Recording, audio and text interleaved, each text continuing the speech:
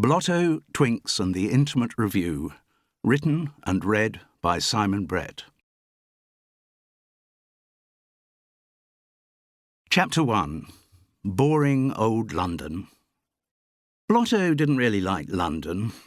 As Devereux Lyminster, younger brother to the Duke of Taister, living in the idyllic setting of Taister Towers in the county of Taistershire, everything he needed in life was right there on his doorstep. The estate had its own cricket pitch, and that, with forays to other grounds, kept him ecstatically occupied during the summer months. In the winter, nothing made him happier than sitting astride his magnificent hunter Mephistopheles, thundering in pursuit of foxes and devastating the fields of the local farmers. And all through the year he enjoyed belting along the narrow lanes of Taistershire in his blue Lagonda, scattering the peasantry onto the verges and into the ditches of the county. In this he was merely obeying ancestral instinct. Families like the Lyminsters had a long tradition of mutilating serfs. Blotto was a man of simple pleasures and simple mind, who needed London. His sister Twinks, properly known as Honoria Lyminster, was a woman of more sophisticated tastes. She was also a woman of astonishing intellect and remarkable beauty.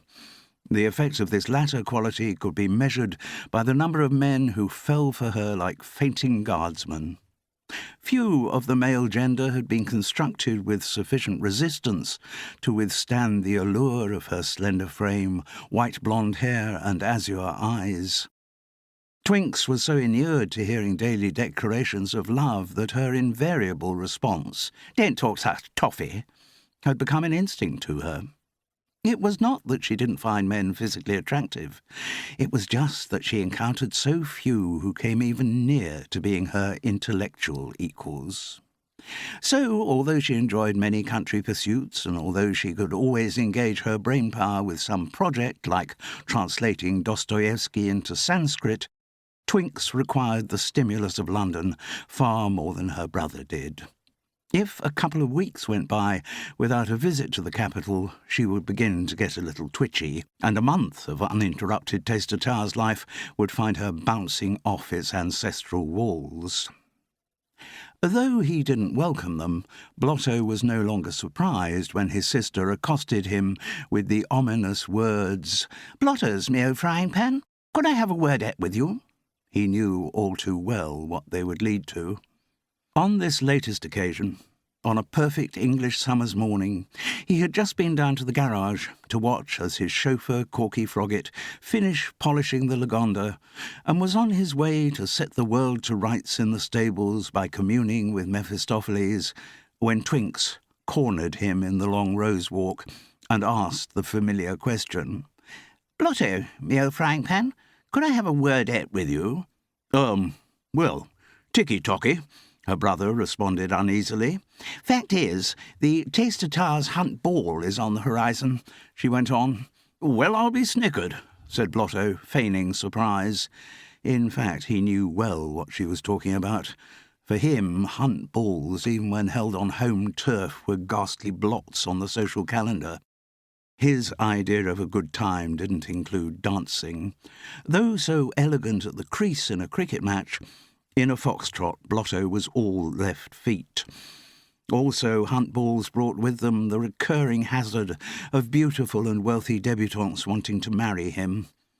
So far he had managed to escape the manacles of matrimony, but he knew it was only a matter of time before his mother, the craggy and redoubtable Dowager Duchess of Taister, dictated that he should twiddle the old marital reef knot. And he knew that mothers of eligible young girls would already be circling in preparation for showing off their wares at Taister Towers. For these and other reasons, Blotto would always rather be immersed in cold custard than go to a hunt ball. He waited, in some trepidation, for what his sister would say next. It came. "And my wardrobe's as empty as a policeman's imagination. Just got the maid to lay out the contents in my boudoir. Nothing there that doesn't scream so last year at the volume of a stuck pig. I'm afraid, Blotto's me old tub of tooth powder. An assault raid on the London couturiers is the absolute Wellington command." Broken biscuits, Blotto murmured inwardly, which was a measure of his discomfiture. He was not in the habit of using strong language, but all he said audibly was, "Good ticket, Twinks, me old bowl of shaving soap. Then let us unleash the old lag at worms waking in the morning and pongle up to London."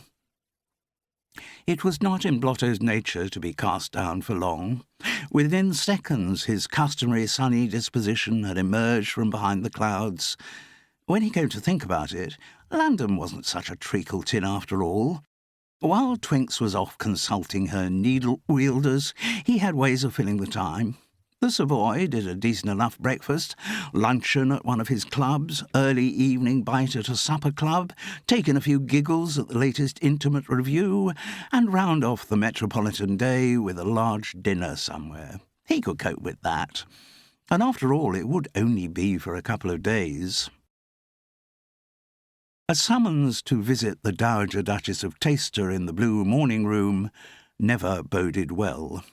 Blotto and Twinks's redoubtable mother was built from the primordial rock which predated the age of the dinosaurs, though they were in fact a species with which she shared many characteristics.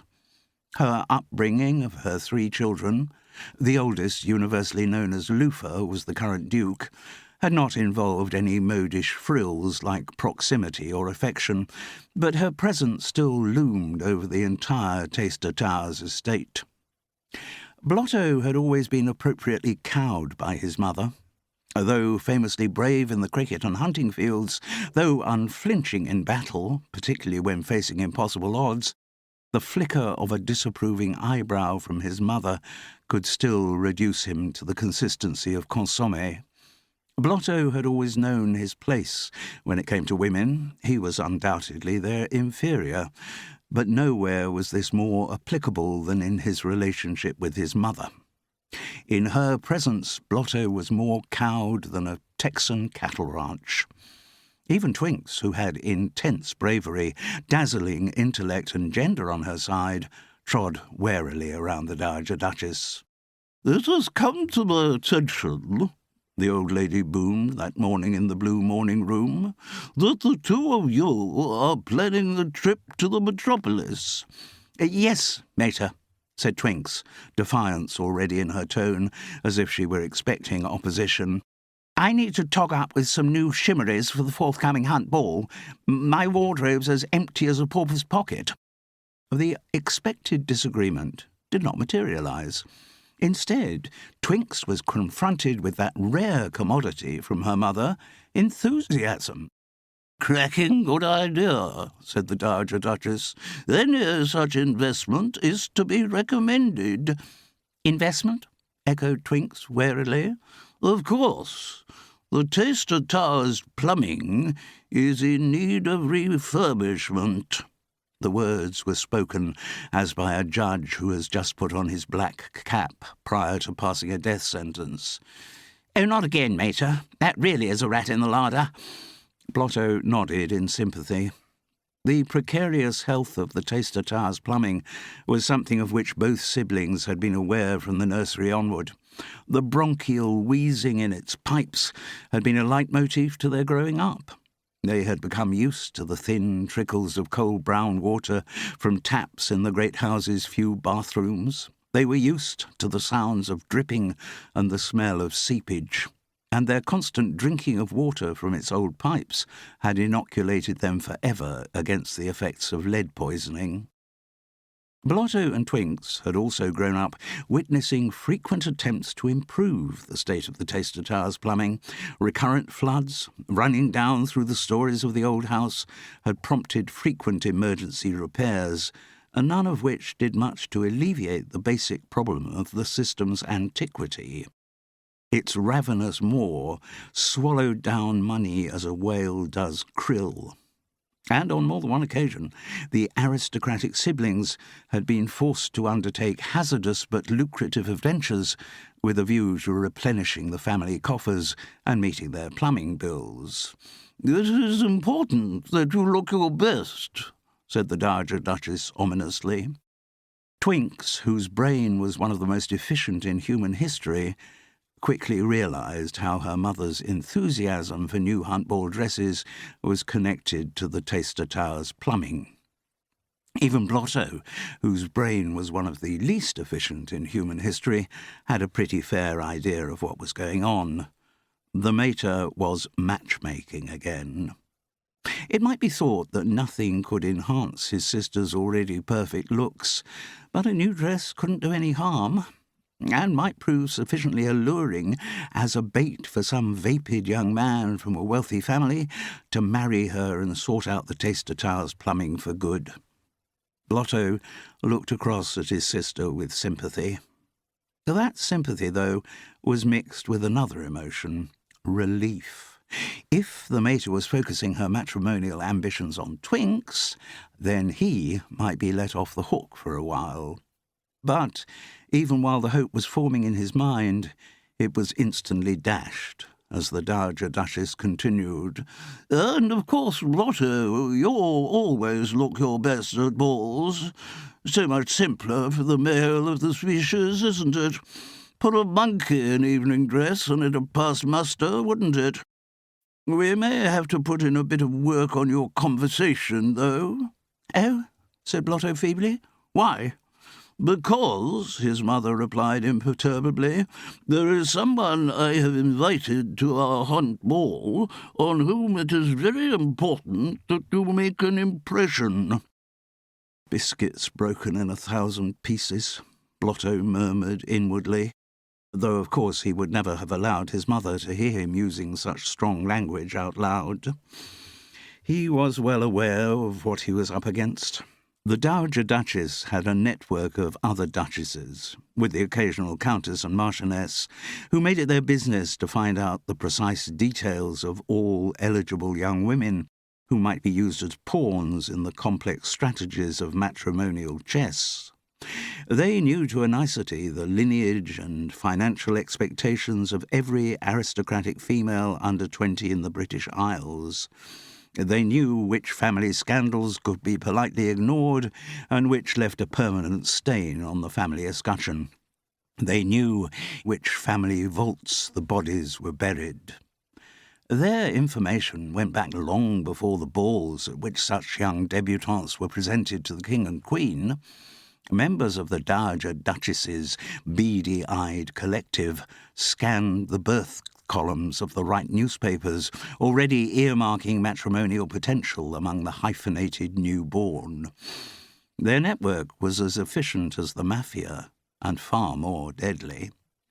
So Blotto had no doubt that if his mother was lining up a potential bride for him, she would have done her research. "Do you know the Earl of Midhurst?" asked the Dowager Duchess. "No, I don't think I've actually met the Blotto," said her son miserably. "Well, he committed the terrible social solecism of marrying an American." Neither Blotto nor Twinks thought it was the moment to remind their mother that she had once contemplated sacrificing her younger son in the same way, as a solution to the Taster Tower's plumbing problem. "Didn't have the decency to go over and live with her there, so that people could pretend they didn't know about it. He actually flaunted her around the English social set, just as if she had breeding. And he bred from her, of course. No son and heir, though, just the one girl called Araminta. Quite the charmer, I gather, and relatively civilized. Doesn't talk with an American accent or anything embarrassing like that. But since she's a filly, what it means is that when the Earl's clogs pop off, title goes to some distant cousin. Only the title, though. Prior to her marriage, the so-called Countess had some legal instrument drawn up by an American lawyer, of course. You have to go over there to get the real shysters, whereby her money is inherited by her children regardless of gender." In the Dowager Duchess's tone, disgust at such commercial foresight mixed with an undeniable element of admiration. Terribly bad form, of course, denying the right of primogeniture. But here we could be talking ill winds. The girl's called Araminta French Window, and as everyone with the proper breeding knows, the second and third F's in her surname are silent. Anyway, she will inherit all of her mother's wealth. And that wealth comes from oil. Again, contempt for anyone whose money wasn't inherited vied with delight at the knowledge of how much of it could be generated by something as crude as oil. So, Blotto, the Dowager Duchess fixed her implacable eye on her younger son, for the sake of the Leominster family honour, you know what you have to do. Ticky-tocky, mater, came the wretched response. At the hunt ball, you must besiege Araminta French Window. You must use all of your wiles. But I haven't got any wiles. Any ruse.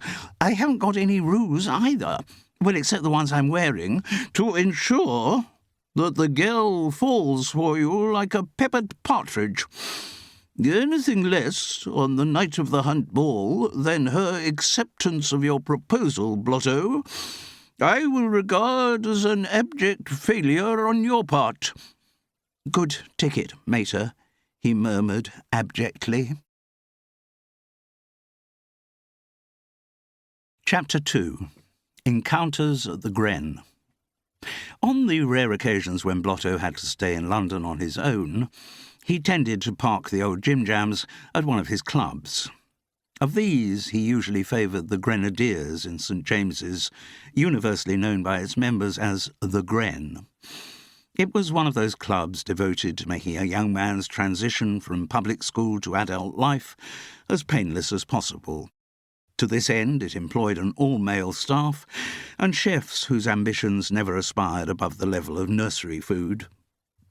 Whenever Blotto went to the Gren, he was bound to meet a few of his old muffin toasters from Eton, whose company would guarantee a riotous evening of throwing bread rolls at ancestral portraits, galloping through the wine list, and eventual collapse into a room where his bed was the only fixed point.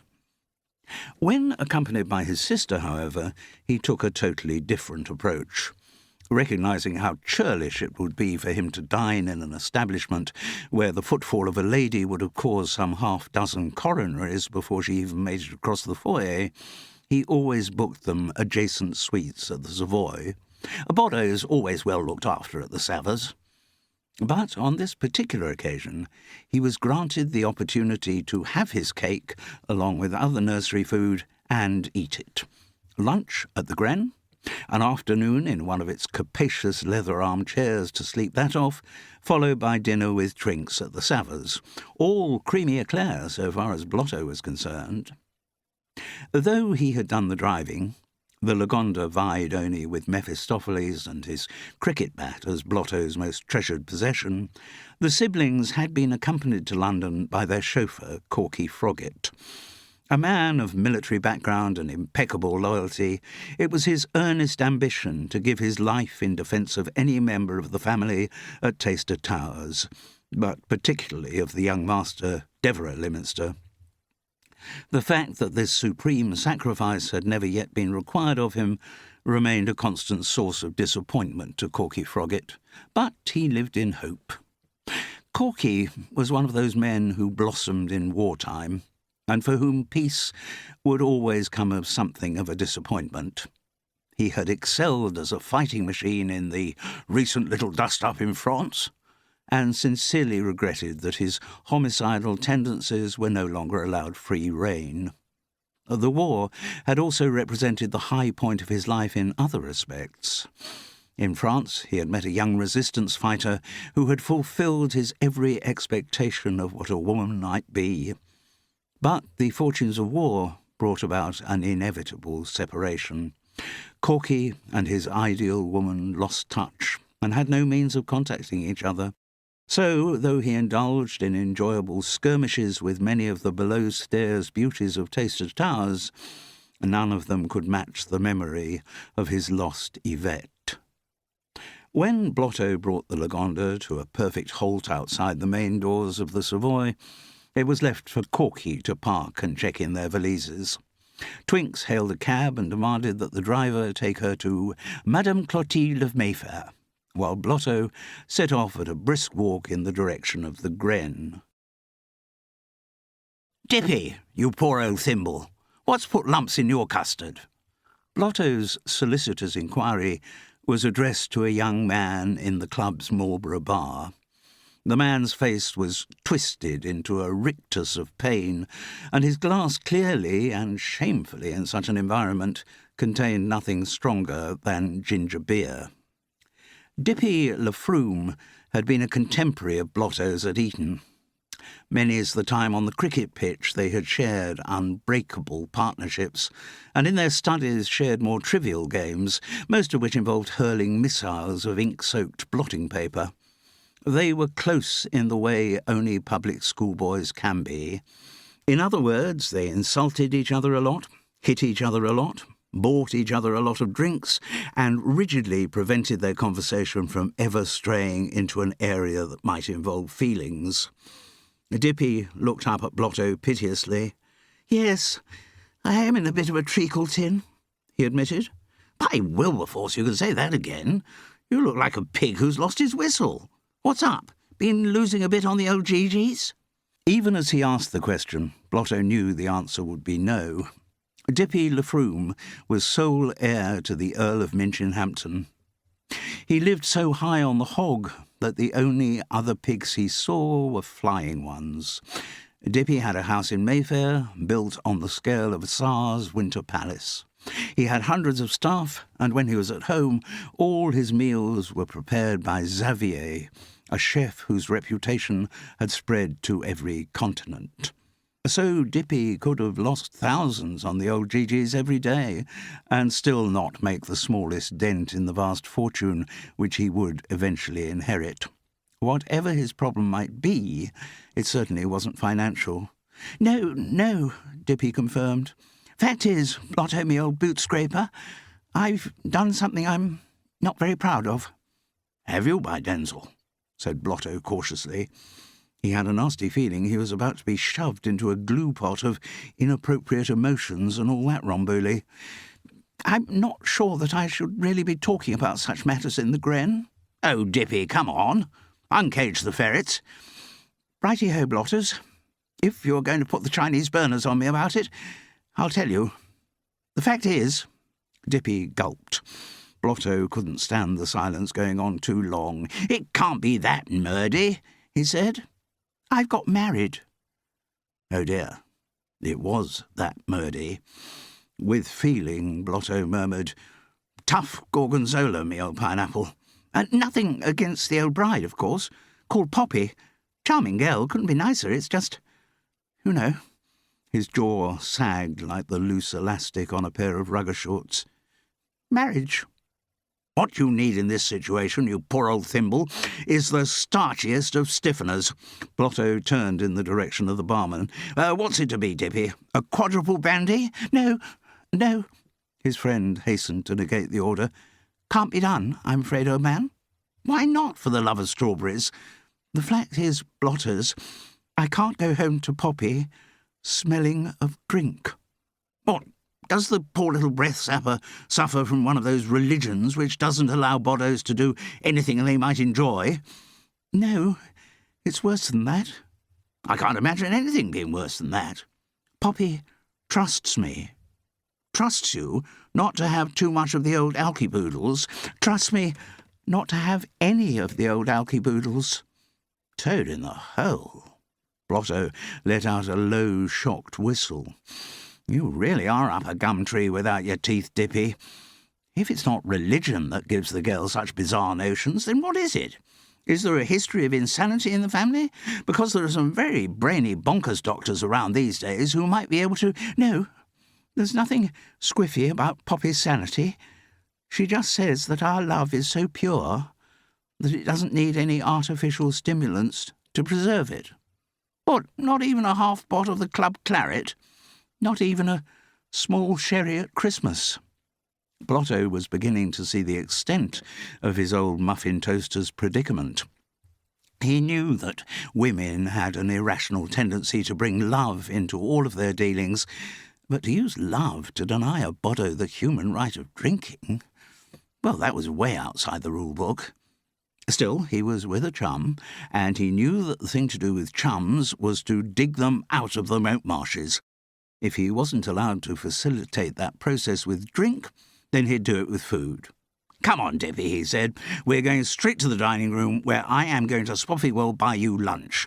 Won't be up to Xavier's standards, I'm afraid, but the Gren can still do a decent—" "No, Blotters, it can't be done." "What on earth are you cluntering on about?" "Poppy doesn't like me eating away from home."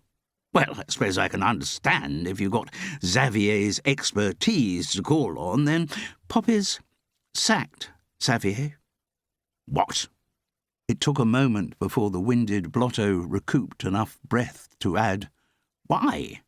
"Poppy says that feeding someone is one of the greatest expressions of human love." "Yes, I'd buy that in a bargain basement, but—" "And she says that our love is so pure that she is going to express hers for me by seeing to it that she cooks every meal for me."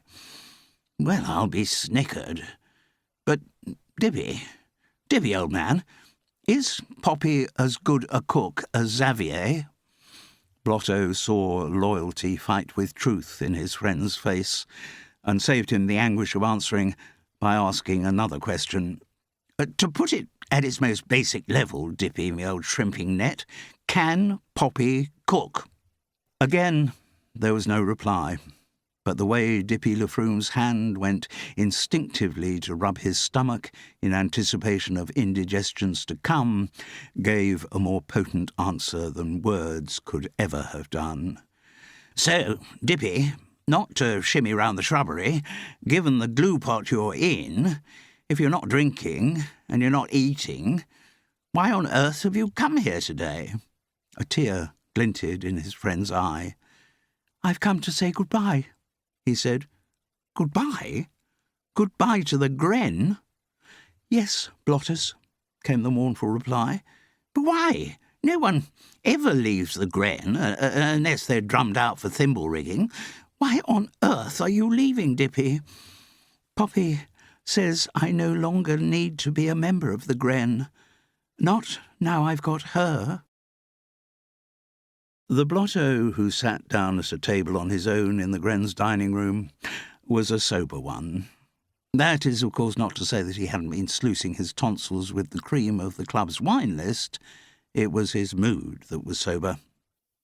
His encounter with Dippy Lafrume had shifted the barometer of his moods to changeable. It had confirmed Blotto's every prejudice against the institution of marriage. And yet that was the stable into which the Dowager Duchess was inexorably leading him. His fate would be decided by the hunt ball at the end of the month, and the agent who destroyed all his boyish hopes and dreams would be Araminta French Window with 2 silent Fs. The die was cast. "Blotto, you poor thimble," demanded a cheery voice. "What's put lumps in your custard? Lunching at the Gren on your own? That's not your usual size of pyjamas." Blotto looked up from his thin soup to greet another of his old Etonian muffin toasters. In colour, Giles Whiffler Tortington's face bore more than a passing resemblance to a rare sirloin, and the buttons of his tweed waistcoat fought a losing battle with his increasing girth. "May I join you for lunch, Blotters?" "On one condition." Puzzlement spread across Whiffler's honest features. "Conditions? What's this?" "Promise me that you'll be drinking." "Me? Drinking?" said Whiffler, as he speedily took his seat. "Is the King German?" Blotto had had a couple of large brandy and sodas in the Au Revoir, and now noticed that he seemed to have got through a bottle of claret at the table. He waved to the waiter for another one. Giles Whiffler Tortington, obviously, like Blotto and Dippy Lafrume, had aristocratic connections. He was, in fact, son and heir to the Earl of Hartlepool, His mother, the Countess, had died many years back, and though his father was enjoying a healthy and disgraceful old age, the moment must inevitably come when his son Giles would inherit the title. Most young men would find this a delightful prospect, but not Whiffler. His ambitions from school days onwards had always been modest. All he wanted to do with his life was play cricket, drink in the Gren, and be a stage-door Johnny. The thought of giving up these harmless pastimes when he took on the responsibilities of earldom was his secret sorrow, a burden he carried around with him, but of which he never spoke to his old Etonian chums. The kind of things one talked about with one's muffin toasters were facts. Feelings were way beyond the barbed wire. The waiter brought the second bottle of the club claret, and soon both lunchers had their glasses charged. "So, what's the toast, Whiffler?" "Health and happiness," came the uncontroversial response. "And death to marriage," added Blotto. They toasted each other accordingly. "No, we're bong on the nose there, Whiffler. Only way a Blotto can get on with his life is by keeping women out of it." "I wouldn't say that, Blotters." "What?" Blotto looked puzzled. He hadn't anticipated argument on the subject. Ever since he had known Whiffler, they'd agreed on everything, except for one minor difference of opinion in their early teens about how close to the batsman a silly mid-off should be placed on a cricket field. Blotto had certainly not expected any argument for his friend on the matter of the fair sex. "Women can be rather wonderful," said Whiffler, in the dazed manner of someone who'd just been hit over the head with a stone-filled sock. "Oh, come on. You can't mean that. You're jiggling my kneecap, aren't you? Never more serious in my life, Blotters. Of course, I'm not saying all women are wonderful, but one is. Don't talk such toffee." I'm not talking toffee, Blotters. The truth of the matter is, I'm in love." "Oh," said Blotto with the deepest sympathy. "I am sorry." "Don't be sorry. It's the most wonderful thing to have happened to me since I scored that century in the Eton-Harrow match." Blotto tried to lift himself out of the low mood engendered by his encounter with Dippy Lafroom. "Well, it may not last," he reassured Whiffler. "Oh, but it will. Frou-Frou and I are forever." "I beg your pardon, Whiffler, me old sauceboat, but did my lugs deceive me, or did you say frou-frou?" "Nothing wrong with your lugs, Blotters. They're factory fresh. I did say frou-frou, and I was referring to the most beautiful girl in the world, Frou-Frou Gavotte." "Spoffing odd name. Is she foreign?" "No, as English as a ham sandwich with mustard." "She's an actress." "Oh," said Blotto with huge relief. "That's all right, then." His worries about Whiffler's future were at an end. Like bishops, over the years many old Etonians had had a great deal of fun with actresses, but none of them would have gone as far as marrying one. Blotto raised his glass of claret in salutation. "Top of the foxtail to you, me old fly-button. I've been shimmying up the wrong drainpipe. I thought you were going to tell me you were thinking of marrying this frou-frou." "But I am," Whiffler protested. "She's an actress." "Yes, one of the finest and most talented actresses currently to be seen on the London stage. I'm sure she's an absolute eye-wobbler too. But the fact remains that she's an actress. I can't see your aged parent welcoming one of those into the ancestral purlieus. I don't care what the aged P says. He can cut me off with a brass button if he wants to. Never mind the pater.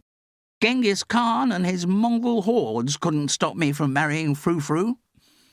Blotto considered raising the possibility that Genghis Khan and his Mongol hordes might have other priorities, but he remained silent. Though Blotto was normally a fluent fat chewer, Whiffler's announcement had momentarily robbed him of the power of speech. He had actually met his friend's aged P, the Earl of Hartlepool, As well as a good few acres in central London, the noble peer owned most of Shropshire and sizable chunks of adjacent counties. His likely response to his son and heir marrying an actress could, by Blotto's reckoning, cause an eruption comparable to that of Krakatoa. But it wasn't the moment to point that out. "Oh, you must see Frou-Frou," urged his friend. "Then you'll agree with me that she is the most beautiful woman in the world." Nor was it the moment for Blotto to point out that that particular berth was already occupied by his sister. So he just said, I'm sure I'd be delighted to make her acquaintance at some point. "What about tonight?" "Tonight? Come on, you're in London. Have you got other plans for this evening?" "Well, I was lining up for nosebags at the Savoy with my sister Twinks." "Bring her along. We can have dinner after the show." "What show is this?" "Light and Frothy. It's the new intimate review at the Pocket Theatre. Frou-Frou's the star. You'll love it, Blotters. Go on, say you'll come." "Ticky-tocky," said Blotto. Chapter 3. Light and Frothy. When the news looks bad, and the people sad, and the clothes on your back are mothy, when your spirits droop, there's a fly in your soup, and a cockroach in your coffee, when the future's dark, and you've lost your spark, and you cannot smile for toffee, well, a wise man said, you must clear your head, and keep it light and frothy. While the chorus of white-clad flappers ooh-oohed in the background, Frou-Frou Gavotte and her male partner, the immaculately suited Jack Carmichael, broke into a burst of manic tap-dancing. It ended with them forming a mirror image, conjoined by one hand and stretching the other out as far away as they could. Then, to applause filling the Pocket Theatre, they coiled back towards each other till they were arm in arm. The showgirls behind them stilled as the pair of them sang the final chorus. Light and frothy, that's what the wise man said. Light and frothy, now your cares have fled. Light and frothy, that must be your mood. Light and frothy, that's the attitude. As you face each day, cast your cares away. Shout hip hip hooray, and make sure you stay light and frothy. The pair held their pose to wild applause as the curtain fell. The sound redoubled as it rose again. First, the chorus girls danced forward to acknowledge their part in the ovation. Then the supporting featured players took their bows. Finally, from the wings on either side, Frou-Frou Gavotte and Jack Carmichael entered. They joined hands. A deep bow and curtsy were granted to the ecstatic audience, who rose to their feet in acclamation. Though very few of the people in the tiny Pocket Theatre could remember all the sketches and songs they had just witnessed, all of them felt that they'd had a really good time. That was certainly true of the party in the box that Giles Whiffler Tortington had organised. Only Twinks had been slightly disappointed by the false rhymes in some of the lyrics. So far as she was concerned, coffee and toffee could never rhyme with frothy, and she immediately distrusted any writer who thought he could get away with that kind of laziness. But then she always had been a stickler when it came to respect for the English language. The writing of Light and Frothy's sketches hadn't impressed her much more than the lyrics. For her, the humour of the show had fallen just the wrong side of whimsical. But she had admired the style of the costumes. It was with no surprise she read in the programme that they'd all been creations of her own favourite couturier, Madame Clotilde of Mayfair. Reservations about the writing aside, she had enjoyed the evening. And, despite being a past mistress at the art of discouraging the attentions of men, Twinks could not help acknowledging that Jack Carmichael was exceptionally good-looking. Whiffler, of course, had made no secret of his adoration for Frou-Frou Gavotte. Every moment she was on stage, his eyes looked as if they were about to pop out onto his shirt front. Blotto, too, found something in Light and Frothy that tickled his fancy. There was a girl in the sketches who played the cheeky soubrette roles. She rejoiced in the name of Dolly Diller and spoke in a throaty Cockney voice, which had a very powerful effect on Blotto's sensibilities. Her black, bob-cut hair reminded him of a former love, the film star Mimsy LaPim. But Mimsy had suffered from many disadvantages, not least among them being American, while Dolly was as English as jellied eels. Blotto, with the ill-defined optimism which characterised all of his relations with women, wondered whether he might get an opportunity to meet her after the show. Neither he, nor Twinks, nor Whiffler had been aware of the man who slipped into the back of the theatre near the end of the review and trained a revolver on their box. But for the standing ovation which blocked his sightline, he would have pulled the trigger. "God, you look ravishing," said Jack Carmichael. "It ain't talk such toffee," came Twinks's instinctive response. But she couldn't deny that the man had piqued her interest. Close to, he looked even better than he had from the auditorium. He was as lithe and toned as a panther. He had undone his white tie, and a white towel hung around his neck. Over his makeup there was a sheen of sweat from his exertions in the dancing. Twinks recognised the glazed look in his eyes. In common with so many amorous swains before, Jack Carmichael had fallen for her like a guardsman in a heatwave. But in his case, she didn't mind. When he suggested they go out for dinner together, she thought the idea was splendissimo. In the adjacent dressing room, Giles Whiffler Tortington sported the same glazed expression as Jack Carmichael had, but his was directed towards Frou-Frou Gavotte, whose stage costume had now been replaced by a peignoir as light and frothy as the show she had just completed. In Blotto's view, she was a pretty enough girl, though Twinks obviously had the edge in the most beautiful girl in the world competition. His sister, he knew, would have romped it against any opposition. Frou-Frou Gavotte could have been described as blonde and petite, both of which adjectives matched her French name. Her voice, however, when not using the clipped vowels required on stage, was pure rasping Cockney. Because of his somewhat sheltered background, Blotto had not had the good fortune to meet a Billingsgate fishwife, but if he had, then he would have known that Frou-Frou sounded exactly like one. It seemed unlikely that Whiffler's aged P had ever met a Billingsgate fishwife either. You don't see many of those round hunt balls, or the House of Lords come to that. But Blotto was still not certain that he would warm to one as a prospective daughter-in-law. Whiffler himself was blind to any kind of objections that might be made. He was, of course, looking with the eyes of love. "Isn't Frou-Frou just wonderful in the show?" he demanded of his friend. "Oh, a real cork-popper," Blotto agreed loyally, "and some of the song lyrics were definitely out of the top layer of the chocolate box. They were all right, but it's the performance that turns them into pure creamy eclair," said Whiffler dismissively. "What's the name of the boddo who writes the lyrics, Frou-Frou?" asked Blotto. "Everard Stoop," she replied. "He writes the sketches too. He's frightfully clever." "Vastly overrated," said Whiffler, unwilling to hear any other man praised by his beloved. Frou-Frou looked set to argue with this assertion, but their conversation was interrupted by the explosion into the room of the small bundle of energy that was Dolly Diller. She was out of her light and frothy costume and into a pink silk dress that stopped vertiginously high above her white-stockinged knees.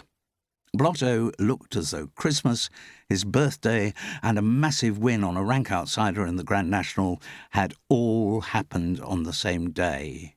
"Hello, darling," screamed Dolly. "Hello, darling," screamed Frou-Frou. "You know Whiffler, don't you?" "Course I do."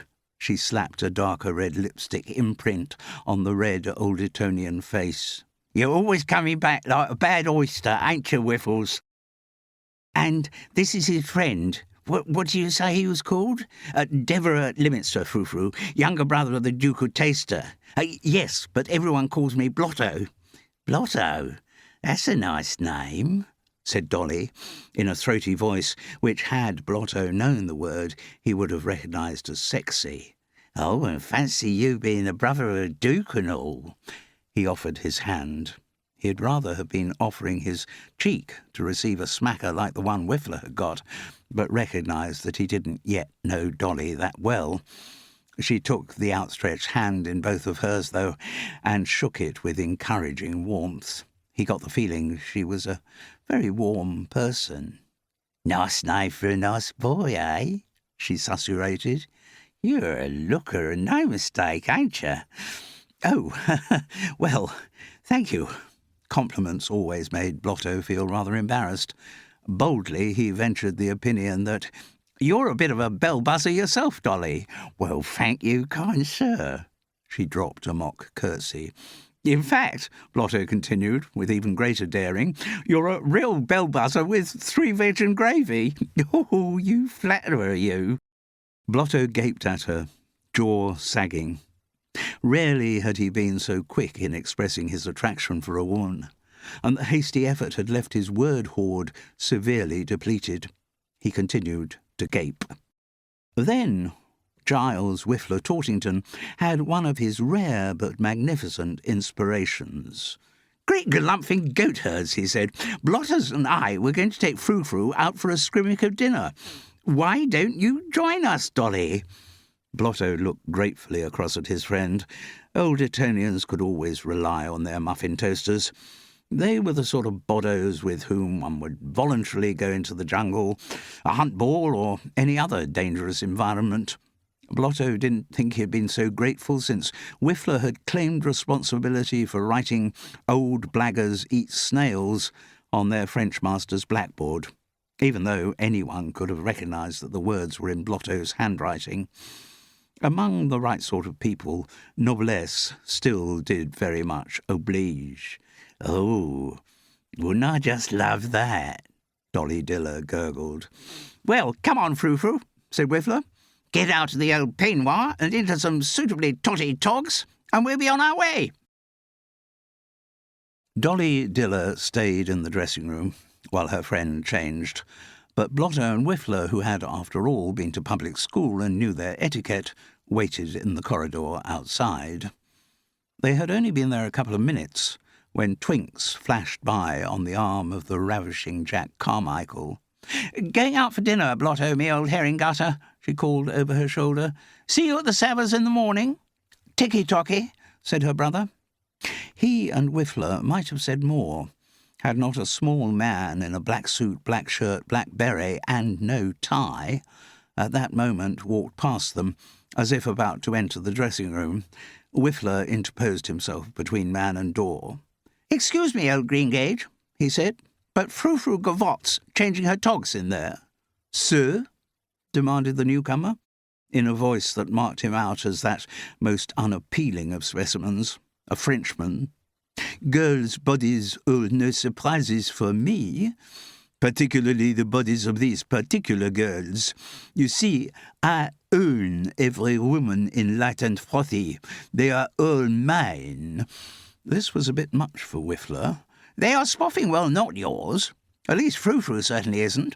And if you dare to claim that she is again, then I will ask you to step outside to settle the matter." "Pooh," said the man, in the way that only a Frenchman can say. "Pooh. How very English. You think you can settle every dispute with a fight. Well, that approach didn't turn out too shabbily for us at Agincourt," asserted Blotto. This prompted another "pooh" from the Frenchman. "You clearly do not know who I am." "I know," said Whiffler, "that you are an oikish louse with no respect for the fair sex, and quite frankly, that's all I need to know." The Frenchman drew himself up to his full height, at which he almost reached Blotto and Whiffler's second shirt studs. "My name is Pierre Labuse, the internationally known impresario. Light and Frothy is my latest creation. I have devised and put together the whole show. Light and Frothy is a Pierre Labousse production. So when I say that I own all of the women in Light and Frothy, I am speaking no more than the truth. Listen, monsieur, began Whiffler, the rest of his face now redder than the lipstick mark Dolly Diller had placed on it. No, you listen. I am not willing to be insulted in my own theatre by a... He paused to gather enough venom for the insult. By a stage door Johnny. I am not a stage door Johnny, Whiffler responded with some dignity. I am a stage door Giles. I do not care. Whatever your name, you are an irrelevance. Blotto had had enough. Are you calling my friend an irrelevance? Yes, Pierre Labousse confirmed in a combative tone. Well, I must ask you not to, said Blotto. Why? Because I don't know what it means, he admitted. The argument might have progressed further had not the dressing-room door at that point opened to reveal Frou-Frou Gavotte, now dressed in her evening finery, with Dolly Diller just behind her. The jaws of Whiffler and Blotto dropped in unison at their combined pulchritude. But their boss, the creator of Light and Frothy, was less than impressed. Frou-Frou, you missed the beat in your toe-tap butt break in How Do You Get a Plumber in the Summer? And Dolly, in Seaside Serenade, you were slow on the cue. After Jack's line, I just seem to have lost my zing, if you do not come in quickly with I just seem to have found mine, the joke is lost. It did not even get a laugh tonight. It never gets a blooming laugh, the soubrette came back combatively, and that's because it's not a funny line. But it was written by Everard Stoop, Pierre Labousse protested, and Everard Stoop is acknowledged to be the wittiest man in London. Yeah, said Dolly Diller. I've heard wittier lines than his down a boozer in the Bulls Pond Road. You cannot say that about Everard Stoop. I've just said it, so you can put that in your pipe and smoke it, boozy. And I've told you 1,000,000 times not to call me boozy. Well, that's 1,000,001 now, isn't it, boozy? Oh, it's 1,000,002. Blotto was greatly enjoying this exchange. He wasn't quite sure, but he thought he probably liked a girl with spirit. Dolly, snarled the impresario, you are just a common slut. Oh, now rein in the roans for a moment there, said Blotto. Don't forget you're talking to a lady. Lady? If that's a lady, I'm a Dutchman. Well, you're not a Dutchman, asserted Blotto, but you still suffer from the appalling disadvantage of not being British. You're a Frenchman, which is an even worse kind of stencher. How dare you speak of my countrymen like that? His Gallic temperament flared. You are speaking of the country of Napoleon. Ticky-tocky, Blotto agreed. But we're speaking in the country of Wellington. And we all know how that particular ding-dong turned out, don't we? This caught the impresario on the raw. Are you looking for an horsewhipping, monsieur? Why? Asked Blotto, looming over his potential combatant. Are you proposing to deliver one? No, not personally. But I know people who could flay you to within a centimetre of your life. Blotto looked confused. The Eton curriculum hadn't covered the metric system. Frou-Frou and Dolly took advantage of the silence to say they thought they were meant to be going out to dinner. Not until you have done what I demand of you, screamed Pierre Labousse. I demand that you both come back on stage with me immediately so we can rehearse those moments in the show which tonight failed to come up to my high standards. And I demand, said Frou-Frou with implacable Cockney determination, that you stop getting your smalls in a spiral and get out the way. We are going out for dinner. See you in time for the show tomorrow. With that, she and Dolly swept past the spluttering impresario with two even more admiring swains in their wake. Blotto did not even bother to make a face at his vanquished opponent. Like a spoilt child, or like a Frenchman, which comes to much the same thing, Pierre Labousse stamped his little foot. The crowd of departing audience had thinned by the time they got to the front of the Pocket Theatre. Jack Carmichael had already whisked Twinks away in his Hispano-Suiza, and Corky Froggatt was sitting patiently in the Lagonda, ready to spirit Blotto off in whatever direction he chose. Corky would have been equally happy whether the destination proved to be the dry veldt of Africa, the snows of the Himalayas, or the mountains of Peru. And if the journey took them into a war zone, where the opportunity arose for the chauffeur to kill a few people before laying down his life for the young master, then he would be even happier. There was one other car waiting in front of the Pocket Theatre, a black saloon with tinted windows. Beside it stood two men in black overcoats, with black hats pulled down over their eyes.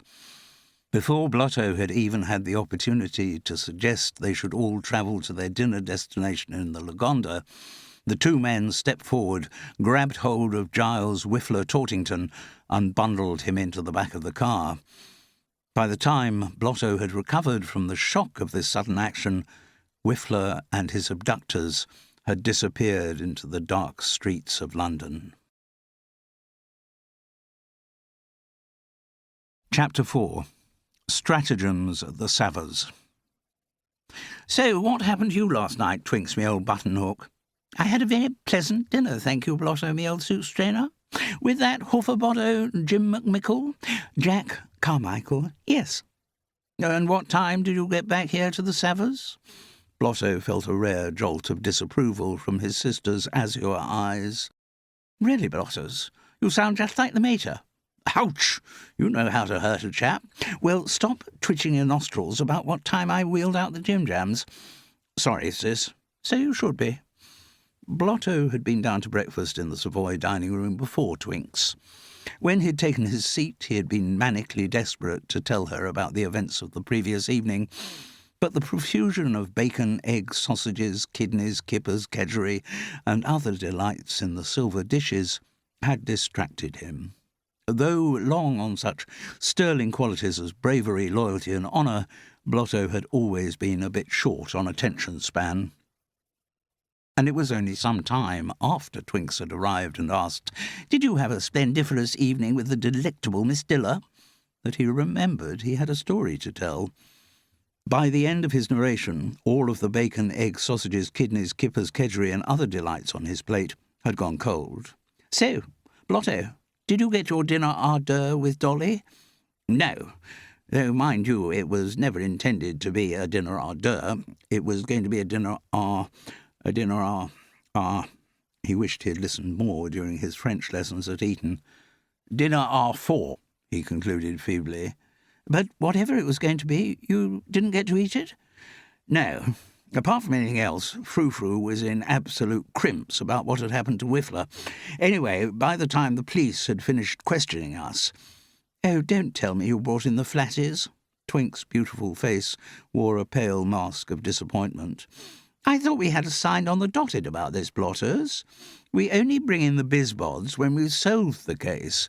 Bringing them in early really is the flea's armpit." I didn't bring the stenchers in," Blotto protested. "It was the theatre manager. He had pinged the telephonic instrument before I had a chance to stop him."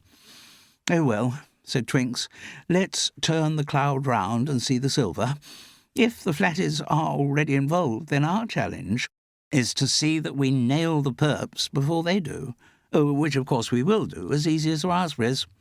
Blotto looked dubious. For a moment his internal barometer wavered towards changeable. "Hold the harness for a moment there, sis. I know back home we can wriggle rings around the local constabulary. Chief Inspector Trumbull and Sergeant Natchbull are the world's worst void brains," which some authorities might have considered a bit rich, given who was speaking. "But here in London we're up against the cream of Scotland Yard. We haven't got a candle's chance in a cloudburst against them." "Oh, Blotto, don't talk such meringue. The cream of Scotland Yard are all clotted. We've got the brains to run them rippy." "I think actually, Twinks," said her brother with modest but accurate self-estimation, "you've got the brains to run them rippy." "Oh, don't nitpick noodles. We're a team. We're going to find out what's happened to Whiffler. We're going to rescue him. And what's more, we're going to do it before the cream of Scotland Yard have finished tying up their bootlaces."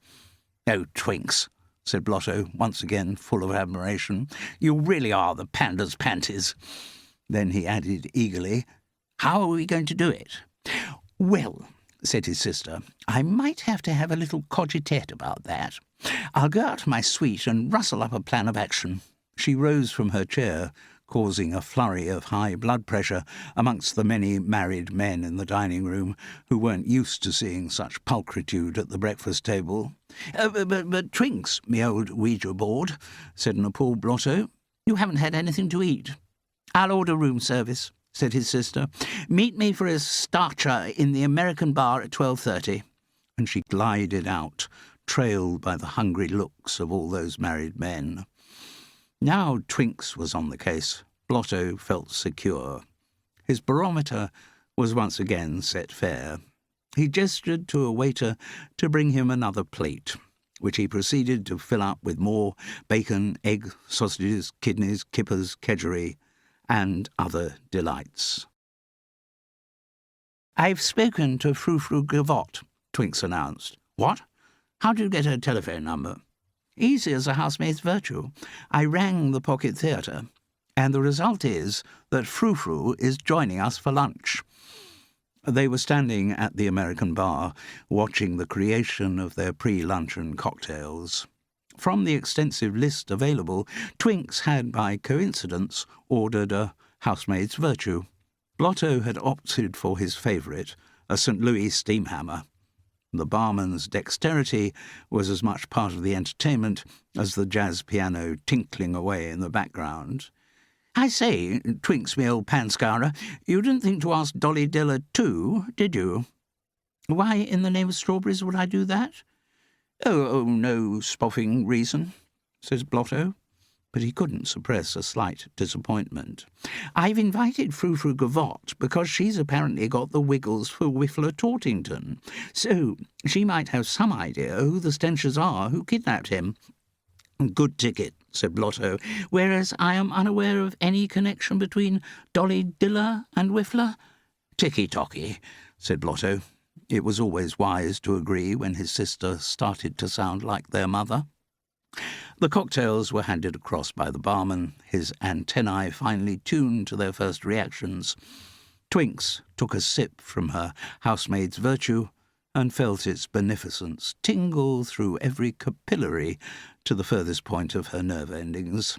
Blotto took a substantial slug from his St. Louis steam hammer and waited for the familiar sensation of being poleaxed by a poleaxe.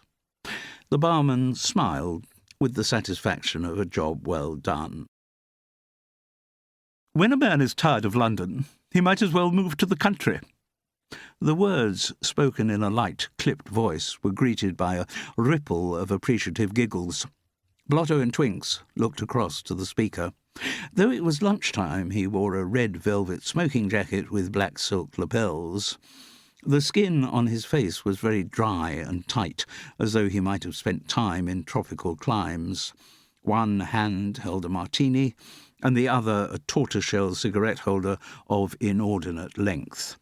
He was surrounded by a coterie of young men, who were the ones supplying giggles to his aphorisms. "London," he continued, "not Oxford, is the city of dreaming spires. Some dream of it, some aspire to it." Once again the acolytes giggled. "If London didn't exist, it would be necessary to invent it." Cue for more hilarity. "Who is that self-aggrandizing excrescence?" Twinks hissed to the barman. "Oh, I'm surprised you didn't recognise him, madam. He's Everard Stoop." "That's the Boddo who wrote Light and Frothy," said Blotto. "He's the wittiest man in London," the barman asserted.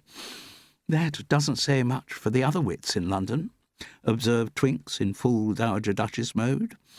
As if to prove her point, Everard Stoop announced, "Every inch of London is better than a mile in the countryside." At this sally, his covey of young men had difficulty in containing their mirth.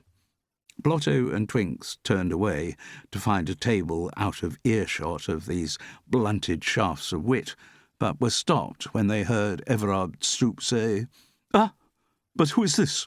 A thing of beauty is a beautiful thing." They turned back to see Everard kissing Frou-Frou Gavotte on both cheeks in the excessive continental manner. The Revue star had clearly just arrived in the American bar and had not yet seen her luncheon hosts. "Good to see you, Everard, old cock." "And you too, Frou-Frou. You know, of course, that I adore you, Frou and Frou." The giggles of the young men rose to an even higher pitch. "And tell me, darling, how did my wonderful little show at the Pocket Theatre go last night?" "Oh, lummy, Everard, haven't you heard?" "No, I've never been one to follow the herd instinct." He thought that this particular one was so funny he even allowed himself a little laugh at it, and the young men giggled helplessly. "Oh, it was terrible. I'm still bent out of shape about it." But before Frou-Frou launched into her narrative, she noticed Blotto and Twinks. "Oh, hi!" she shrieked out across the bar. "I don't think you've met Everard Stoop." Introductions were duly made. Because she had gone straight to Jack Carmichael's dressing room, Twinks hadn't met Frou-Frou the night before. "And have you seen Light and Frothy?" asked its writer, eager for praise, like all writers. "It is absolutely the hottest ticket in town." "Oh, yes, went last night," said Blotto. "Beezer show." "It had its moments," said Twinks coolly. "Not only moments," Everard stooped quick back. "It also had momentum." The young men roared as the writer narrowed his small eyes and took in Twinks. "I say, you're a bit of a Bobby Dazzler, aren't you?" "Don't talk such meringue." "Beauty," Everard Stoop pronounced, "is in the eye of the cigarette-holder." While his coterie held each other's sides in merriment, Twinks said dryly, "I think it's time we went through for lunch." "I'm really frightened about what might have happened to him," said Frou-Frou. "There are some nasty tarts in London. I just hate the idea of Whiffler getting hurt. I'm worried sick." Being worried sick, Blotto and Twinks observed, had not had any effect on Frou-Frou's appetite. She was wolfing down roast beef and all the trimmings like there was no tomorrow. They didn't know that actors always wolf food down like there's no tomorrow. However successful they end up, they never forget the days when they didn't know where the next meal was coming from. "May I ask," said Twinks, "how long you and Whiffler have been sharing the same umbrella?" "Oh, he was at the first night of Light and Frothy. Come round afterwards, he did. Said he got the hotties from my totties. Asked me to go out for dinner with him that night, but she coloured. "I wasn't free that night. Next evening, though, he was there again. He said he was turning up like a bad penny. I said he was turning up like a good penny. He doesn't realise, you see, Whiffler doesn't, what a gorgeous man he is." She turned the beam of her eyes on Blotto. "You've known him for a long time. You think he's a gorgeous man, don't you?" Blotto's face turned almost as red as that of his missing friend. Boddos who'd been muffin toasters together at Eton didn't notice what other Boddos looked like. Wasn't polite. They certainly never describe each other as gorgeous. Confused, Blotto responded that Whiffler had always been a grade A foundation stone. "And gorgeous too," Frou-Frou insisted. "Thoroughly decent cove by any measure of tape," Blotto agreed, and assuming that his friend had inducted his inamorata into the mysteries of cricket, he added, "And a very steady number 4 in the batting order." Frou-Frou made no comment, but continued, "So, we went out for dinner after the second night of the show, and that was it, really. We've been sharing the same umbrella ever since." "And how long ago is that?" asked Twinks. "How long has Light and Frothy been running?" "Nearly 3 months," replied Frou-Frou, as if in awe not of the show's, but of the liaison's longevity. "And during that time, did Whiffler ever suggest to you that he might have any enemies?" "Only his father," said Frou-Frou. Twinks nodded. Like her brother, she knew the Earl of Hartlepool. She didn't need any explanation of his inevitable Krakatoa-scale reaction to a marriage between his heir and the star of Light and Frothy. Frou-Frou just wasn't Countess material. "Yes, but why would they kidnap him?" Twinks asked. Or to take him back to their castle or wherever it is in Shropshire and force him to marry some simpering pea-brain who comes from the right kind of family. Twinks was about to reply haughtily that that was not how the English aristocracy behaved. But when she stopped to think about it, she realised that was exactly how the English aristocracy had always behaved. Their history was littered with examples of abductions and forced marriages, but such behaviour still seemed out of character for the Earl of Hartlepool. He was not a man to achieve his ends by force. In fact, Twinks recalled, the old boy was deeply involved in some organisation that campaigned for a total ban on firearms. "Let's change tack for a moment here, Frou-Frou," she said. "Have you got any enemies?" "Enemies?" "Yes, you know," Blotto chipped in, "four-faced filchers who'll sell you up the river for a handful of winkle shells." "Oh, I don't think I know anyone like that," said Frou-Frou Gavotte demurely. "What about in the theatre business?" suggested Twinks. "I've heard it said that it's hard to get to the top without trampling on a few fingers.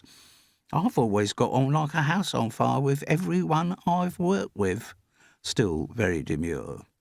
"But what about that boozy boddo who came to your dressing room last night?" asked Blotto. "He was a stencher if ever I saw one. And French. And he had the brass front to claim that he owned you. Not only that he owned you, but that he owned Dolly as well. Oh, Pierre Labouze is just like that. All mouth and no trousers." "He had trousers on last night," said Blotto, pleased at having caught her out in an inexactitude. "Black trousers, black shirt, no tie. That's always the mark of the oikish sponge-worm. But then what do you expect from the French?" "Are you saying, Frou-Frou," asked Twinks, "that this Pierre Labouze, whoever he may be, he's the producer of the show, the impresario, and are you saying that he threatened you?" "He spoffing well did," said Blotto. "I was there. I heard the stencher." "Like I said," insisted Frou-Frou, "Pierre is all talk. He wouldn't hurt a fly. He certainly wouldn't have hurt Whiffler. Apart from everything else, he was still inside the theatre when the abduction took place." "Well, I suppose that's all tiddle and pom," said Twinks without enthusiasm. "But if the crime wasn't committed by someone from your professional life, what about your private life, then?" "Starring in a West End revue, you don't have much time for a private life. Mine only really started when I met Whiffler." Frou-Frou took a tiny handkerchief from her reticule and dabbed the corner of her eye with it. "Oh, I wonder where the poor boy is right now." Twinks was not to be sidetracked by this show of emotion. "Frou-Frou, could we get back in the box, please? Listen, you look absolutely splendiferous. You must be well into your 30s. I was brought up to believe," the actress interrupted, "that ladies never talk about their age." "Unlike you, I happen to be a lady," Twinks responded acerbically, "and in my experience they talk about little else. Anyway, don't shuffle round the shrubbery, Frou-Frou. You know what I mean. You haven't got to your age," that prompted a small wince, "without other men having had the wiggles for you. Ex-lovers are always risky fish. Isn't it possible one of them might have resented seeing Whiffler slipping into the favourite's saddle?" "I don't know what you mean." When Frou-Frou Gavotte felt like playing the dumb blonde, she could play it very well. "I can't be much plainer," snapped Twinks. "Do you think one of your ex-boyfriends might have abducted Whiffler?" "Oh, no, I don't think so." "Toad in the hole. I've actually just had a buzz-banger of a thought," said Blotto. His sister looked across the table at him with some scepticism. Deeply though she loved her brother, she knew that his thoughts were not always in the first division, but she waited patiently while he expounded his idea. "A chap I knew at Eton, a Swiss boddo called Gunther Ehrlich. Everyone called him Holy." "Was he very religious?" asked Twinks. "Great Wilberforce, no. It's just that, you know, Swiss cheese is full of holes." Twinks did not comment on this fine example of schoolboy wit, as Blotto went on. "Anyway, Holy's parents were as rich as creosote." "I think you mean Croesus," suggested Twinks. "Of course, they didn't get all the old jingle-jangle the proper way, you know, by inheriting it. They actually loaded up the loot by working for it." The word was larded with contempt. Owned some big bank in Switzerland, I think. Anyway, they'd got the Spondulics dripping out their lugs. Everything they touched turned to gold, like that old pineapple King Midas. Midas, Twinks suggested. Whoever, anyway. Holy's aged peas apparently collected precious jewels, diamonds, rubies, emeralds. They had gemstones with every colour of the scrotum. Spectrum, suggested Twinks, who was beginning to wonder whether her brother would ever get to the point. So, without fiddling round the fir trees, what I am saying is that they had plenty of the old golden gravy. Yes, I think you made that clear, said his sister. Anyway, so it turned out that one afternoon after cricket, we went back to the old boarding house for supper, and there was no sign of Haley. Not a single nostril hair. And do you know what had happened? Blotto paused for dramatic effect. He had been kidnapped by some criminal stenchers and held to ransom. Her brother looked at Twinks in amazement. How do you know that? Have I trundled out this tale before? No, I just worked it out. Toad in the hole. That brain box of yours shall be put in the British Museum. So, what you're suggesting, Blotters, is that Whiffler might have been kidnapped by people who won't let him go until a ransom's been paid. That's about the size of it, yes. Splendissimo, said Twinks. As her brother's ideas went, this wasn't a bad one. In fact, of all the ones he had ever put forward to her, this probably won the Victor Ludorum. Give that pony a rosette. Blotto smiled bashfully. Bottos like him had never been any good at accepting compliments. The big cue is, though, Twinks went on, who are the lumps of toad spawn who might have abducted Whiffler? Ah, Blotto confessed. When it comes to that, I'm a bit of an empty revolver. It's a splendiferous idea, bro, but I think we'd better wait till a ransom note appears. Ticky-tocky. I'll ring reception and ask if anything in that line's been delivered. Blotters, I think it's more likely that a ransom demand would be sent to Whiffler's father, the Earl, rather than to you. Ah, said Blotto. Good ticket. I'll contact him to see if I can get the SP on that.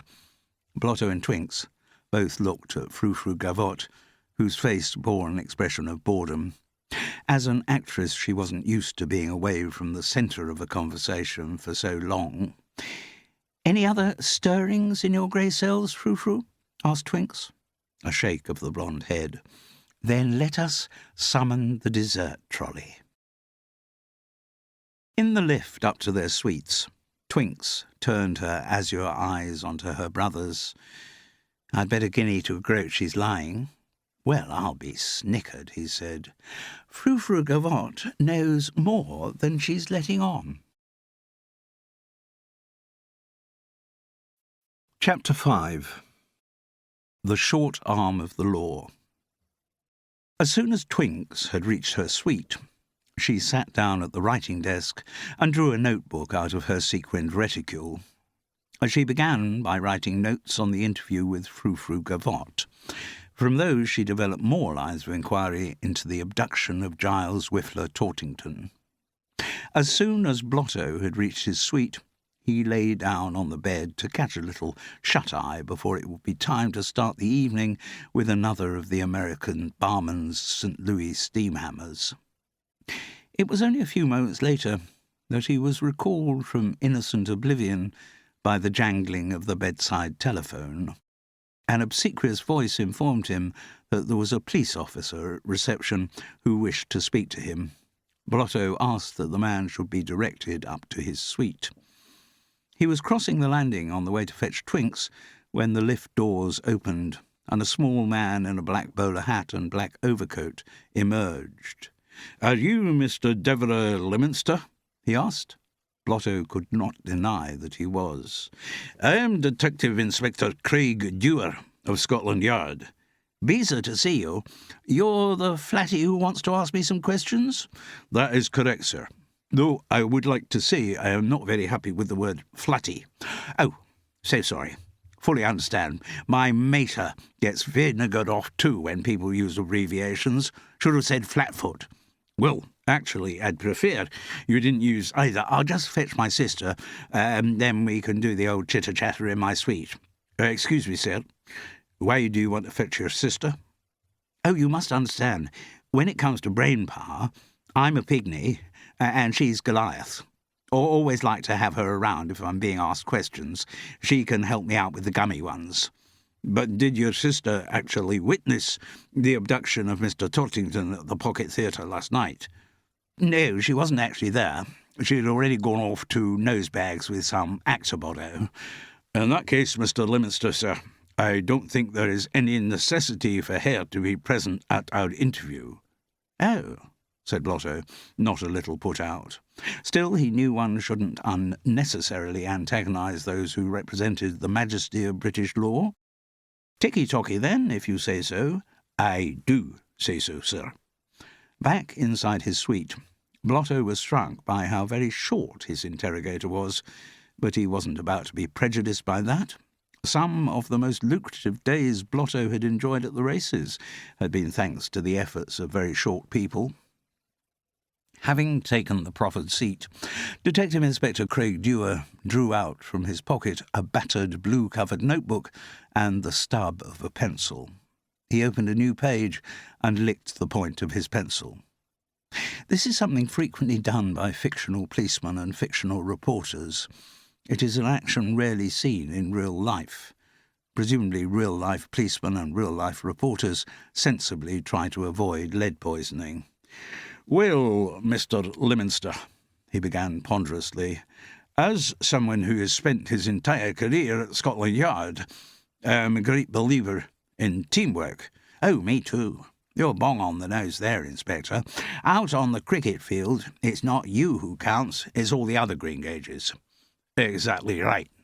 So, Mr. Leominster, assuming that you and I have the same aim in mind, to find Mr. Tortington, it is important that we work together." "Hoopy-doopy," Blotto agreed.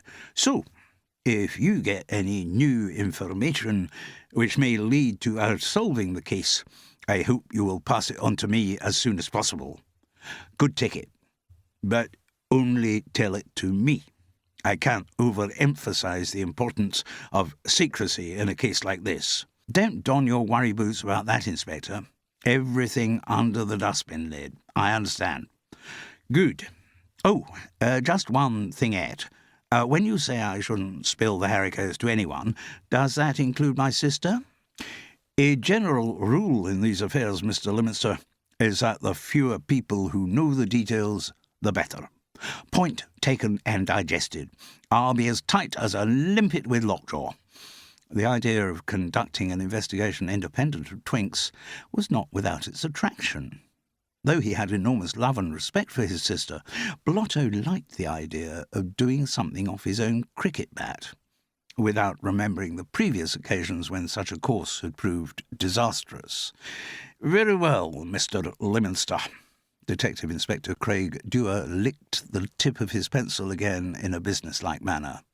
"As a witness to the abduction of Mr. Tortington yesterday evening, I am sure you have a lot to tell me."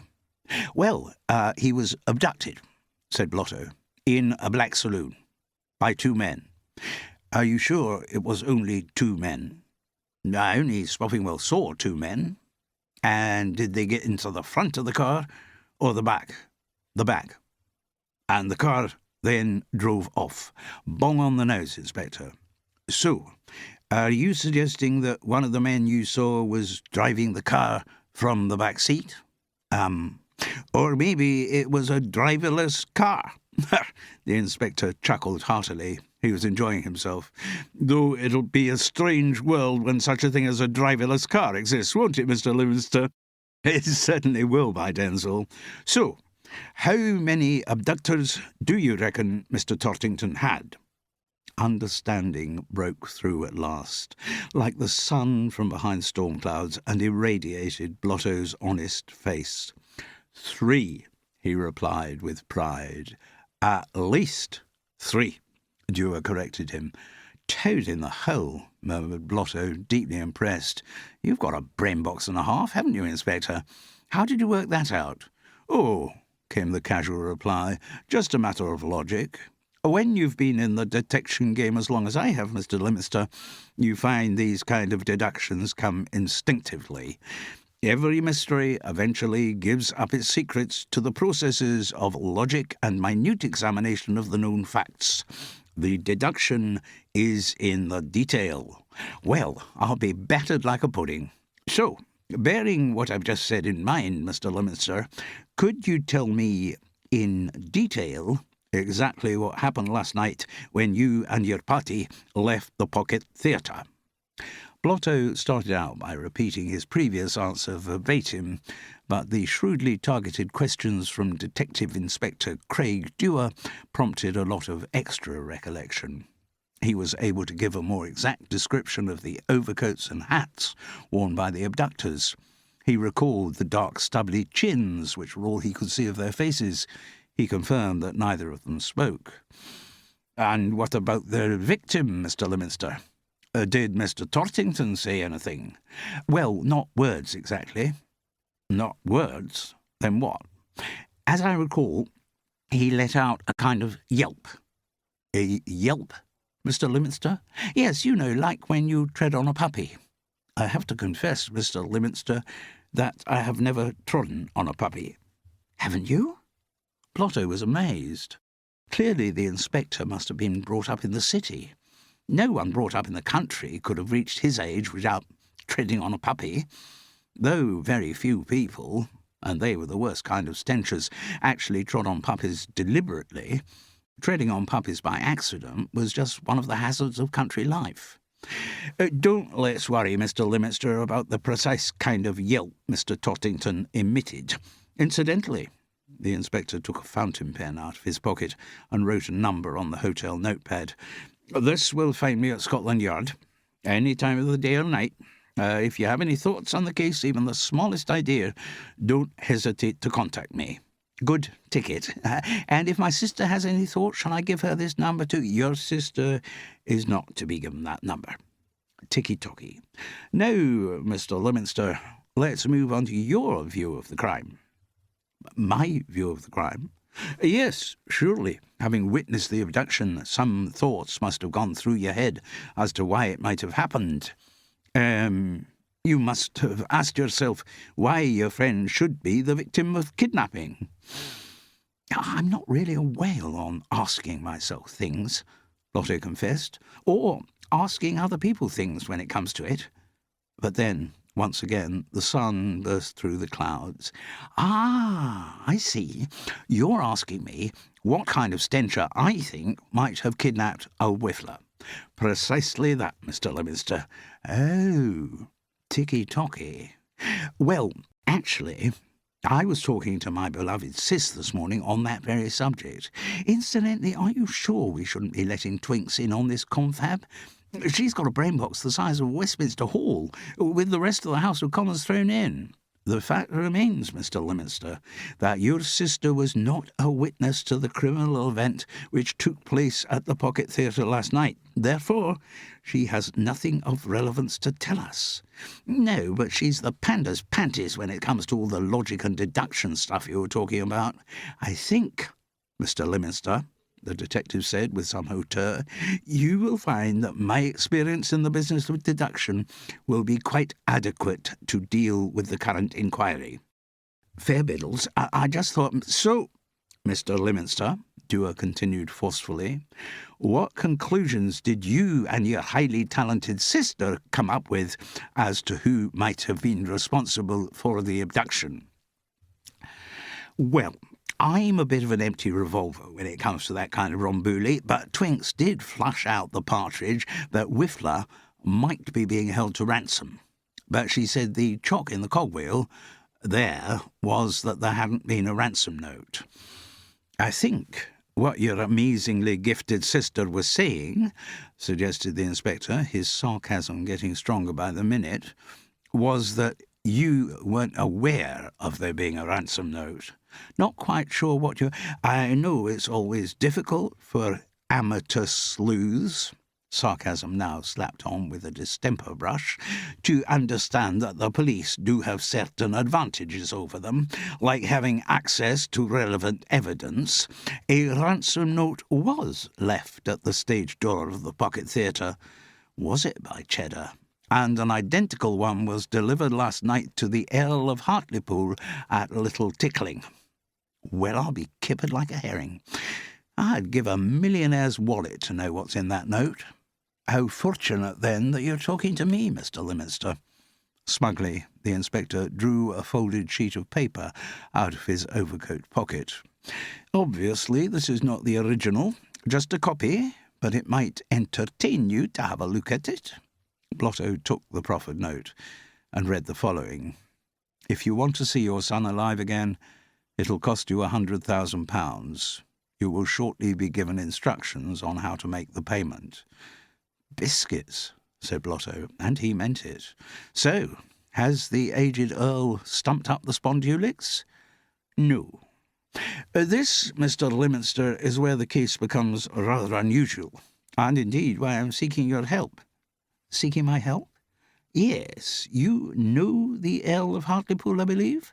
Yes. Met the old fossil a few times when I was up to Little Tickling to turn out for Whiffler's estate cricket team. I would be grateful, Mr. Leominster, if you could make another trip up to Shropshire as soon as possible. Well, I could do. No icing off my cake. But why? To persuade the Earl to take this ransom note seriously. Sorry, old Thimble, not on the same page. I spoke to the Earl of Hartlepool this morning. Good for you. To check whether he had received his copy of the ransom note. And had the old warthog? Yes, he had. Then everything is all tiddle and pom, isn't it? No. Everything is far from what you call tiddle and pom. The Earl's response, when he read the note, which, as you will recall, began, "If you want to see your son alive again—" "Yes, of course I recall that," said Blotto, who didn't like having aspersions cast on his short-term memory. "The Earl's response was, 'I'm actually not that bothered about seeing my son again.'" "Broken biscuits," said Blotto. And he only said that when things were really serious. Chapter 6. A Peer of the Realm. The first thing to be said about Little Tickling is that it was extremely big. The Earl of Hartlepool's estate did actually take up most of Shropshire, and the stately home at the centre of it had been built to scale. The original structure, a castle complete with moat and drawbridge, had been built soon after the Norman conquest. To this, over the years, had been added, in a broad selection of architectural styles, multiple wings and extensions. At various times over the building's history, various estate managers and other functionaries had begun an inventory of the number of rooms the premises contained, but all had given up round the 200 mark from sheer exhaustion. Unlike many stately piles, Taster Towers to name but one, Little Tickling was in an extraordinarily good state of repair. The rents the Earl of Hartlepool received from properties in the vast swathes of central London that he owned ensured that money was never a problem in any area of his life. So to pay out £100,000 to the abductors of his son would be no more than a flea bite. The reason for his unwillingness to stump up the old jingle-jangle, therefore, must have lain elsewhere. Twinks, who had quickly winkled out of Blotto the truth about the ransom note, was determined to find out that reason. They drove up the next morning in the Lagonda. It was a delightful spring day, so they had the hood down. Though Blotto took the wheel, they did bring Corky Froggatt along with them. This pleased the chauffeur enormously, not only because it offered another opportunity for him to serve, and always a possibility, perhaps, to lay down his life for the young master, but also because Little Tickling held another attraction for him. On previous visits to the ancestral pile, he had formed a close acquaintanceship with one of the parlourmaids called Rosie, and seeing Rosie again was a very appealing prospect. Though the one true love of Corky Froggett's life had been Yvette in war-torn France, he had always been a man of a practical nature, ready to explore the possibilities of the second best. When they entered the main gates of Little Tickling, they still had 2 miles of drive to traverse before they reached the house. And it was then, as the noise of the main roads receded, that Twinks started to interrogate her brother. "You know Whiffler well, don't you?" "As well as I know the handle of my cricket bat." "And would you say that there had ever been any antagonism between him and his father?" "No, I'd never say that." "Why not?" "Because I don't know what antagonism means." "Ah, well, to take the thing down to its frilly draws, did you ever see them getting angry with each other? Did Whiffler and his aged P often disagree about things?" "Good ticket," said Blotto. "On the same page now." "Oh, yes. In fact, shuffling through the old memory cards, I can't remember a single thing on which they did agree. Did they actually argue?" "Like a pair of cats shut in the same dustbin." "And what were their arguments about?" "Oh, everything under the umbrella, really. But what really got them going, shovel and poker, was the inheritance." "What, you mean all this?" Twinks gestured to the rolling hills of the Little Tickling estate. "That too, but particularly the actual earldom." "What do you mean, Blotters? Come on, uncage the ferrets." "Well, as you know, Twinks, me old steam bath, the Earl is an Earl." "With you so far, bro." "And when he tumbles off the trailer, Whiffler, as his only son, will become the Earl." "Ticky-tocky." "The Earl of Hartlepool." "Yes, I know which one." "But Whiffler doesn't want to do that." "Ah." "He's very happy with his life as it's currently trickling along, thank you very much. So long as he's got enough of the old jingle-jangle to lunch at the Gren and take the odd actress out for dinner, he's as happy as a duck in orange. Never once stick his head out of the trenches, Whiffler. He hates the idea of being pointed out to everyone as an earl, and the prospect of having to take a seat in the House of Lords along with all the other fossils, well, that appeals to him about as much as a car tyre does to a hedgehog. So he keeps saying his aged P should change his will and pass the title on to the next in line, but the pater won't hear of it." "And who is the next in line?" "A solicitor living in Croydon." Twinks could not suppress a patrician shudder. "Well, you can see the Earl's point, can't you?" "Oh, I agree. The thought of that kind of oikish sponge-worm sitting in the House of Lords." Blotto's shudder matched his sister's. "They'll be letting in socialists next." The Earl of Hartlepool's face was as pale as his son's was red. His body was as thin as Whiffler's was bulky. The tweed suit hung around him like a dust sheet on a lectern. Tufts of white hair stuck out at random angles from his cranium. His nose was smudged with what might have been ink, and his hands were encrusted with some yellowish compound. The huge space into which the Little Tickling butler ushered Blotto and Twinks had once been one of Little Tickling's ballrooms, but now appeared to have been converted into a carpenter's workshop.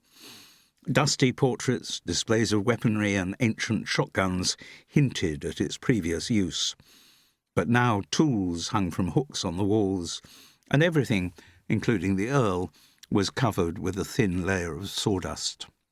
On a small brazier bubbled a plot of something whose smell identified it as hoof glue. And on the massive workbench stood the artefact on which the Earl was working with such manic intensity that he did not notice the new arrivals.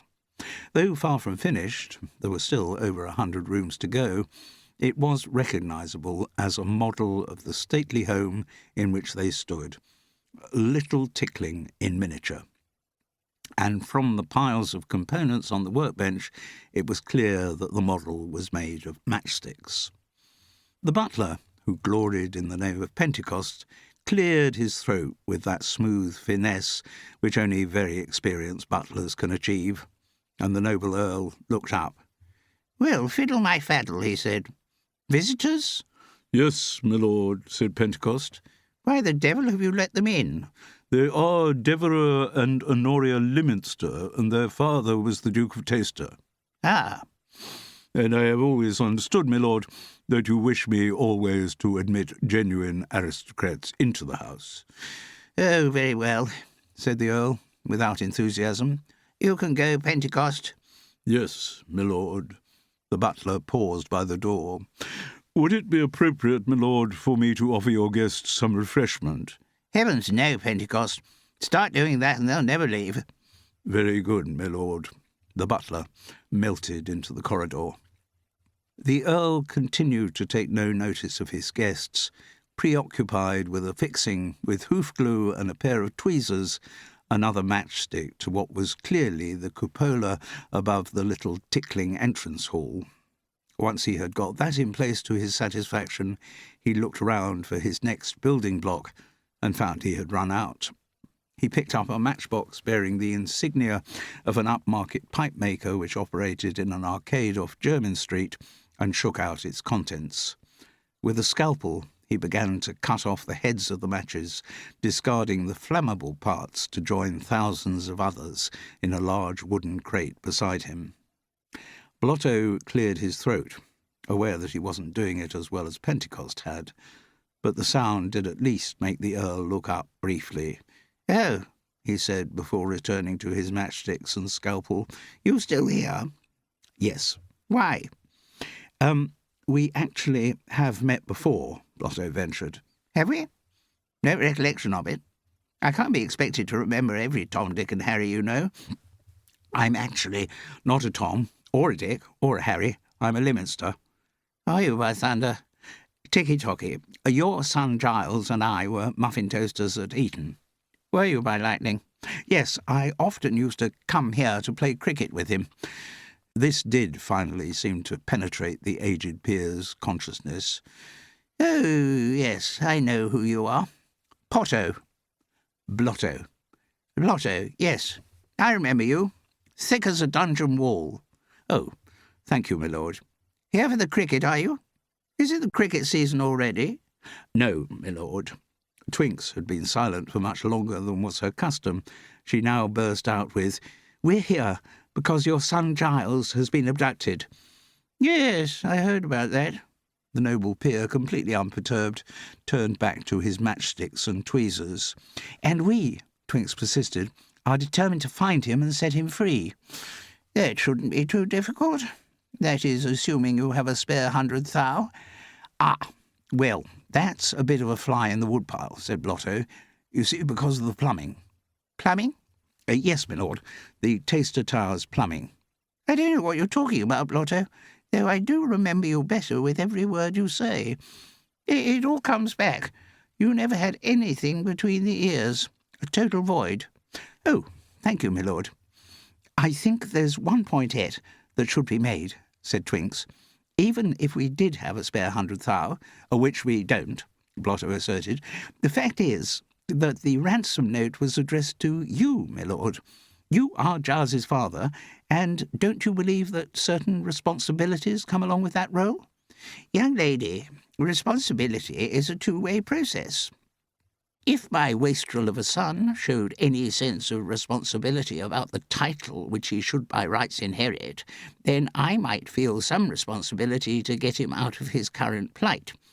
Since he has shown no desire to become the Earl of Hartlepool, and has indeed expressed his deep unwillingness to take on the honour, well, I've washed my hands of him." "But hasn't it occurred to you that he might be in danger?" Blotto came in quickly to support his sister's argument. "Yes, I saw the bodies who abducted him. There were two of them, no, three, well, at least three, and they looked to be total lumps of toad spawn. They were carrying guns." "Then I definitely don't want to have anything to do with them." "Sorry?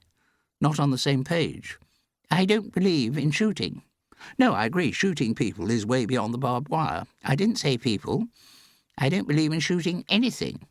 "What?" Blotto gestured to the shotguns on the wall. "What? Not even taking one of those out on the estate and blasting away at the odd pheasant?" "No." "Partridge?" "No." "Grouse?" "No." "Ptarmigan?" No. Twinks felt she should intervene before the entire avian population of the world had been catalogued.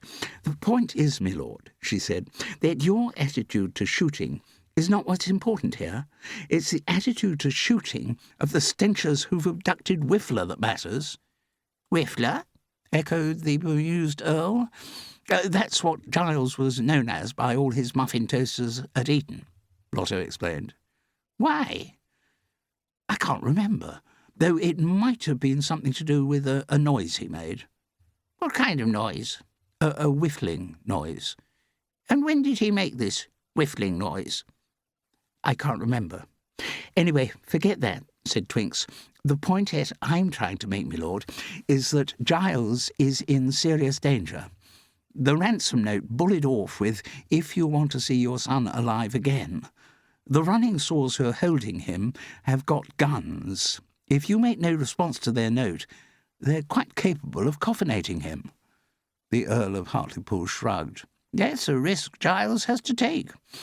He got himself into this particular glue pot. He must find his way out." Having been brought up in the untender care of the Dowager Duchess, Twinks did not expect to encounter parental sentimentality anywhere, but she did think the Earl was going a bit far in this case. Leaving one's son to be murdered by gun-toting desperadoes did not comply with her reading of the rules of noblesse oblige. "My lord, you can't play the rat's part with Giles," she protested. "He is blood of your blood." "Is he, though? Blood of my blood wouldn't talk of renouncing the earldom. Blood of my blood would do anything to prevent the title going to a solicitor in Croydon." He was as appalled by the thought of this subspecies as Blotto and Twinks had been. "I'm sure Giles would be persuaded to see reason." "Do you think so?" "But only if he's alive. If he's shot dead by his kidnappers, he won't be able to see anything, let alone reason." "Yeah, if I believed that, I would do something to save him. But I know Giles too well. Once he's got an idea fixed in his brain, nothing will shift it." "I'm convinced he could be persuaded." "By whom?" The Earl's focus returned to his matchstick model. "I could persuade him," said Twinks passionately. This outburst made the peer of the realm actually look at her for the first time, and clearly, like all men, he very much liked what he saw. "I say, you're a fine, frolicsome filly. Yes, I see any one of the male gender might be persuaded by you." Twinks pressed home her advantage. "I'd put my last laddered silk stocking on the fact that I could persuade Giles to take on the earldom." "Yeah, interesting. The thing is, though, that I actually have another plan." "Oh? What's that when it's got its spats on?" asked Blotto. "That I should remarry." "Toad in the hole," said Blotto. "Yes," said the Earl. "I think it's a particularly fruity wheeze. I remarry, having found the right filly, of course, have another son, then when I take the old one-way ticket, he becomes the Earl of Hartlepool." He looked closely at Twinks. "What did you say your name was?" "Honoria Lyminster." "Ah, well, I wonder if you—" He was interrupted by the sound of a telephone ringing. He picked up the receiver from its cradle, blew the dust off it, and said, "Hello, Earl of Hartlepool?" Blotto and Twinks could hear nothing from the other end of the line, only his responses. "In a what? Suitcase? Yes. Telephone box? Behind the Pocket Theatre? 100,000 by midnight tomorrow night. Otherwise, my son—" "I understand. Yes, well, thank you for the information, but I'm afraid I'm not going to do business with you. I have thought of another solution to my problem. Goodbye." And he replaced the receiver in its cradle. Twinks couldn't stop herself from saying, "You shouldn't have done that. You should have kept them on the line till we get the police to trace the—" "Oh, fiddlesticks," said the Earl of Hartlepool. "You said," Blotto prompted cautiously, "that you've got another solution to your problem." "Yes," said the Earl. "Damn good one." He turned to Twinks and asked, "Will you marry me?" Chapter 7. Dinner after the show 1. 100 thou by tomorrow night. said Blotto, with a low whistle, or Whiffler gets coffinated.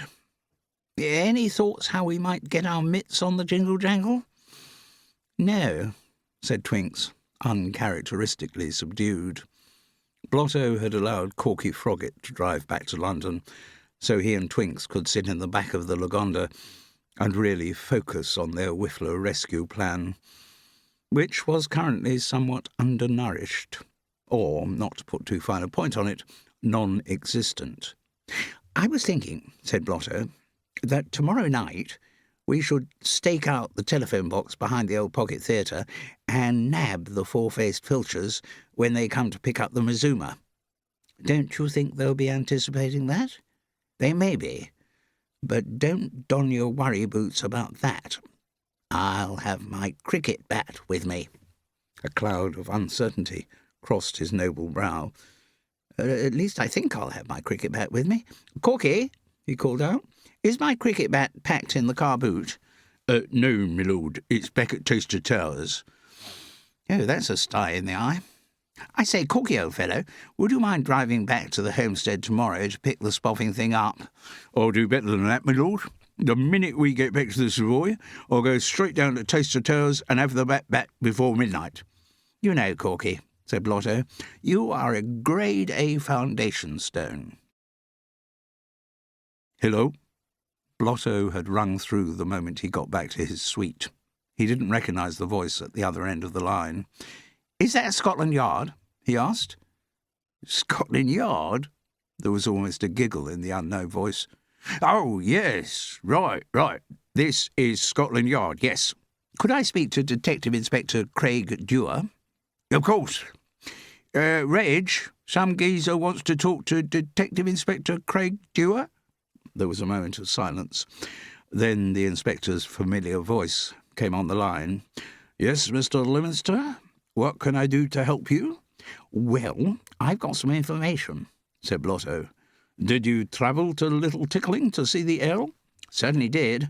And has he by now been given instructions about where to put the money? Good ticket. We were actually there when the ping from the kidnappers came through. We? Who's we? Me and my old sis, Twinks. I thought we agreed that this investigation was a secret just between you and me. No probs there. Twinks doesn't know I'm in touch with you. Very well. But the inspector didn't sound completely happy as he said the words. More importantly, though, has the Earl agreed to pay the money? Ah. Now, this is where there's a bit of a kink in the fly line. And Blotto proceeded to tell the inspector about the noble peer's intransigence, although he didn't use the word intransigence because he'd never heard of it, about paying for his son's release. That's very unfortunate, Mr. Leominster. These desperadoes have threatened to kill Mr. Tortington, and I don't think they're the kind to make idle threats. So you think they'd actually be prepared to coffinate Whiffler? If they don't get the money by midnight tomorrow, I'm sure that's exactly what they will do. You sound as if you know who the stenchers are, Inspector. We may be close to identifying them, Dewar responded cautiously. Then he went all official. But I'm afraid it is not Scotland Yard policy to discuss an investigation in progress. Take that on board, Inspector. But I should tell you that my sister and I had a real buzzbanger of an idea. Oh? Well, these four-faced filchers are expecting the old jingle-jangle to be placed in this telephone box behind the pocket theatre. Yes. So we thought if we staked out the telephone box, we'd snap the lumps of toad spawn when they came snuffling for the loot. And hasn't it occurred to you, Mr. Leominster, that the kidnappers might be armed? They'll have guns. Don't get into crimps over that, Inspector. I'll have my cricket bat. Mr. Leominster, what you don't seem to have taken into account is that I am conducting an official police investigation here. Yes, don't worry, I read your semaphore. And it doesn't seem to have occurred to you that we might have thought of staking out the telephone box to apprehend the villains. So, I very much advise you and your sister not to go near that telephone box tomorrow. But remember, Mr. Leominster, my team at Scotland Yard are the official investigators here. You and your sister are just amateurs." Ouch! The inspector really knew how to hurt.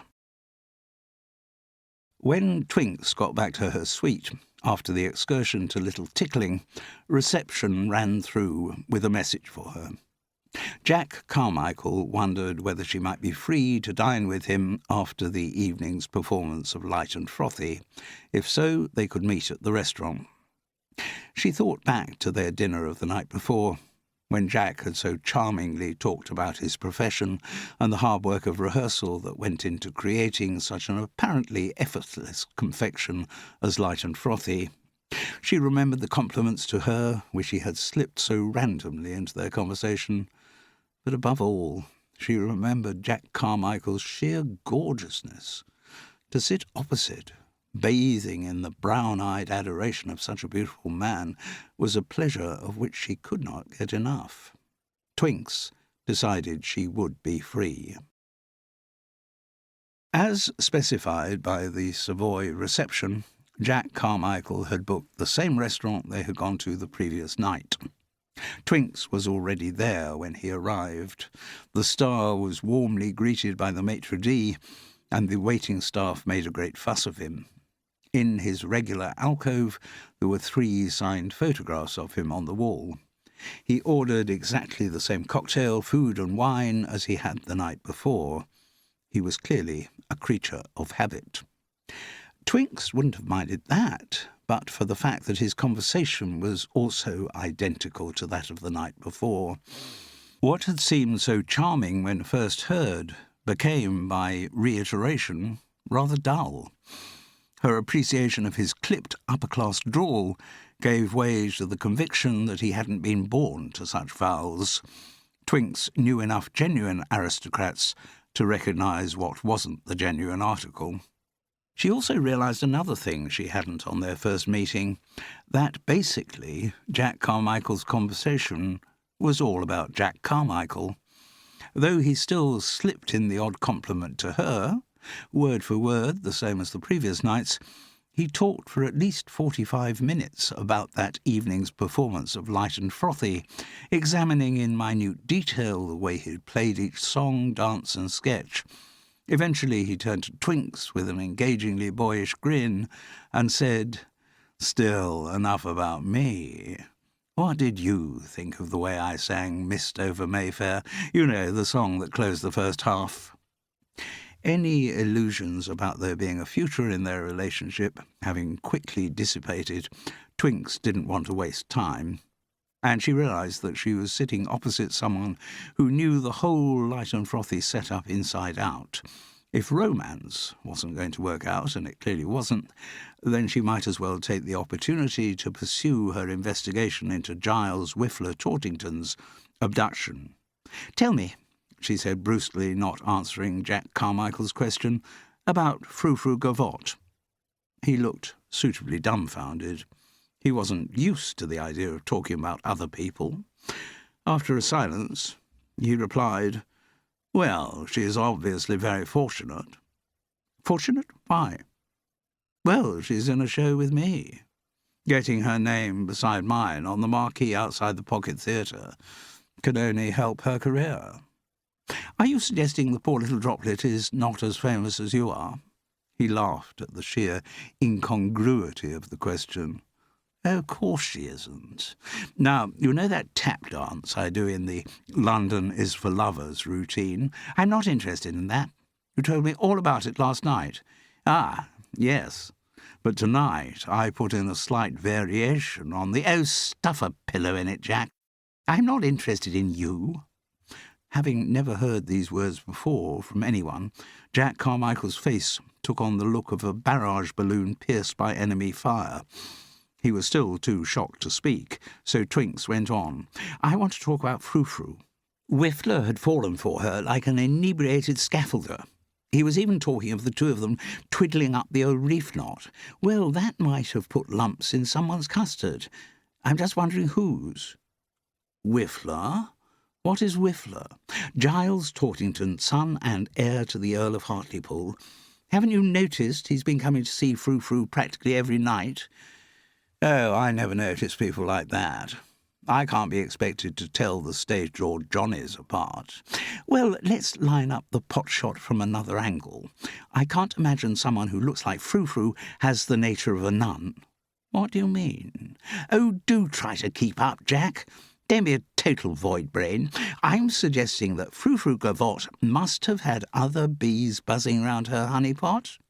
He still looked blank. That she's had other admirers. Finally, Jack Carmichael got the point. Oh, good heaven, yes. Frou-Frou's been passed around like a salt cellar. There can't be an actor in London, well, an actor in London who's interested in that kind of thing, who hasn't had a taste of Frou-Frou. What about bodies outside the theatre? Well, I'm sure she's had her fair share of them too. I mean, the girl was brought up in the gutter, no breeding at all. Unlike you, said Twinks contentiously. Breeding was a subject about which she knew a fair wallop. I went to public school, you know.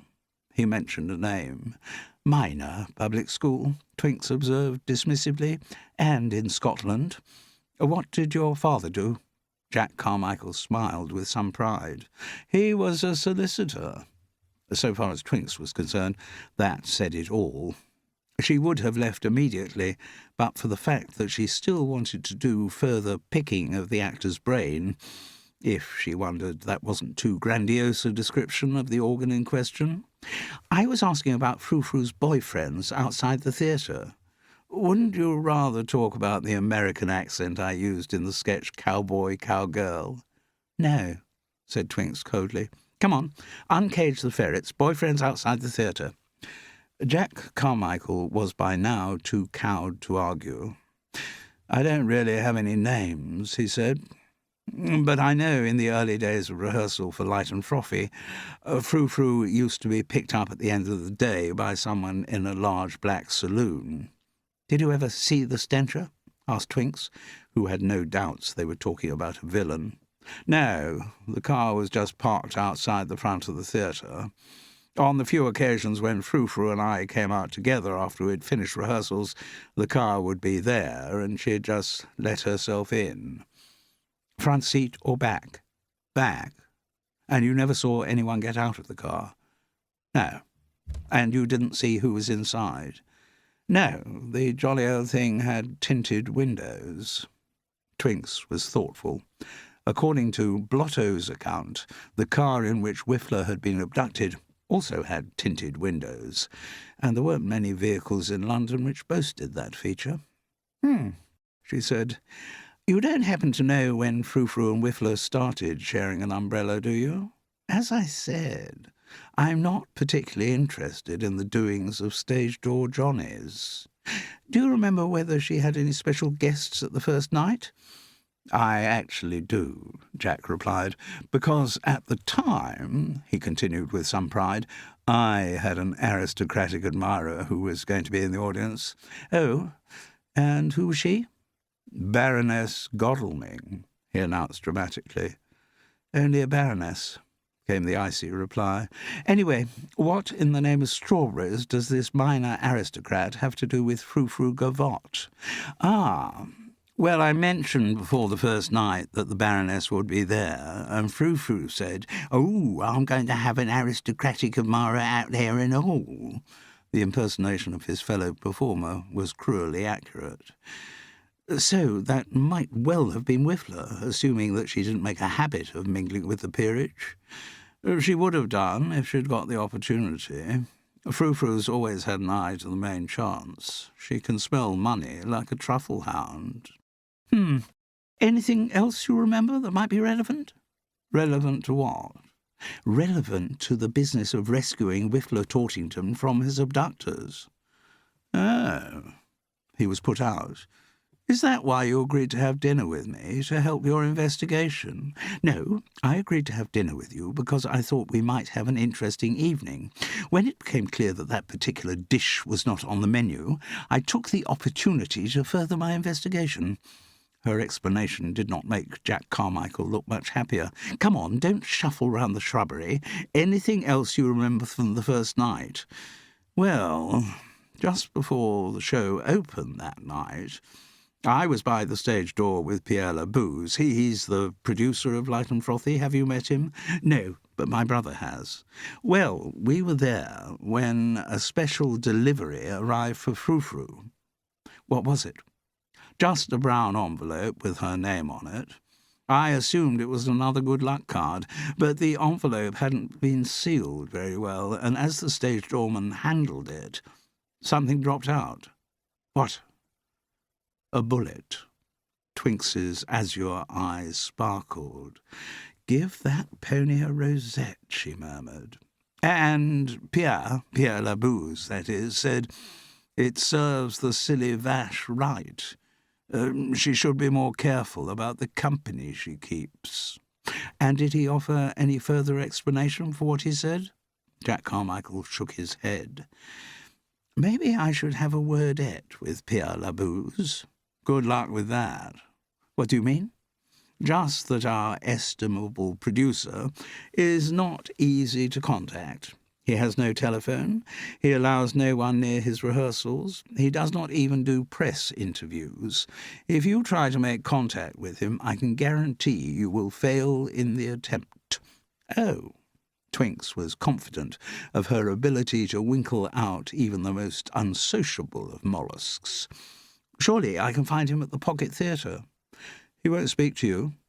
"But he speaks to you. He speaks to the cast of his shows." "Yes, but only on matters of work. Pierre Labouze is completely dedicated to his work.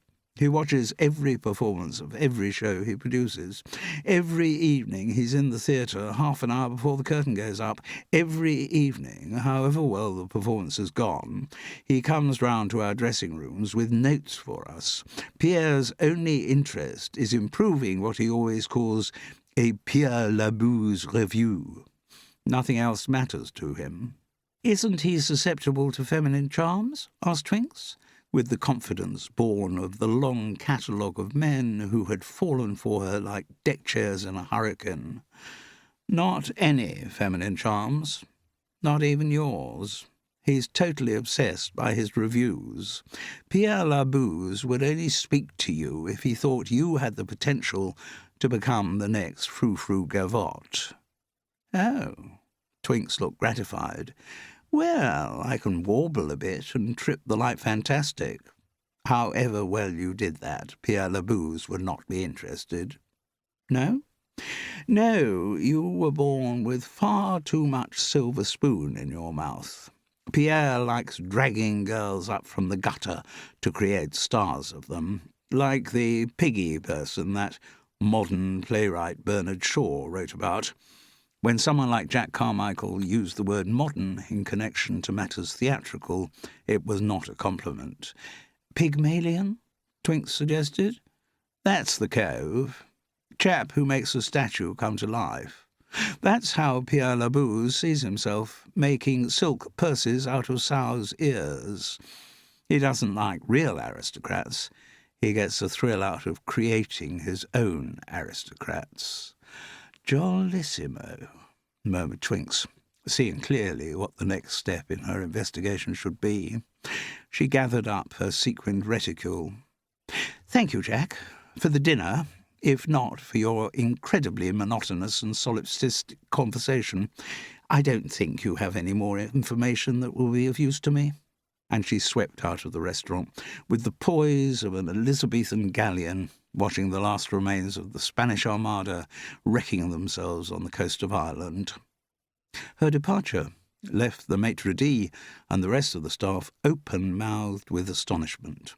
No woman had ever walked out on Jack Carmichael before. The Revue star's stock could not have diminished more rapidly if he had been heard speaking in his native Scottish accent. Chapter 8. Dinner after the show 2. Blotto would have been embarrassed if Twinks knew what he was up to, but she had told him she was meeting Jack Carmichael at the restaurant rather than the Pocket Theatre, so he knew the coast would be clear. As soon as she had left for her assignation, he had telephoned the stage door to see if Dolly Diller might be free to join him for dinner after that night's performance of Light and Frothy. He was gratified to receive a message soon after that she would be delighted to be his guest. He was not the only man in evening wear loitering outside the stage door. Though he recognised the others for what they were, stage door Johnnies, it never occurred to him that he was now a member of their ranks. He had asked reception at the Savoy to recommend somewhere for him and his guest to dine, and, perhaps unsurprisingly, they had suggested the Savoy Grill. Blotto thought it was very clever of them to name somewhere so close to where he was, and only a short drive from the Pocket Theatre. He notified Corky Froggatt when he wanted the Lagonda outside the Savoy's main entrance. Dolly Diller looked stunning as she emerged from the stage door. Despite the warmth of the late spring evening, she was draped in a white fox fur coat, which immediately made Blotto feel jealous. He felt sure she hadn't bought the garment herself, and he already wanted to take his cricket bat to the stencher who'd bought it for her. But he restrained the instinct and was rewarded by an "Hello, darling," and even better, a big sloppy kiss, which left a rose of lipstick on his cheek. Corky Froggatt was standing by the car's back door. His face was impassive as he opened it to admit the young master and his guest. Blotto was not entirely pleased that before she got in, Dolly Diller gave the chauffeur an "Hello, darling," and a big sloppy kiss as well. Corky, too, was left with a rose of lipstick. It reminded him of the marks Yvette used to leave on his cheek back in those heady days of wartime. Blotto was modest by nature. That modesty had been engendered and encouraged by his upbringing in the English aristocracy and the public school system. Boddos of his breeding didn't talk about themselves. Doing so was a bit beyond the barbed wire. If one of his muffin toasters at Eton started talking about himself, that could very easily cross over the line into bragging. And bragging was a very small step from that most heinous of crimes amongst the English upper classes, and something to which foreigners, particularly Americans, were unforgivably prone: showing off. So Blotto was very unaccustomed to being asked as much about himself as he was by Dolly Diller. He supposed it was flattering, but it was a bit embarrassing. You don't want to know about me," he kept saying. "I'm about as interesting as a nun's diary." "Oh, you do yourself down," she kept saying, in that wonderful throaty Cockney gurgle. "You're the most interesting man I've ever met. Now you tell me about—" Then she was off on another question.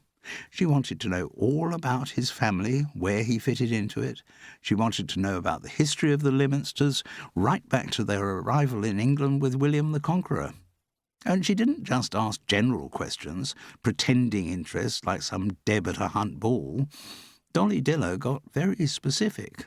She inquired as to whether the current Duke was single. Blotto told her that Lufa was married to Sloggo, a wife whom he had so far only managed to impregnate with girls. Then Dolly wanted to know exactly how big the Taster Towers estate was and what other sources of income the Lyminsters had, and she seemed to be particularly intrigued by what would happen to Blotto's inheritance if his older brother, the Duke, were to die. He kept trying to infiltrate questions about her, but Dolly seemed resistant to much disclosure. Blotto had never met a woman who was so selfless. She only seemed to be interested in him.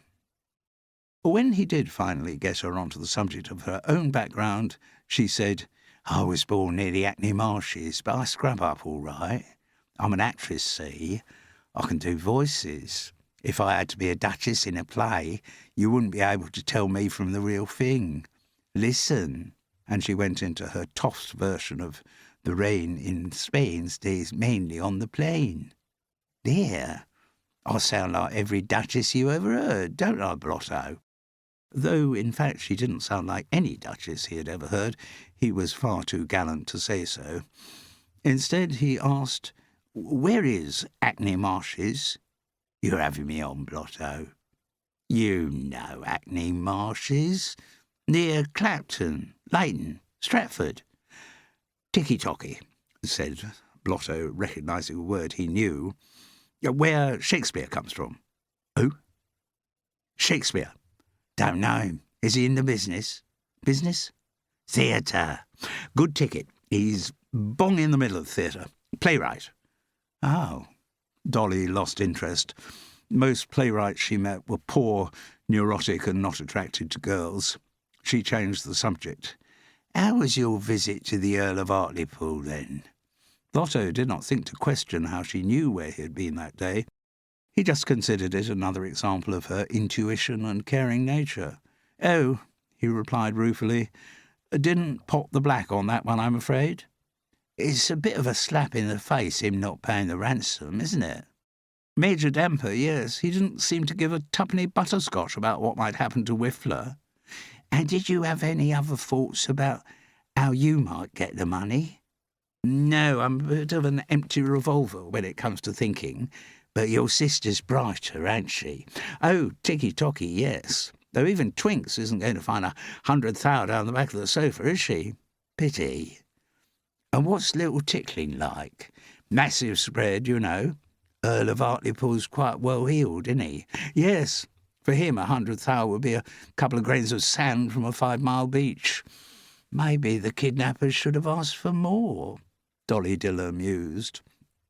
"Don't think it would have made a groat's worth of difference. The old fossil has no intention of doing anything to pull Whiffler out of the treacle pot." "What's the security like at Little Tickling?" asked Dolly, with another of her abrupt changes of subject. "Security? Sorry, not reading your semaphore. I mean, Blotto, did you find it easy getting in?" "Oh, yes, just pongled up to the front door, pulled the old bell pull, and Pentecost the butler let us in." "And he was the only person guarding the place?" "Well, there must have been other staff around, but we didn't see any. Pentecost wasn't really guarding the place anyway. People like us don't really guard our places, except during wars, obviously. Taster Towers had quite big garrisons during the War of the Roses and the Civil War, of course, but not now. We know the kind of people who are likely to pop round, so we never lock the doors." "So, anyone who wanted to," asked Dolly ingenuously, "could just walk into somewhere like Little Tickling with no one trying to stop them?" "That's about the right size of pyjamas, yes," said Blotto. "Thank you. You have been so helpful. Not just a pretty face, are you, Blotto?" "Oh, don't talk such meringue," he said, blushing to the roots of his blonde thatch. Dolly Diller looked up at the restaurant clock. It was well after midnight. "Well, this has been lovely, thank you. But I need my beauty sleep." Blotto recognised this as a cue for a compliment. He had never been very good at making them, but now was his moment to put all that right. "No amount of beauty sleep," he said, "could make you beautiful." The expression on Dolly's face told him that once again he hadn't got the words quite right. "Oh, biscuits," he said. What I meant was, no amount of beauty sleep could make you more beautiful." "Well, thank you, kind sir," said Dolly Diller with a little bob of the head, but she did give him a slightly strange look. "Now, shall I order a cab for you?" he asked. "Don't worry about that, love. I have my own special taxi service." Outside the Savoy stood a black saloon with tinted windows. "Is this your special taxi service?" asked Blotto. "Of course it is," Dolly replied. "Thank you for a lovely evening." She kissed him on the cheek and opened the car's back door.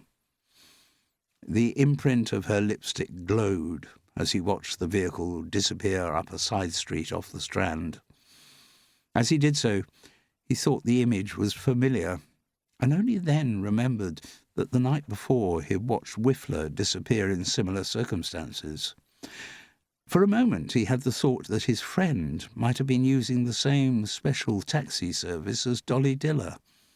But then he remembered about how Whiffler had been manhandled into that car by men with guns.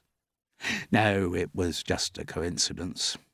Very classy, though, thought Blotto, for a girl like Dolly to organise her transport so well. Delightful creature, he mused. Absolute breath-sapper, and a rather fruity brain-box, too. For a moment, Blotto allowed his imagination off the leash. Wouldn't it be wonderful if he could get away from all the Araminta French windows of this world? They were so affected, so unreal.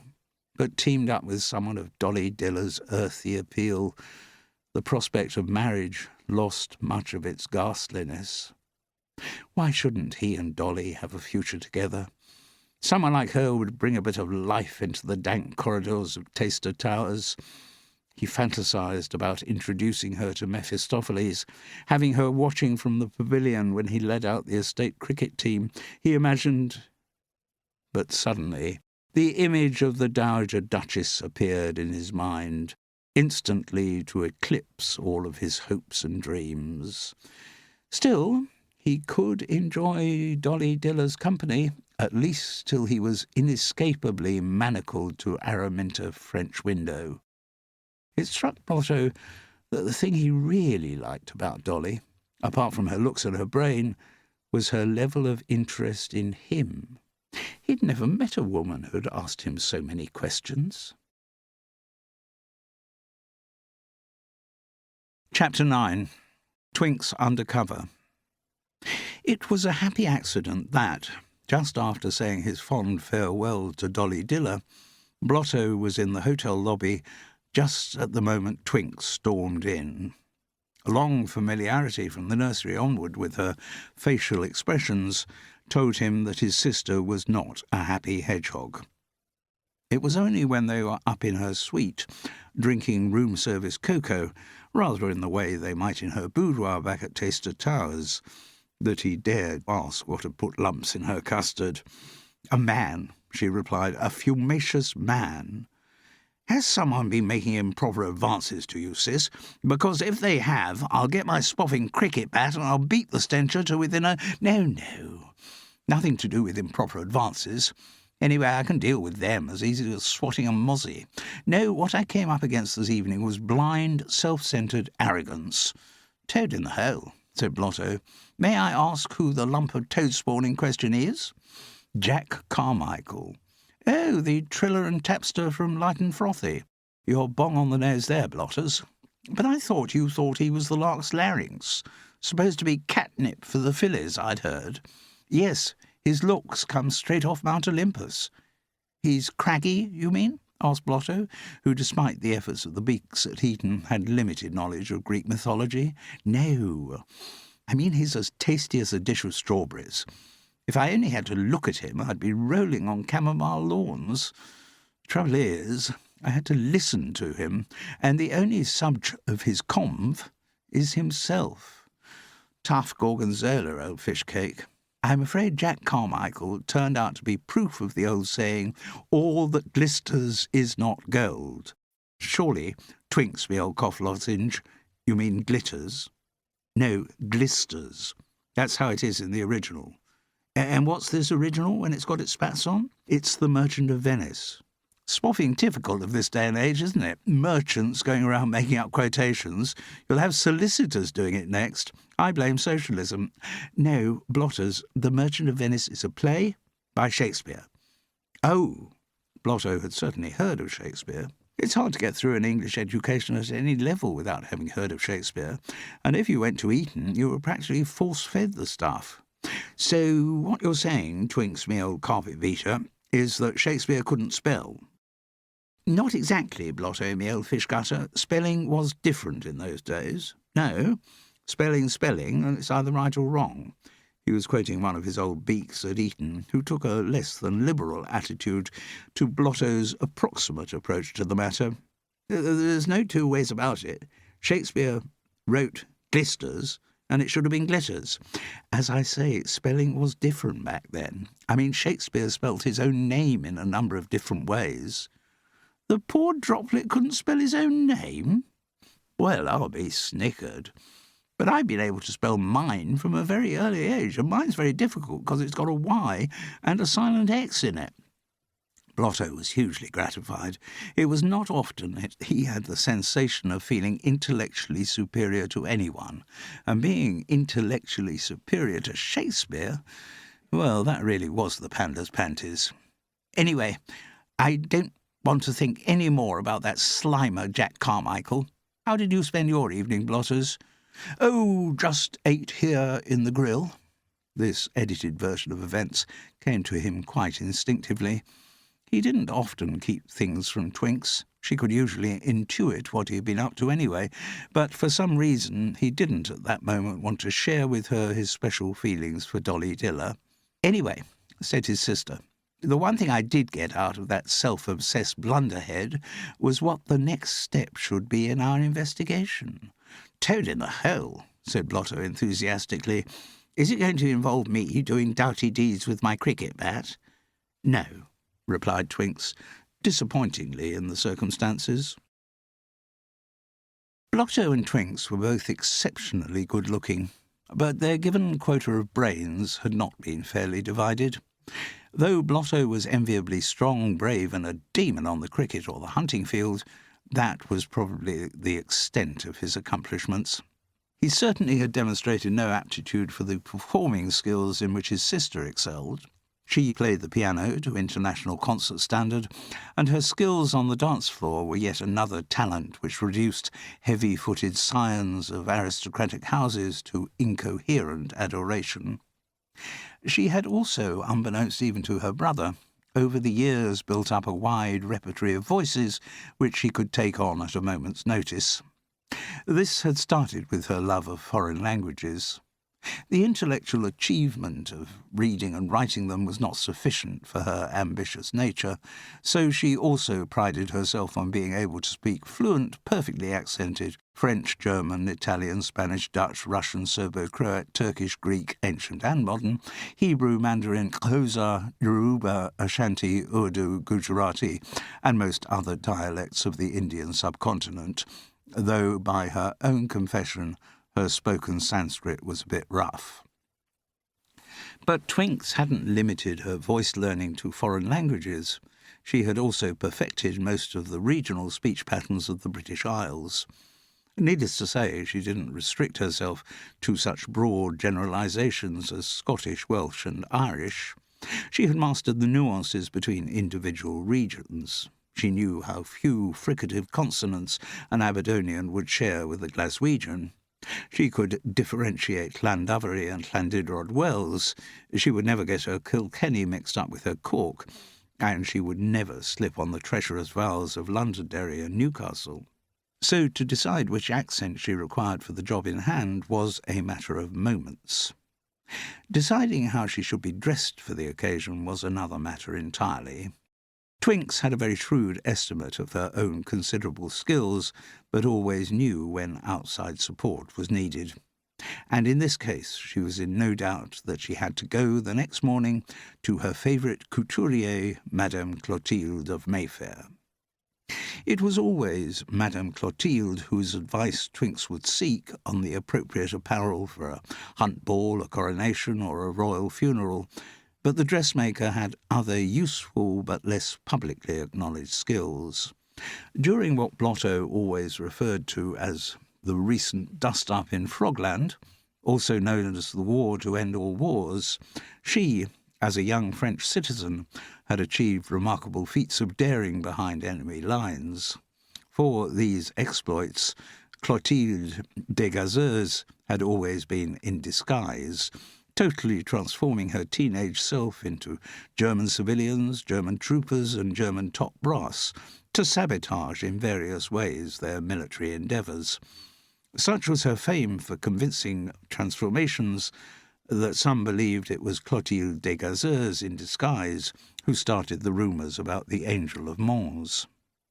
In all her guises, she was working on behalf of France and its allies with the aim of destroying German munitions and morale.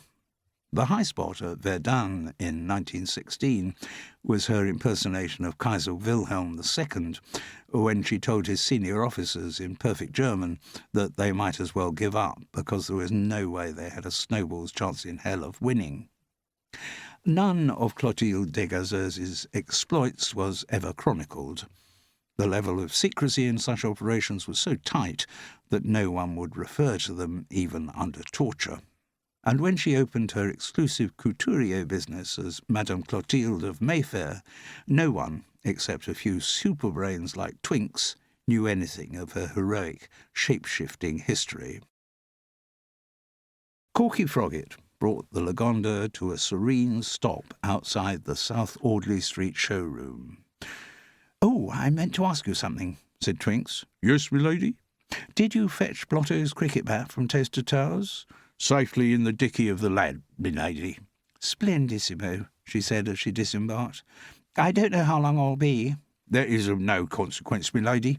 Spend a week in there and I will still be out here waiting on your pleasure." If Corky couldn't lay down his life, or at least make that life extraordinarily uncomfortable for the young master, he was more than happy to make similar sacrifices for the young mistress. "A couple of hours should be top of the column," said Twinks airily. She had, earlier in the morning, tried to contact Pierre Labouze through the Pocket Theatre, but, as Jack Carmichael had predicted, drawn a blank, which was why she was going down the Madame Clotilde of Mayfair route. The reinvented London-based Clotilde Degazeuse recognised that her own sartorial style was going to be the best advertisement for her business, and dressed accordingly. As her countrymen said, she fitted her skin and never looked less than 100% chic. That morning's mid-thigh-length number was spangled with parallel fringes of white crystal and jet worn over sleek black silk stockings. Round her short blonde hair was tied a black bandeau supporting an improbably tall black ostrich feather. Long strings of jet beads swung from her neck. Her face was white, her eyes heavily cold, and her lips a slash of red. Some of her dumpier clients might have been daunted by her elegance. England breeds a kind of home counties woman with a low centre of gravity who, generally speaking, looks better on horseback. Since most of them are married to men of small intellect but large wallets, they make up a lot of Madame Clotilde of Mayfair's clientele, and they could be a little awestruck by the perfection of the couturier and of her equally immaculate subordinates. But such a problem did not, of course, arise that morning.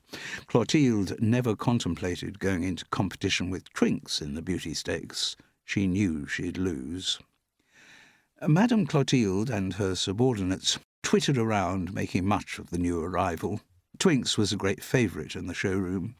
In part, this was because she brought them more custom than any amount of advertisement could have achieved. Though Twinks herself would never have been so vulgar as to mention where she bought her clothes, somehow the word got out at all of the hunt balls, coronations, or royal funerals she attended that she had been dressed by Madame Clotilde of Mayfair. This had a doubly commercial benefit for the couturier. Unattached young women at such events, dazzled by Twinks's elegance and her effect on men, unattached or otherwise, beat a path to the South Audley Street address. And young men, who had fallen for Twinks like sets of skittles, accepting that their dreams could never be realised and settling for home counties women with low centres of gravity who, generally speaking, look better on horseback, sent their wives to the same destination in the forlorn hope that the magic of Madame Clotilde's scissors might make them less dumpy and more like the Twinks of their husbands' imaginings. So Blotto's sister was always welcome in South Audley Street. But this particular morning, as the entire staff of the couturier gathered around her, Twinks said, "It is not for me, Madame Clotilde." The encoded message was understood. At once the proprietress ordered her staff to look after the showroom and led her customers to the basement, which was the venue for her more private transactions. "So, who is the character?" asked Madame Clotilde. "A beggar, a street entertainer." "Oh la la! And you will be playing the part yourself?" "Tiki-toki." "Formidable! Is she une jeune fille or an old crone?" "My own age. I do not wish to disguise my looks. A woman more egotistical or less confident than Twinks would have said my natural beauty. Vraiment? I will see what I can find. Every space on the room's walls, except for the door by which they had entered, was filled with fitted cupboards. There was a large central table, a few gilded chairs, and a selection of tall cheval glasses. Clearly, Madame Clotilde knew the cupboard's contents as well as she knew her own face in the mirror. Within moments she had assembled a selection of garments and shoes on the table. "I think what we should concentrate on," she announced, "is à la mode d'Eliza Doolittle." Pygmalion having been mentioned so recently, Twinks knew precisely what she was talking about. As in the play by that aging enfant terrible George Bernard Shaw. Exactement. Eliza Doolittle is a flower seller. Tiki-toki. My character, though, will be trying to collect money for her singing and dancing. Singing and dancing, sacré bleu. I cannot imagine the opinionated Mr. Shaw allowing those into one of his long-winded plays. You're right, Madame Clotilde. It will never happen. The day we hear that Pygmalion has had songs and dances added to it, we will know that the entire world has gone to the bonkers doctor. Both women chuckled at the incongruity of the idea. Anyway, with your character and Eliza Doolittle, c'est la même chose, Madame Clotilde assured her. The look will work for both. She picked out some skirts from the table. And I think it is important that both are respectable characters. Mais évidemment you are poor, but your ensemble is not of rags. You wear vêtements which are old, mais oui, but they have been patched and darned many times. This skirt, I think, will be right for you. It was made of much repaired blue flannel and ankle length. So far as the look goes, said Twinks, it's absolutely the nun's 90. But I think I need to show a smidgenet more leg when I'm dancing. Madame Clotilde understood instantly, and produced a skirt of similar dilapidation whose hem would reveal Twinks' wonderful pins. Now, above the waist, I think a blouse, perhaps with loose sleeves, so that they will swirl as you dance. She unearthed a garment which matched the description. Also patched and frayed comme ça. Twinks was already stripping down to her elegant silk underwear to try on her new ensemble. And peut-être on top of that a kind of bolero? Nothing too tight round the arms, again for the dancing. Très bien. This one, I think. A loose jacket of dark red whose velvet had been worn away in places. Et maintenant it is just the hat. She produced a battered black straw boater, which Twinks placed jauntily askew over her perfect blonde bob, and the shoes. This proved a little more difficult. The pumps and Mary Janes that Twinks usually wore were not robust enough for the kind of dancing she had in mind. Eventually they ended up with a very scuffed pair of Victorian button boots with good hard soles. To add the final touch, one of Madame Clotilde's elegant acolytes was summoned and instructed to nail metal strips to the underside of the boots for the tap dancing. And now, the moment critique, or the décision critique, what will you wear on your legs? A poor street entertainer could not afford silk stockings. She would wear stockings of laine, wool, perhaps, or more likely, none at all. Twinks was faced with a dilemma. Authenticity was what she was after, and she knew that Madame Clotilde was a stickler for consistent accuracy in her disguises. But Twinks was also fully aware of the value of her glorious legs. For them to be displayed in anything other than silk stockings would blunt the impact of two of her most valuable weapons. A compromise was reached. In spite of Madame Clotilde's reservations, it was agreed that Twinks's legs would be displayed in silk, but a couple of holes and visible darns in the material would show that she was wearing cast-offs or hand-me-downs. Fully dressed now, in the whole ensemble, with the distressed stockings and the tap-toed button boots, Twinks was keen to view the effect in one of the cheval glass mirrors, but Madame Clotilde had one more final touch to add. "The visage and the hands, they are too soft and clean. They belong to an aristo, not to someone who lives on the streets." The couturier rooted around in one of her cupboards and produced an array of small glass pots of the kind that might contain cold cream. "We have a selection here," she said, as she checked the labels. "Sewers of Paris? Non, merci. The makeup, I should point out, reproduces not only the relevant look, but also the relevant odeur. And the sewers of Paris? She wrinkled her elegant nose and read on from other pots. "Sewers of London? Non, again. Thames mud? Je ne crois pas. Tottenham stables? Not a ladylike parfum, I think. Ah." She held up one of the pots in triumph. "London smoke. This will be parfait." Twinks did not argue as Madame Clotilde's hand dipped into the unappealing sludge and started to apply it to her cheeks and hands. She made sure there was a line of black under each of her client's delicate fingernails. "Ne t'inquiète pas. This will wash off with a little bit of savon, how you say, soap." The couturier stood back and took in her creation. She looked very pleased with what she had achieved. "Voilà, c'est magnifique. And now you may look in the mirror." Twinks surveyed herself in one of the basement's many cheval glasses. Yes, Madame Clotilde had done an excellent job. "Larkissimo," cried Twinks. "Even your own mother would not recognize you." Having grown up in the same house as the Dowager Duchess, who frequently didn't recognize her own children, Twinks felt she might have to qualify this, but then realized it didn't matter.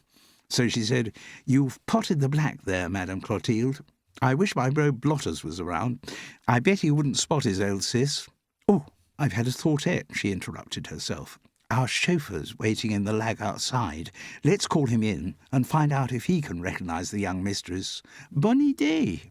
Madame Clotilde summoned one of her elegant acolytes to bring the chauffeur downstairs. But when Corky Froggitt walked into the basement room, he did not notice Twinks. All he saw was Madame Clotilde. He cried out, "Yvette!" and they fell into each other's arms. Twinks drove the Lagonda back alone to the Savoy. So good was her disguise, she had considerable difficulty in persuading the staff in the hotel foyer that she was actually staying there. It was only after she had produced her passport from her sequined reticule and done a dauntingly realistic impression of her mother that she was allowed to go up to her suite, in which she spent the afternoon rehearsing for her evening performance. The people queuing for returns outside the Pocket Theatre half an hour before that evening's performance of Light and Frothy were used to buskers trying to separate them from their small change. There might be an ex-soldier wearing his medals and playing a wheezy accordion, a couple of tap-dancing kids who shouldn't have been out so late on their own, or a soprano whose high notes had subsided at the same pace as her bosom. But never had they been so well entertained as they were that night.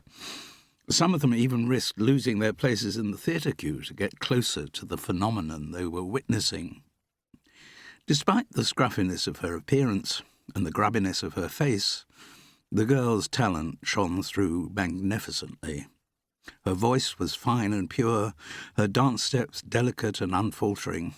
More than one of the makeshift audience expressed the opinion that, if the cast of Light and Frothy are half as good as this young woman, we're in for a corking evening. The small battered basket the girl had left out for donations already gleamed with gold sovereigns.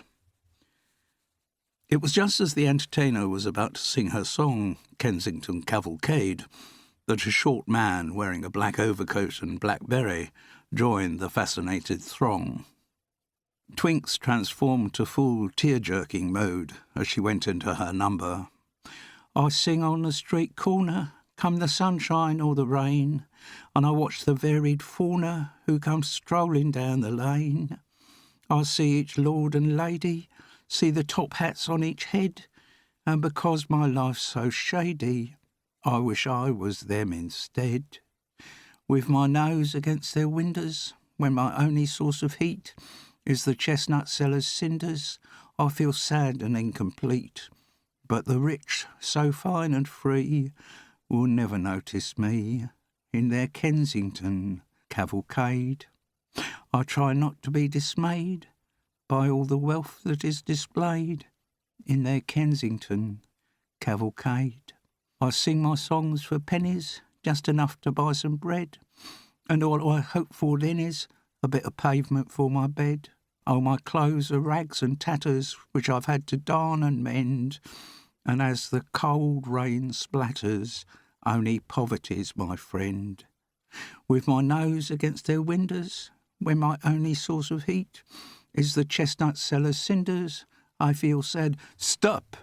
cried the short man in black, interrupting her second chorus. "Tell me, ma petite, where did you learn to sing like this?" "Oh, Lord, governor," came a reply in Cockney, born rather closer to Bow Bells than the Bull's Pond Road.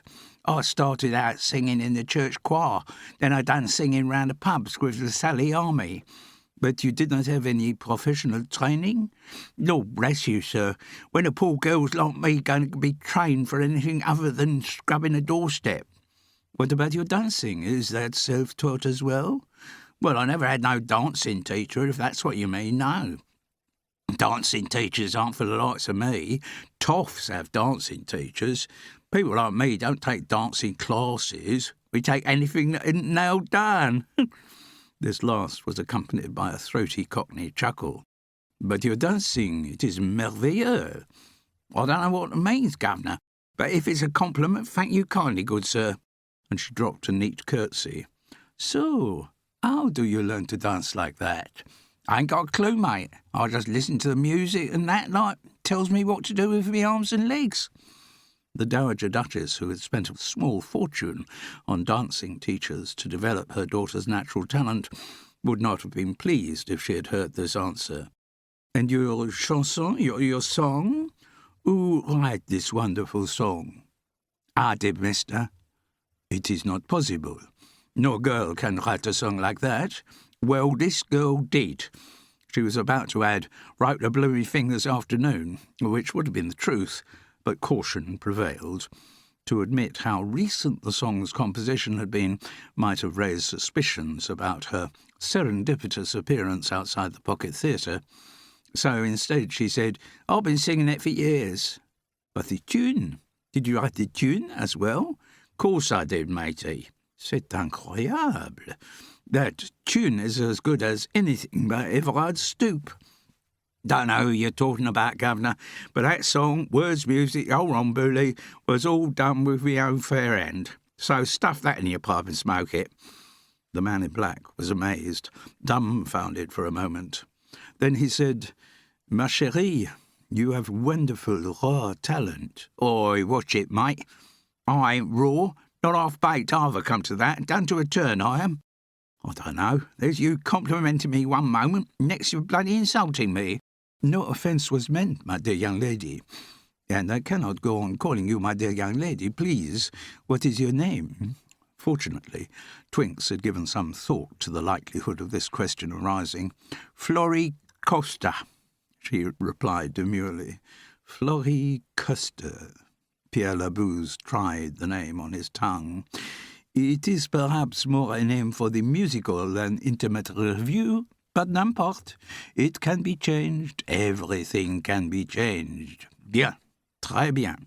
The impresario extracted a card from his coat pocket and scribbled an address on it. "Come to this place tomorrow morning at 9 o'clock sharp, and I will transform you into the biggest star the world has ever seen." As she walked back to the Savoy to face more disbelief from the staff at reception, Twinks thought to herself that her plan had gone rather well. Chapter 10. Threats of Matrimony. It wasn't at that moment much fun being Giles Whiffler Tortington. For a start, he had no idea where he was. Straight after his abduction from outside the Pocket Theatre, the two men who'd manhandled him into the Black Saloon had blindfolded him. He had then been driven a relatively short distance, which suggested he was still in London, to what he took to be a private house. Only once inside had his blindfold been removed. He had found himself in a small apartment, all of whose windows had closed shutters on the outside. The room in which he was incarcerated had functional furniture and no pictures on the walls. A large radiator mitigated the springtime chill. The main door was double-locked, and if he had contemplated escape, the continual presence of his two abductors would have foiled such plans. His guards proved to be singularly uncommunicative, hardly exchanging more than a few words with each other, and certainly none with him. His inquiries as to where he was and what was going to happen to him might as well have remained unvoiced. They elicited no information, nor did questions about who was imprisoning him and why. Whiffler was not physically mistreated, though the muscular bodies of his minders and the open way they wore their revolvers suggested that if he did resort to fisticuffs, he wouldn't stand a chance. And the unchanging diet of ham sandwiches, without mustard for God's sake, made him long for the nursery food at the Gren. He also missed his regular hauntings of London's stage doors. Above all, he missed Frou-Frou Gavotte. Like many prisoners before him, he began to lose track of time. The shutters on the windows prevented him from seeing the outside light change, and perhaps with a view to disorienting him further, the two men in black had confiscated his pocket watch. There was a reasonably comfortable bed, but whether he found the welcome oblivion of sleep in the daytime or night-time, he had no means of knowing. Perhaps, fortunately, he did not know about the £100,000 ransom demanded for his safe return to his former life, nor the fact that that deadline had long since passed without any of the threatened consequences. Then, suddenly, who could say how many days into his incarceration, someone new was admitted into the apartment. The man wore the face of a pugilist who had gone a few hundred rounds too many. He had cauliflower ears, and his nose shared qualities with a cauliflower too. But he was smartly dressed in a suit of sober black, and at his throat was the white band of a dog collar. "Good morning, Mr. Tortington," he said in a voice of sonorous profundity. "I've come to discuss the arrangements for your wedding."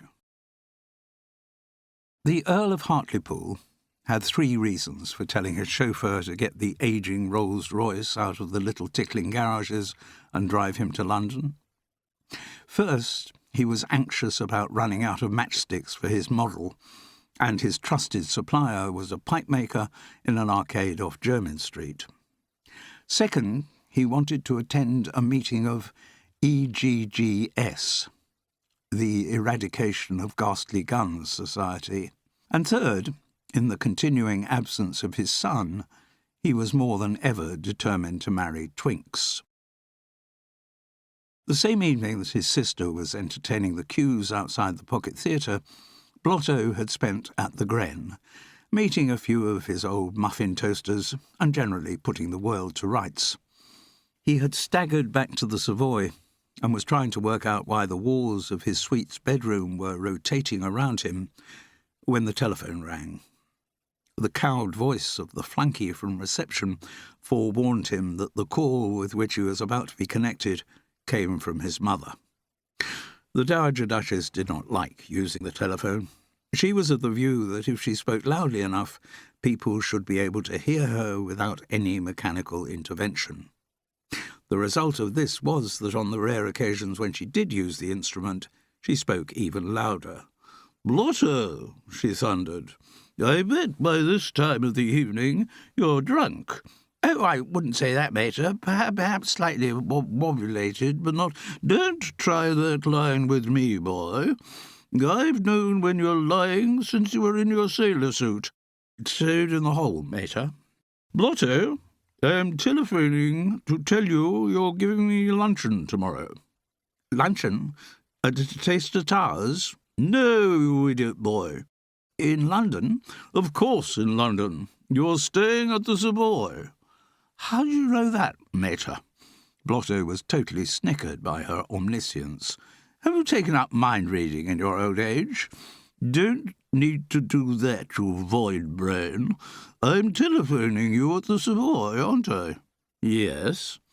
So, the fact that you're answering from the Savoy suggests that's where you are. Surprised, Blotto could not but admit, yes, I suppose it spoffing well does. There's no need to use the language of the barracks, Blotto. Sorry, Mater. He was seriously worried. The Dowager Duchess clung to her ancestral home like a limpet to the rock which her facial features so thoroughly resembled. Only something on the scale of a coronation would detach her from the fastness of Taster Towers, and the fact that she was coming up to London specifically to see her son boded ill for him. Blotto didn't have to wait long to find out the nature of the latest threat to his sunny equilibrium. The luncheon table tomorrow will be for 4, his mother boomed. You, me, Twinks, and who? He asked. Then, trying to remember what his English beak at Eton had taught him, he tried, Whom? Your sister will not be involved, said the Dowager Duchess ominously. One of your guests will be the Countess of Lytham St. Anne's. Ticky-tocky, came the vague response from Blotto, to whom the name meant nothing. And the other will be her daughter, Araminta French Window. Broken biscuits, Blotto murmured inwardly. Though, having been told off so forcibly for a spoffing, he wasn't about to use such language out loud to his mother. I thought, he said in a wavering voice, that I wasn't going to meet the filly till the Hunt Ball. The previous schedule has been moved forward, the Dowager Duchess responded. The Countess and I have discussed the matter. We both feel it would be convenient to get the ceremony out of the way before the next hunting season starts. Can't be faffing around with weddings when one should be focusing on foxes. You and Araminta will therefore be getting married in September. Blotto felt as though the last sustaining guy rope of his personality had just snapped in a tornado. Immediately after this upsetting telephone conversation, he had gone straight across the landing to Twinks's suite. His sister was bound to have some fruity scheme to extricate him from the current glue pot. But when he knocked on the door, there was no reply.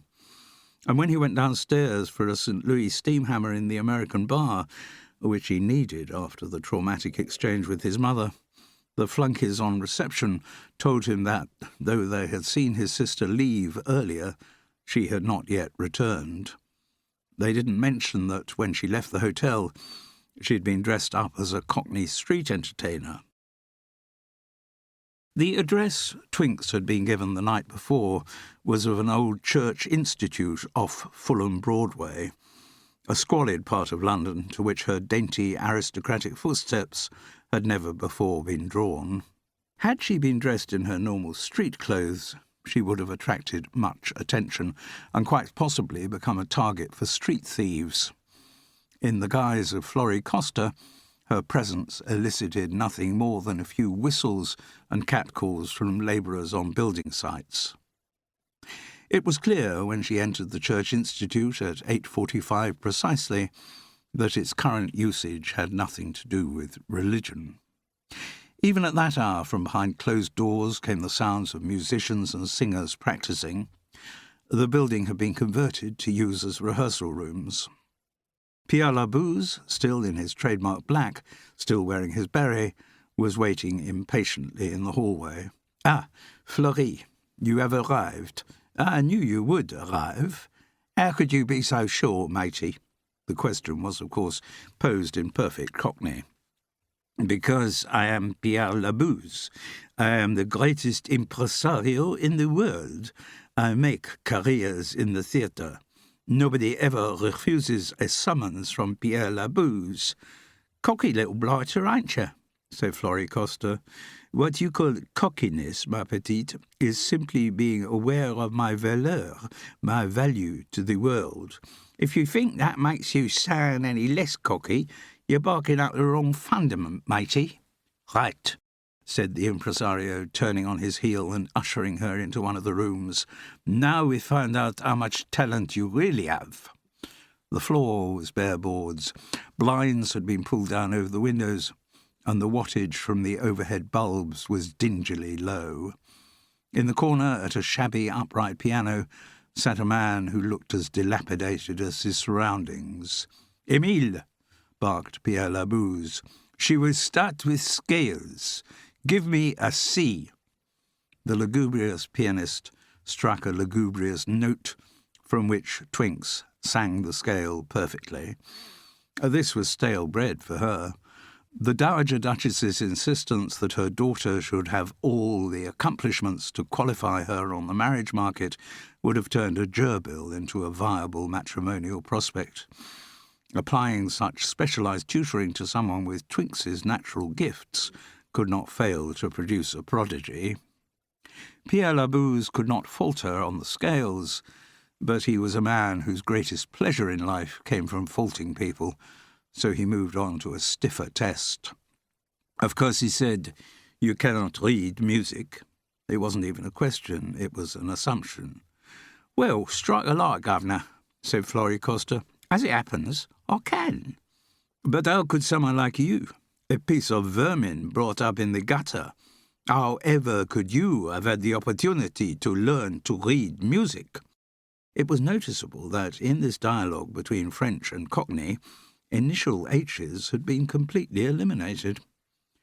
Twinks realised she had put herself in danger of blowing her cover, so she thought quickly before responding. "Self-taught, old cock, that's me. Had to make the time to learn the dots. Got up at 4:30 every morning to get me 7 little brothers out of bed, 'cause there's just me to look after them since the cholera took away our mother and our dad fell in the Thames. So every morning I have to see me little brothers is dressed and fed with bread and dripping, including little Tim with a gammy leg and the crutches." She feared she was straying rather into Dickens territory, and did a bit of self-correction. "Then, when I've got them to the board school, I go down Covent Garden to pick up any loose flowers what got dropped by the other sellers, and I get together a few bunches what I can sell on the street outside St Paul's Church there."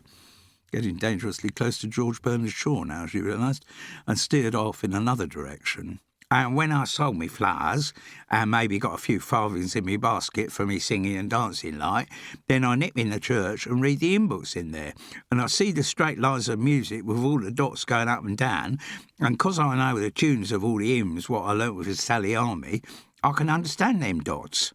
She looked at Pierre Labouze with a winning smile. "And that's how I learnt to read music." The impresario was silent for a moment. Twinks worried that she might have slightly over-egged the pudding, but then he threw his arms around her and, sobbing, announced, "But that is so triste. It is a wonderful story. It is a story the newspapers will love when you become a great star." "Oh, I just tell the truth, mister," said Florrie Costa modestly. "That's just how life is when you've been dragged up in the gutter. C'est magnifique. Such odds you have overcome, and such natural talent." He released her from his embrace and looked cannily into her eyes. "All right, I believe how you learned to read music. But the chanson, the song you sang outside the Pocket Theatre last night, the Kensington Cavalcade, I cannot believe that you wrote that. Tell me the truth. Where did you get this song from?" "Like I said, I writ it." "Vraiment?" "Absolutely bloody vraiment, whatever that means." He clearly didn't believe her. Not that that mattered too much. "Eh bien, let us now find out the extent of your dancing skills. Émile, play the mazurka." And so began a morning of frenetic singing and dancing at a level that Twinks had not before experienced. Pierre Labouze was a fiercely hard taskmaster. He had very high standards for his artistes, and he took great pleasure in berating them when those standards were not met. But he had a hard time with Twinks. Whatever song he demanded she sight-read, she sang perfectly. Whatever dance step he wished her to demonstrate, she executed in a manner that would have satisfied Diaghilev. By the end of the morning, Labouze was the one who was looking exhausted, and it was he who called for a break. Twinks was far too well-bred to sweat, but her exertions had left her in need of a little restorative nose-powdering. That aquiline feature duly powdered, it was on her return to the hall that she heard the voice of Pierre Labouze emanating from behind a half-closed door. It was evident that he was speaking on the telephone. Reminding herself that the whole purpose of her subterfuges had been to get close to the impresario and find out his connection with Whiffler Tortington, Twinks listened intently. The first part of the overheard speech concerned her exceptional skills as a singer and dancer. The kind of girl whose head was easily turned might have listened to this eulogy with rapture, but for Twinks, who had grown up from the nursery knowing she was brilliant at everything, his praise was of no interest. It was the direction in which the conversation moved on that riveted her attention. "So," Labouze was saying, "she is merveilleuse. She will be a sensation in my next revue. Already I am planning a sequel to Light and Frothy, which will be called Light as a Feather. In that show, I will launch Florrie Costa as the new Pierre Labouze discovery. But," his voice took on a lower and more conspiratorial tone, "she will also be perfect for our other purposes. We can make a lot of money from her. The right kind of buyer will pay way over the odds for someone of her talent and beauty." Twinks's exquisite brow wrinkled. Was the idea to sell her into white slavery? If so, they would soon find out the kind of Britannia's daughter they were up against. More importantly, who was at the other end of the telephone line? Who was Labouze's co-conspirator? That question was quickly answered. "And I am sure, with your contacts, the right husband for her can be quickly found. Wouldn't you agree, Everard?" Chapter 11. She Who Must Be Obeyed. "To lose one parent may be regarded as a misfortune," said Everard Stoop. "To lose both would leave you an orphan." He was at his customary post at the Savoy American Bar, surrounded by his customary coterie, who let out their customary appreciative laughter at his latest witticism. "Being a parent," the celebrated wit continued, "is giving hostages to fortune, and who knows what ransom fortune will ask for your children's return." This again was to the coterie Everard Stoop's funniest remark since his previous one. "In loco parentis," he went on, feeling he had not exhausted the subject, "means travelling by train with one's parents." More sycophantic laughter. "To be a parent is to give up." Everard Stoop rarely stopped in mid-aphorism. Certainly none of his coterie would have dared to interrupt him. So, as on this occasion, he interrupted himself. The reason for his depriving his audience of another leaden witticism was the arrival, supported by a stick on one side and the arm of her son, Devereux Lyminster, on the other, of the Dowager Duchess of Taster. They were passing through the American Bar on their way to the grill room. Leaving his tall stool, long tortoiseshell cigarette holder and martini, Everard Stoop stepped towards them. "Your Grace," he said to the Dowager Duchess, "how enchanting it is to see you again." She turned on the writer the look she reserved for Labrador puppies who had misbehaved on the carpet of the blue morning room. "And who are you?" she asked, with a froideur which immediately halved the ambient temperature of the American Bar. "I am Everard Stoop, Your Grace." He He waited for a response of recognition. Receiving none, he went on. Composer, pianist, lyricist, sketchwriter. My show, Light and Frothy, is currently running to reactions of audience ecstasy at the Pocket Theatre. Still getting nothing back from the north face of the Dowager Duchess, he elaborated. You and I were introduced at a weekend party at the Marquis and Marchioness of Tolworth's country house, Brinkman's, where I had the honour of providing after-dinner entertainment at the piano.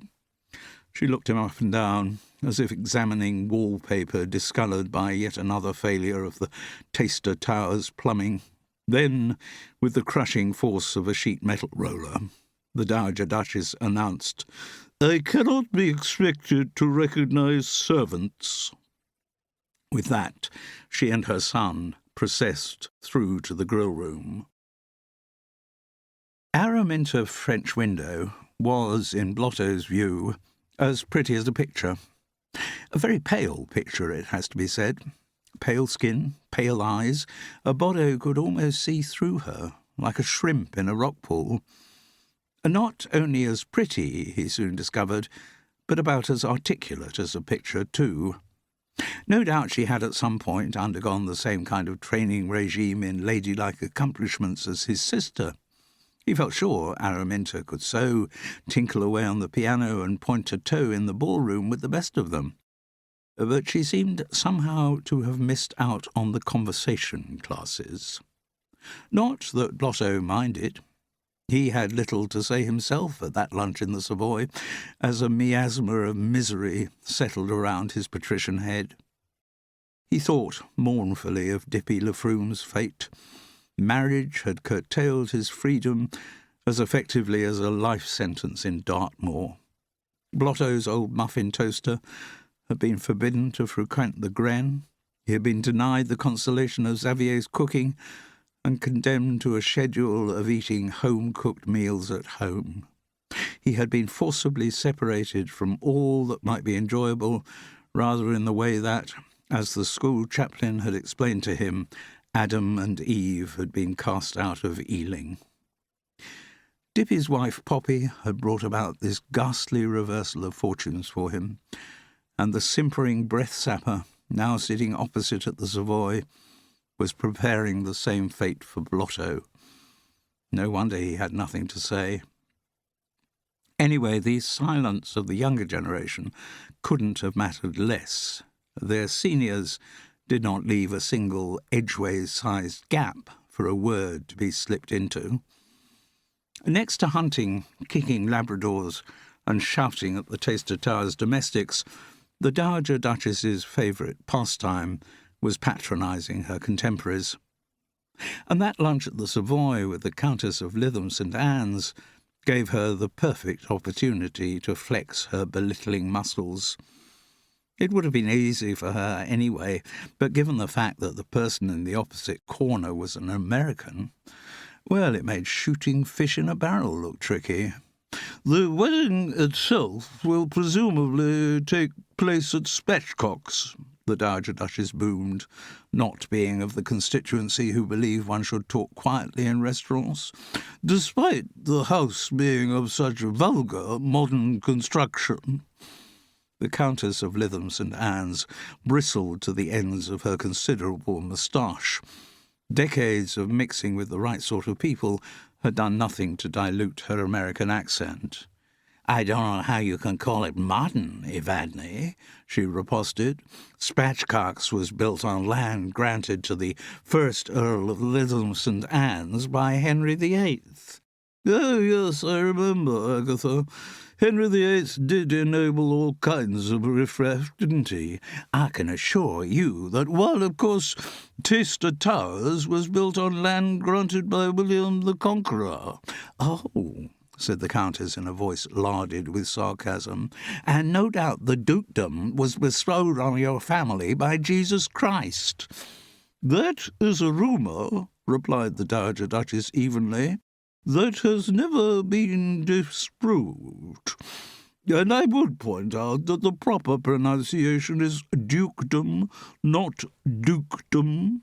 Now, as to the date of the ceremony, September, isn't it, Mater? Said Blotto miserably. Before the hunting season begins. You said the two of you had discussed it. The Countess of Lytham St. Anne's bridled. I can assure you no such discussion has taken place. Don't be tiresome, Agatha, said the Dowager Duchess. I have made the decision. I am not having the Taster-Tars hunting programme upset by something as trivial as a wedding. The ceremony will, in fact, take place on September the 14th. The Countess, now very much on her high horse, bridled again. Might it not be more appropriate, Evadne, for you to ask me, as the owner of Spatchcocks and the mother of the bride, what I would consider a suitable date? No, replied the Dowager Duchess. You know full well that in the English aristocracy a duchess outranks a countess. And in any circumstances on God's earth, someone who has had the inestimable good fortune to be born British outranks an American. So, in this manner, or indeed any other, I make the decisions, and I have decided that the wedding between my son and your daughter will take place on September the 14th. Now, let's talk about the other personnel who will be involved. Blotto will need a best man. That will be his elder brother, the Duke. Oh, said her son, not a little dismayed.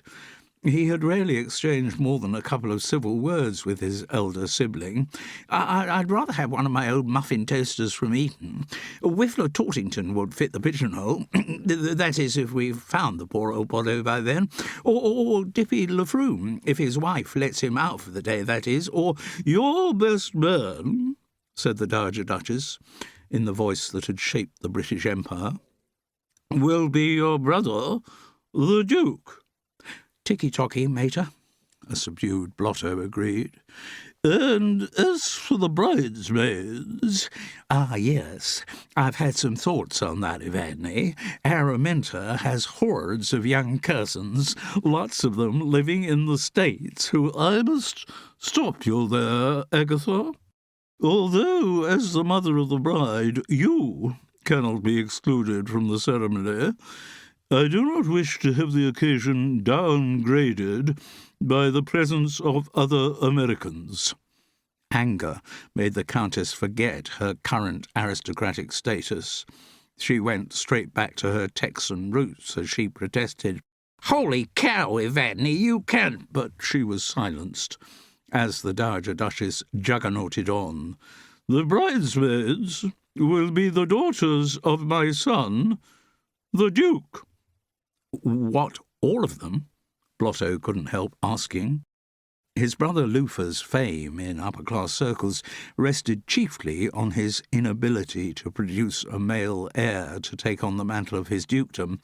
Well aware of the duties that came with his position, the Duke continued regularly to impregnate his wife Sloggo, and she continued to produce daughters.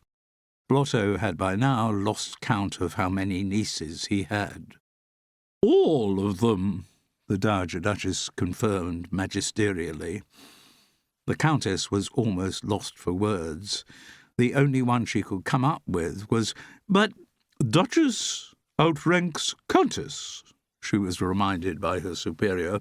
"So, you will see to it, Agatha, that an announcement of the engagement and the wedding date of September the 14th will appear in the Court Circular of the Times next Monday." "Why should it not appear earlier, Evadne?" "Because the right sort of people will be involved in heist parties in the country on Friday, Saturday and Sunday, and nobody gives their full attention to a newspaper at a house party. They focus better on Mondays." "And what?" asked the Countess. "Shall I put the same announcement in the Daily Telegraph next Monday as well?" "No announcement will appear in the Daily Telegraph," boomed the Dowager Duchess. "We don't want servants reading about our affairs. The Countess of Lytham St Anne's managed to get out another "but" before the Dowager Duchess went on. "Needless to say, there will be financial details to be sorted out before the union takes place. I will brief my man of business and rely on you to do the same, Agatha." "Of course, Evadne," agreed the Countess, now completely vanquished. "So, all that remains to conclude the practical side of this very convivial luncheon." The Dowager Duchess, Blotto reckoned, had a very different definition of the word convivial from that in common currency. "Is for us to drink a toast in the Savoy's best champagne to the happy couple." As the two old dinosaurs of the peerage raised their glasses, Blotto found himself also questioning the definition of the word happy. Looking covertly across at the life sentence sitting opposite, he didn't think Araminta French Window looked very happy either. She was still as silent as the second and third F's in her surname. It was as they were walking through the Savoy foyer after lunch that they were greeted by someone Blotto recognised. The tweed suit hanging loosely on the thin frame, the tufts of hair flying in all directions, even the hands still discoloured with dust and glue, left him in no doubt that the Earl of Hartlepool had arrived. "Hello, any news of Whiffler?" asked Blotto. Whiffler? "Your son, Giles." Why should there be any news of him? "Well, he has been abducted, hasn't he?" Finally, the Earl of Hartlepool's memory re-engaged. "Oh, yes, so he has. Do you know, I'd forgotten all about that." Whatever his faults, over-sentimentality about his only child could not be counted amongst them. He turned to the Dowager Duchess. "Good afternoon, Evadne." "Cyril, how good to see you." She had instantly forgotten the mother and daughter with whom she had just had lunch, making no attempt to effect introductions, and indeed completely cutting them out of the conversation. Again, it was a matter of status. Though Araminta's mother was a countess, and therefore of comparable rank, the Earl of Hartlepool was a man, and took precedence. Also, on the Dowager Duchess's scale of values, he did not suffer the appalling disqualification of being American. What was also in his favour was the fact that she knew him to be extraordinarily rich, which may have had a big part in prompting the reaction it did when the Earl announced, "I want to marry your daughter, Honoria." "Really, Cyril?" said the Dowager Duchess. "What an excellent idea!"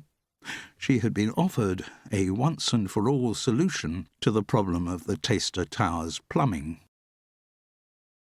That evening, it was again cocoa that they had sent up to Twinks's suite. Comfort was what they needed, but even the comfort of cocoa was inadequate in their current circumstances. "Have we ever been in such a treacle tin?" asked Blotto mournfully. "Both of us lined up to twiddle the old reef knot at the same time. Come on, Twinks, me old combine harvester. You're a whale on wriggling out of tight spots. Surely you can thread your way through this particular needle." "You're bang on the nose, Blotters. Usually I can bat back anything the stenches of this life pelt me with. But in this case," her voice descended to the same level of despondency as his, "I'm up against the mater." "Tough Gorgonzola," said Blotto, and he meant it. "And if the mater's got her mind set on the idea of me becoming the Countess of Hartlepool, a stampeding herd of buffalo wouldn't make her change it." "No," her brother agreed gloomily. "Any buffalo worth the name would simply turn tail at the sight of her." There was a sombre silence before he went on. "And she's equally determined to see me manacled to Araminta of the Silent F's." "Desolation heaped on desolation," murmured Twinks. Now, though deficient in the intellect department, Blotto was as honourable as the day is long, or short according to the time of year. The interior of his brain was as pure as the driven snow, showing no track marks of anything as intrusive as a thought. and it had certainly never played host to an unworthy thought. Until that moment, a little-used synapse inside his brain connected two equally underemployed neurons, and the unworthy thought was born. Someone more used to entertaining unworthy thoughts would have kept quiet about it. Unworthy thoughts are not often voiced without unwished-for consequences. But to Blotto, the arrival of one was so unprecedented that he immediately shared his unworthy thought with his sister. "Just had a stirring amongst the grey cells, Twinks, me old gravy boat." "Yes? Well, my thought it was, the Earl of Hartlepool has lots of the old jingle-jangle, doesn't he?" "Undoubtedly. But if you think that makes the old Ammonite even mildly attractive to me, then rein in the roans a moment, Twinks. Let me finish my round." His sister was appropriately silent. "So, the Earl's got the golden gravy trickling out of his ears, much more so than the Countess of Lytham St. Anne's." "Yes, give that pony a rosette," Blotto continued, "which means more of the old spondulics will come into the Lyminster coffers from your twiddling the reef knot with the Earl of Hartlepool than will come from my twiddle with Araminta French Window." "Still yes. So your proposed marriage will bring in more than enough to sort out the Taster Towers plumbing." Yet another yes, which means, Blotto came triumphantly to his conclusion, if you got twiddled with the Earl of Hartlepool, the plumbing will be sorted, and there would not be any need for me to get twiddled with Araminta French Window. He knew, from the look on his sister's face, that he had gone way beyond the barbed wire. Her eyes drilled through to the core of him and exposed what he now knew to have been an unworthy thought. He tried unsuccessfully to make up the ground he'd lost. "Sorry, Twinks, me old rhubarb forcer. Wrong words came out of the old tooth trap. I meant to say, to sort out the Taster Towers plumbing, only one of us needed to get married. And then was going to suggest that it should be me who made the ultimate sacrilege." "I think you'll find sacrifice is the word you're looking for, Blotto," said his sister coolly. She didn't berate him any further. She didn't need to. Blotto knew how far he had gone outside the rule-book and was appropriately chastened. Deftly, Twinks changed the subject. "The Earl of Hartlepool's plan, so far as I can ascertain from the mater, is that he and I should get married as soon as possible, and that as soon as possible after that I should bear a son and heir to the Hartlepool title and estates." "Toad in the hole," said Blotto, "thus disinheriting Whiffler, which would be an absolutely horrendous thing to happen." "So, what are you going to do, Twinks?" "Well, I'm going to find Whiffler and rescue him. But how, by Denzil, will you manage to do that? I've already got the bloodhounds in full cry. I am certain that the person through whom I will track him down is Pierre Labouze." And Twinks quickly brought her brother up to speed with the progress she had made in contacting the impresario. Her previous gloom had melted away like a cloud in the face of summer sun. "Don't don your worry boots, Blotters," she announced. "We'll find a way out of these glue pots. We'll see to it that Whiffler doesn't get disinherited." Blotto didn't think it was probably the moment to say that the one aim of Giles Whiffler Tortington's life was to get himself disinherited. Chapter 12. Devious Plans. "There's no way around it, matey. It's going to happen, so you may as well get used to the idea." It was the second visit to Whiffler's place of incarceration from the clergyman, whose face looked as if it had been tenderised with a mallet, and whose sonorous vowels had been born within the environs of Bow Bells. "But I don't want to get married," Whiffler complained. "Or rather, I do want to get married, but I want to get married to the person I want to get married to." Through this tangled syntax, the clergyman, whose name, by the way, was the Reverend Jeremiah Enge, got the young man's drift. "Sorry, matey," he said, unapologetically. You don't have any say in the matter. But aren't I at least allowed to know the name of the poor green cage who I've got to twiddle the reef knot with? Not till after the ceremony, said the Reverend Ange. But that's inhuman, Whiffler protested. It's the kind of thing that may happen in primitive countries that don't know any better. But we're in England, the spoffing cradle of freedom. Forced marriages just don't happen here. No? Seem to happen every day with your lot. How much choice does the average toff have about who they end up spliced to? It's all arranged by the parents, like a deal on the blooming stock exchange. It may look like that, but doesn't just look like that, it is like that. But what possible benefit can come from me being saddled with an unknown filly? Quite a lot of benefit. Financial benefit? You betcha. Otherwise my bosses wouldn't be going through this old rigmarole, would they? And who are your bosses? Wouldn't you like to know? When I was in bed last night, said Whiffler, and the two gorillas who were meant to be guarding me thought I was asleep, I overheard them talking to each other. Oh, yeah? And they said £100,000 ransom was demanded for my safe return. Possibly. They said it hadn't been paid. Maybe not. Well, I can assure you it never will be paid. My aged P's never been sentimental about me. So? So, the financial benefits arising from my abduction are already £100,000 down. Yes.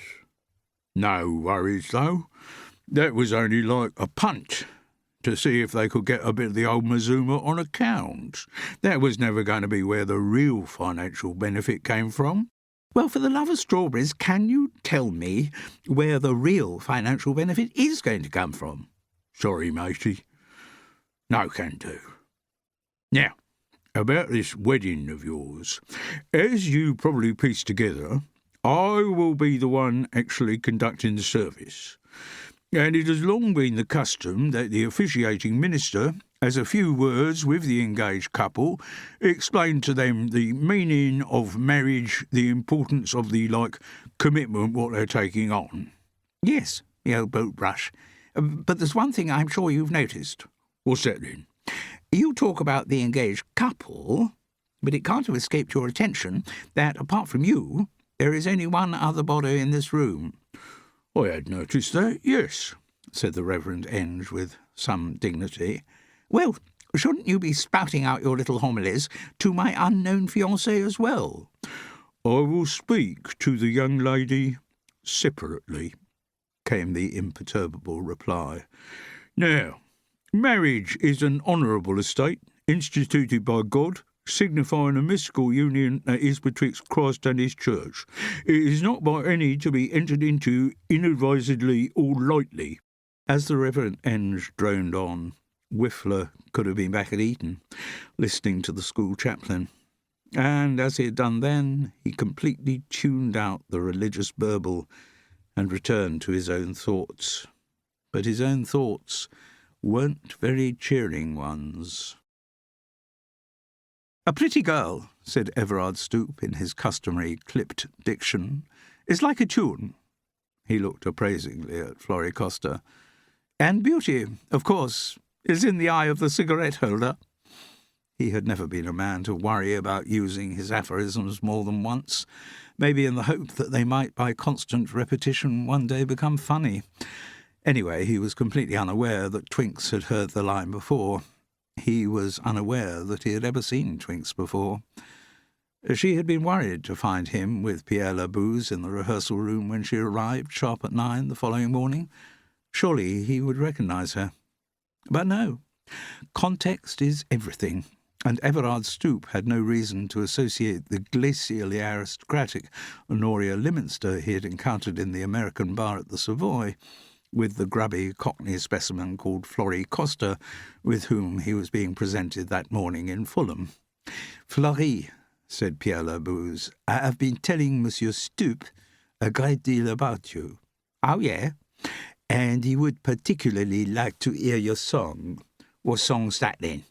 "The one I heard you singing outside the Pocket Theatre." "Oh, Kensington Cavalcade." "Voilà. Do you have the sheet music for it? Emile will accompany you." "Nah, I ain't got no dots written down. All in me head. But don't fret yourself. I can sing it unaccompanied like I did then. You ready? Oui, said Pierre Labouze. And Twinks, in her guise as Florrie Costa, launched into a note-perfect rendition of Kensington Cavalcade. At the end, Pierre Labouze could not prevent himself from applauding. Everard Stoop, by contrast, did not move a limb. There was a sour expression on his thin face as he said, "And you claim to have written the song yourself?" "Course I done, Governor. What you think? I bloomin' nicked it from someone else?" "That is exactly what I'm thinking." "Well, I wrote it, all with me own fair hand, and that's the truth, pure and simple." "The truth," said Everard Stoop, "is rarely pure and often extremely complicated." "But you have to admit she is good. She has the talent, no?" urged Pierre Labouze. "The girl has a certain naive competence, I agree. But if she wrote that song, then I'm the Emperor of China." Clearly worried that it was rather better than anything he had ever written, he turned again to Twinks. "Tell me who wrote it, really. Was it Noel Card?" "No, it was not Noel Card," she responded in her own icy voice, but before they could notice the lapse, went on as Florrie, "How many times do I have to tell you I wrote the blooming thing myself, and that's the truth?" "Truth," observed Everard Stoop, "is stranger than lots of things people make up." "Are you suggesting I'm making things up?" "To make one suggestion may be regarded as a misfortune to make—" "Never mind this," said Pierre Labouze. "A dancing, a singing. It is magnifique, n'est-ce pas?" "Yes, yes," Everard Stoop responded testily. He never liked being interrupted in mid-bon mot. "A couple of years in my revues on the West End stage, and then, for our purposes, she will be parfait, no?" "She certainly has the potential," the writer conceded. "So it is just down to you, Everard, to use your contacts in the right places?" "Yes, I know. You can rely on me. I will find the right place for her." He spoke snappishly, still feeling upstaged by the excellence of Kensington Cavalcade. As Honoria Lyminster, Twinks was getting extremely annoyed by being referred to like a commodity, and she reckoned Florrie Costa wouldn't be exactly chuffed by the treatment either. "Could you tell me what the bloomin' heck you're on about? You may not have noticed, but I am still here, you know." "It is not your business," said Everard Stoop dismissively. "If it concerns my future, then it certainly is my flaming business." "Oh, don't be tiresome, you little chit. Someone like you doesn't know the meaning of the word business." "No?" Then Florrie Costa said in her best Cockney, "Business is the marriage of creativity and enterprise whose offspring is profit." Everard Stoop looked very peeved. The girl wasn't only better at writing songs than he was, she also came up with better bon mots. Blotto's morning started later than his sister's.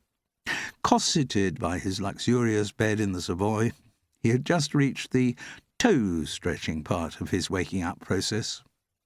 He was in a blissful haze of indecision, not yet sure whether he had the energy to shave, bathe, dress, and go down to eat in the hotel restaurant, or whether he'd just have breakfast sent up to his suite, when the bedside telephone rang.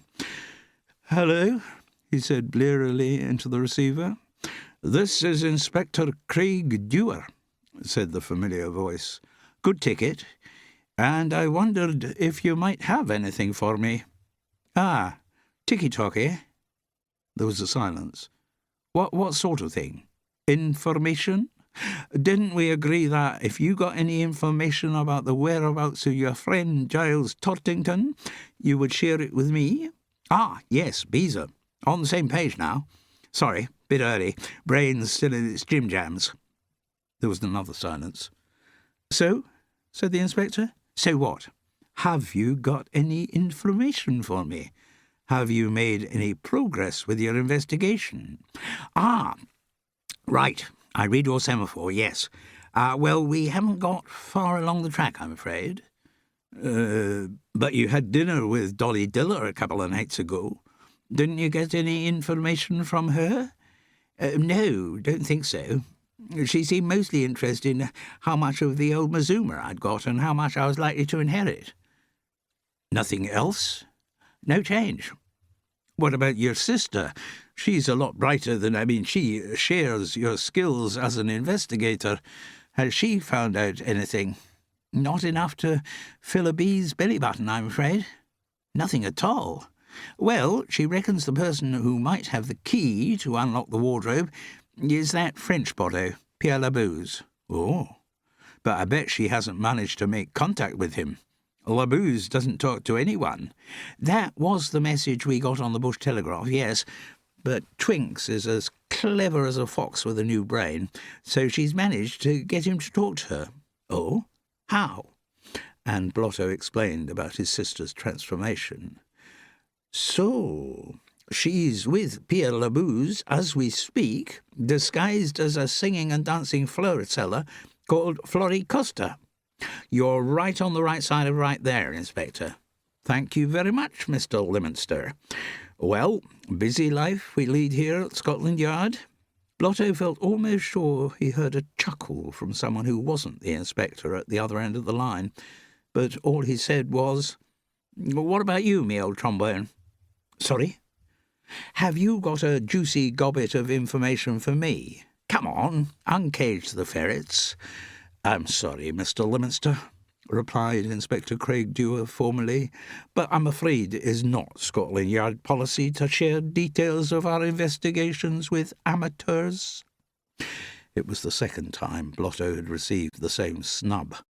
He couldn't help feeling, after he put the telephone down, that when it came to the matter of sharing information, his relationship with the inspector was a trifle one-sided. The house occupied by Madame Clotilde of Mayfair contained 4 distinct areas. The ground floor was taken up by her salon, where wealthy women were measured and fitted for hunt balls, coronations, or royal funerals. On the floor above were the sewing rooms, where the couturiers' designs for dresswear and theatrical costumes were actually made. The basement, as Twinks had found out, was the centre of operations for Madame Clotilde's disguise and transformation activities. Then the 2 floors at the top of the house made up the couturier's private apartment. And it was there that, since her reunion with Corky Froggatt, Madame Clotilde, or Yvette, had spent most of her time. Though neither participant was in the first flush of youth, their mutual ardour seemed to be undiminished, and their rekindled love made them both feel younger than ever. "We will never part, mon chéri," said Yvette. "Jamais." "Jammy?" the chauffeur echoed. "Yes, I've always had things jammy." They both laughed. It was a private joke that they had shared in France. But Corky, her way of saying his name, never failed to make the few hairs on the front of his shins tingle. "Nothing now can stop us from being together forever." "Nothing," he said, "except my duty." "Pouf," she said, as only a French woman can say pouf. "That is what you always said during la guerre. But now la guerre is over. You have no duty to anyone now, Corky, except to little moi." The chauffeur did not think it was the moment to tell her that all other loyalties in his life would have to give way to the loyalty he felt to the Leominster family, and particularly to his young master. He knew that you had to ration truth when in the company of women. The first item on that morning's agenda for the Eradication of Ghastly Guns Society committee meeting was apologies for absence. The first item on every English committee meeting's agenda is always apologies for absence. Some outside observers have been known to comment that it said something about the national character. Would the members of any other nation start with apologies? Such reflections did not trouble the brain of the Earl of Hartlepool, nor did he have any interest in item 2 on the agenda, minutes of the last meeting, because he hadn't attended the last meeting. He couldn't wait to get on to item 3. The meeting of EGGS was taking place in a private room at Biddle's, a gentleman's club of much starchier demeanour than the Gren. It was here that the Earl of Hartlepool, on his rare visits to the metropolis, invariably stayed. Around the table sat the usual components of such committees. There were a couple of minor peers of the realm, a retired judge who didn't seem to realise he was no longer in court, a superannuated colonel who had had a good war, in the sense that he'd survived it, and two members of the great and the good, whose only activity was appearing on a variety of committees. There was also a younger man who was an idealist in the matter of banning guns. The rest of them treated his naivety with tolerant cynicism. Youth must be indulged. He was in his late 60s. A lot of other committees might also have featured female representatives. The country was crowded with women who, having bossed their families into submission, were on the lookout for other people to boss, and committees supporting whatever cause, though most usually interference into the lives of the underprivileged, were a natural outlet for such frustrated energy. The chairman of the Eggs Committee, however, was a profound misogynist. At home, he submitted continuously to the will of his wife, who was on endless committees, and he did not want that situation to cast a cloud over his public life as well. So he decreed that no women should be allowed onto the Eggs Committee, and he prevented his ruling from being challenged by insisting that all meetings should be held at Biddle's, an institution onto whose premises since its founding only one female had ever strayed. This was still referred to by members, muttering in corners, as the great bishop and actress incident of 1889. Right, said the chairman. Item 3 on your agenda. Definition of the word gun. The Earl of Hartlepool beamed. It was at his instigation that this topic had made its way onto the agenda, and he had lobbied hard with the chairman and secretary to ensure that it got an early place in the listing. He knew how frequently items down towards the end failed to be discussed for lack of time. Maybe you'd like to start us on this one, Cyril, said the chairman. Well, yes, thank you. It is something to which I have given a lot of thought. The question we really have to ask is gun an adequate word to describe all of the kind of weaponry which we wish to ban? It's been perfectly adequate in the past, asserted the retired judge. But does it cover the vast range of firearms which are now available, or have been available in the past? Cannon, mortar, flintlock, arquebus, musket, howitzer. You can go on with your list as long as you like, Cyril, said the retired judge testily. The fact is, they're all guns. That is the word to describe them. You say the word gun, and people in general know what you're talking about. That may be all right now, Cedric, the Earl cautioned. But what about in the future? What about in the bloody future? Demanded the retired judge. Cedric, I must ask you to moderate your language, interposed the chairman. Well, I apologise, but we're wasting our time on this item. There are far more important matters for discussion later in the agenda, and we won't get around to them if we keep maundering on about the definition of the word gun. The Earl raised a polite hand. If I may just make a quick point, Mr. Chairman. Of course, Cyril, and then we must be moving on. Certainly, I would like to draw the committee's attention to the dictionary definition of a gun. It is, and I quote, a tubular weapon from which projectiles are discharged, usually by explosion. Now, I would suggest no one's arguing with your definition, Cyril. For this, the retired judge received another reprimand from the chair. But please allow Cyril to finish, Cedric. Very well, came the huffy response. The Earl of Hartlepool beamed. He was really in his element. The only thing he enjoyed more than making his matchstick model was engaging in debate of this kind.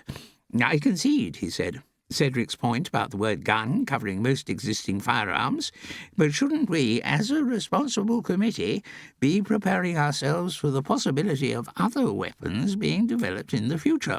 Weapons which perhaps aren't tubular. and which do not use explosions to discharge their projectiles. We don't want to be caught napping by the invention of something that does the work of a gun, but doesn't come under the traditional definition of a gun. Now, I have prepared some discussion points which I would like to circulate around the committee." The discussion of the definition of a gun continued for another 3 hours. At the end, it being lunchtime, the committee agreed, as committees always do, that a subcommittee should be appointed to consider the matter and come up with a report to be presented at the next meeting of the main committee. The other items, which there had not been time to discuss, nearly all of them, would be added to the agenda for that day. As he went through to the dining room to enjoy the nursery food of a Biddle's lunch, the Earl of Hartlepool felt the satisfaction that can only come from a good morning's work, and the glow that achievement brought to him was enhanced by the thought of his forthcoming wedding. Twinks, apparently preoccupied with Pierre la Bouse that day, her brother felt at a loose end. He knew he was faced with 2 major problems. One was finding Whiffler, the other somehow getting out of his virtual engagement to Araminta French Window. His sister was possibly making progress on the first, but he could see no escape from the life sentence represented by the second. Blotto felt deeply frustrated, unable to move in any direction. Then he had a cheering thought of something he could do. He rang the stage door of the Pocket Theatre and left a message asking whether Dolly Diller could join him for dinner after the show. He was surprised, though not alarmed, that he didn't get a message back from her. He decided not to worry, and that he would pick her up after the performance. So, after the Savoy concierge had organised him a ticket for the hottest show in London, he went to see Light and Frothy again. He was struck again that, though Frou-Frou Gavotte was pretty enough, Dolly Diller was the real bell-buzzer of the 2. He felt excited by the prospect of the evening ahead. But as he waited outside with the other stage-door Johnnies, of whose clan he still did not think of himself as a member, he was astonished that, when Dolly Diller emerged, she cut him stone dead. She looked through him like a shop window, strode past in her white fur, and got into a waiting black saloon with tinted glass. Blotto could not begin to imagine what he had done wrong. Chapter 13. A Nice Little Business. "Maybe you can explain it to me, Twinks, me old banana skin," said Blotto.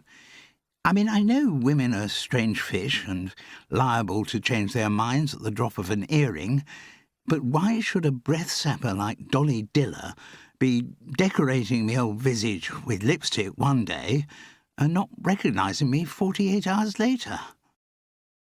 Is it possible that when you last shared nosebags here, you said something which put lumps in her custard? After their busy days, well, Twinks's busy day anyway, they were consoling themselves with late-night steaks in the Savoy Grill. Twinks was now out of her Floricosta uniform and, of course, dressed in something shimmeringly gorgeous. Blotto searched the contents of his brain. It didn't take long. "Can't think of anything. We parted as harmonious as 2 swallows on a telegraph wire." "What, you saw the young thimble to a cab?" "No, she had her own special taxi service." "And what's that when it's got its spats on?" "A black saloon with tinted glass in the windows." Doesn't that muster the old memory?" His noble brow furrowed. "Sorry, not on the same page." "Where have you seen a similar vehicle?" Twinks prompted. "Ah!" Recollection dawned. "It was just like the one that picked her up from the Pocket Theatre tonight, now I bring the brain to bear on it." "And before that?" "Before what?" Twinks, not for the first time with her brother, gave up the subtle approach. "And also," she suggested, "just like the one in which Whiffler was abducted." Blotto's jaw dropped like a trapdoor in a farce. Great Wilberforce, yes. I hadn't thought of that. Do you think there might be some connection, Twinks, me old apple core? I think there could be, Blotters. You know, the deeper we get into this case, the iffier the Stilton becomes. There was a silence. Blotto didn't say anything. He knew better than to interrupt when the delicate cogs of his sister's brain box were whirring. I keep thinking, Twinks pronounced, that it's all tied up with white slavery. Good ticket, said Blotto. Do you know what white slavery is? No, he confessed. I mean, I know that slavery is what a lot of the Leominster jingle-jangle used to come from. It's basically getting bottos to work for nothing. And I never quite know why people get so puce around the gills about that. It worked perfectly well during the feudal system. Blotto shared his mother's view that the ending of the feudal system was a retrograde step for human civilization. For families like the Leominsters, it had worked perfectly. So I know what slavery means. Not sure about the white bit. White slavery concerns women. Oh, well, nothing wrong with that. I'm not against this spoffing suffragette business. I'm all for equality. So far as I'm concerned, women should have exactly the same rights to be slaves as men. Twinks wasn't interested in her brother's liberal credentials. She went on, white slavery is the trafficking of women for immoral purposes. Ah, Blotto nodded sagely. And what does that mean? His sister leant across the table in the Savoy grill room and explained it to him. Blotto turned the colour of his rare steak. Well, I'll be battered like a pudding. What kind of stencher would do a thing like that? I'm not sure, but I think Pierre Labouze and Everard Stoop have got their grubby hands in the cake mixture. Anyway, I'm about to find out more. I have a snitch. Oh, bad luck, old girl. Want to use my snot rag? And he offered it across the table. No, Blotters. I use the word snitch in the sense of an informant. Ah, someone who is prepared to lift the dustbin lid on what's been going on. And why would your informant be prepared to uncage the ferrets? Out of the goodness of his or her heart? Oh, of course not, Blotters. Don't be such a void brain. He's doing it for money. In most areas of life, bro, a bit of the old jingle-jangle usually does the business. She looked up across the room. Ah, and here he comes, right on cue. The maitre d' had stepped across to deny entrance to the shabby figure, but at a gesture from Twinks he backed away. The newcomer wore a faded raincoat and a flat cap, neither of which he showed any intention of removing. "Thank you so much for coming," said Twinks, offering him an empty seat. "This is my brother, Blotto." Clearly it was going to be an informal chat, otherwise she would have introduced him as Devereux Leominster. "Blotto, this is Emile."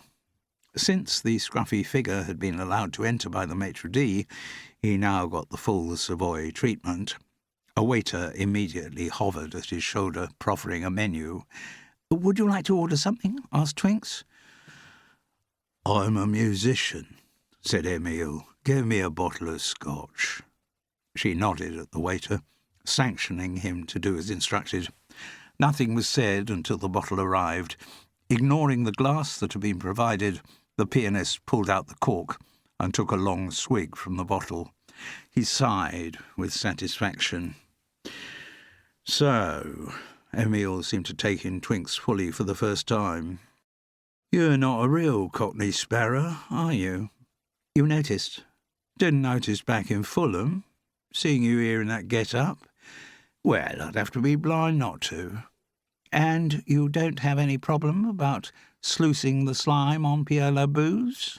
"Certainly not. When I consider the pittance he pays me as a rehearsal pianist, no, I don't have any loyalty there."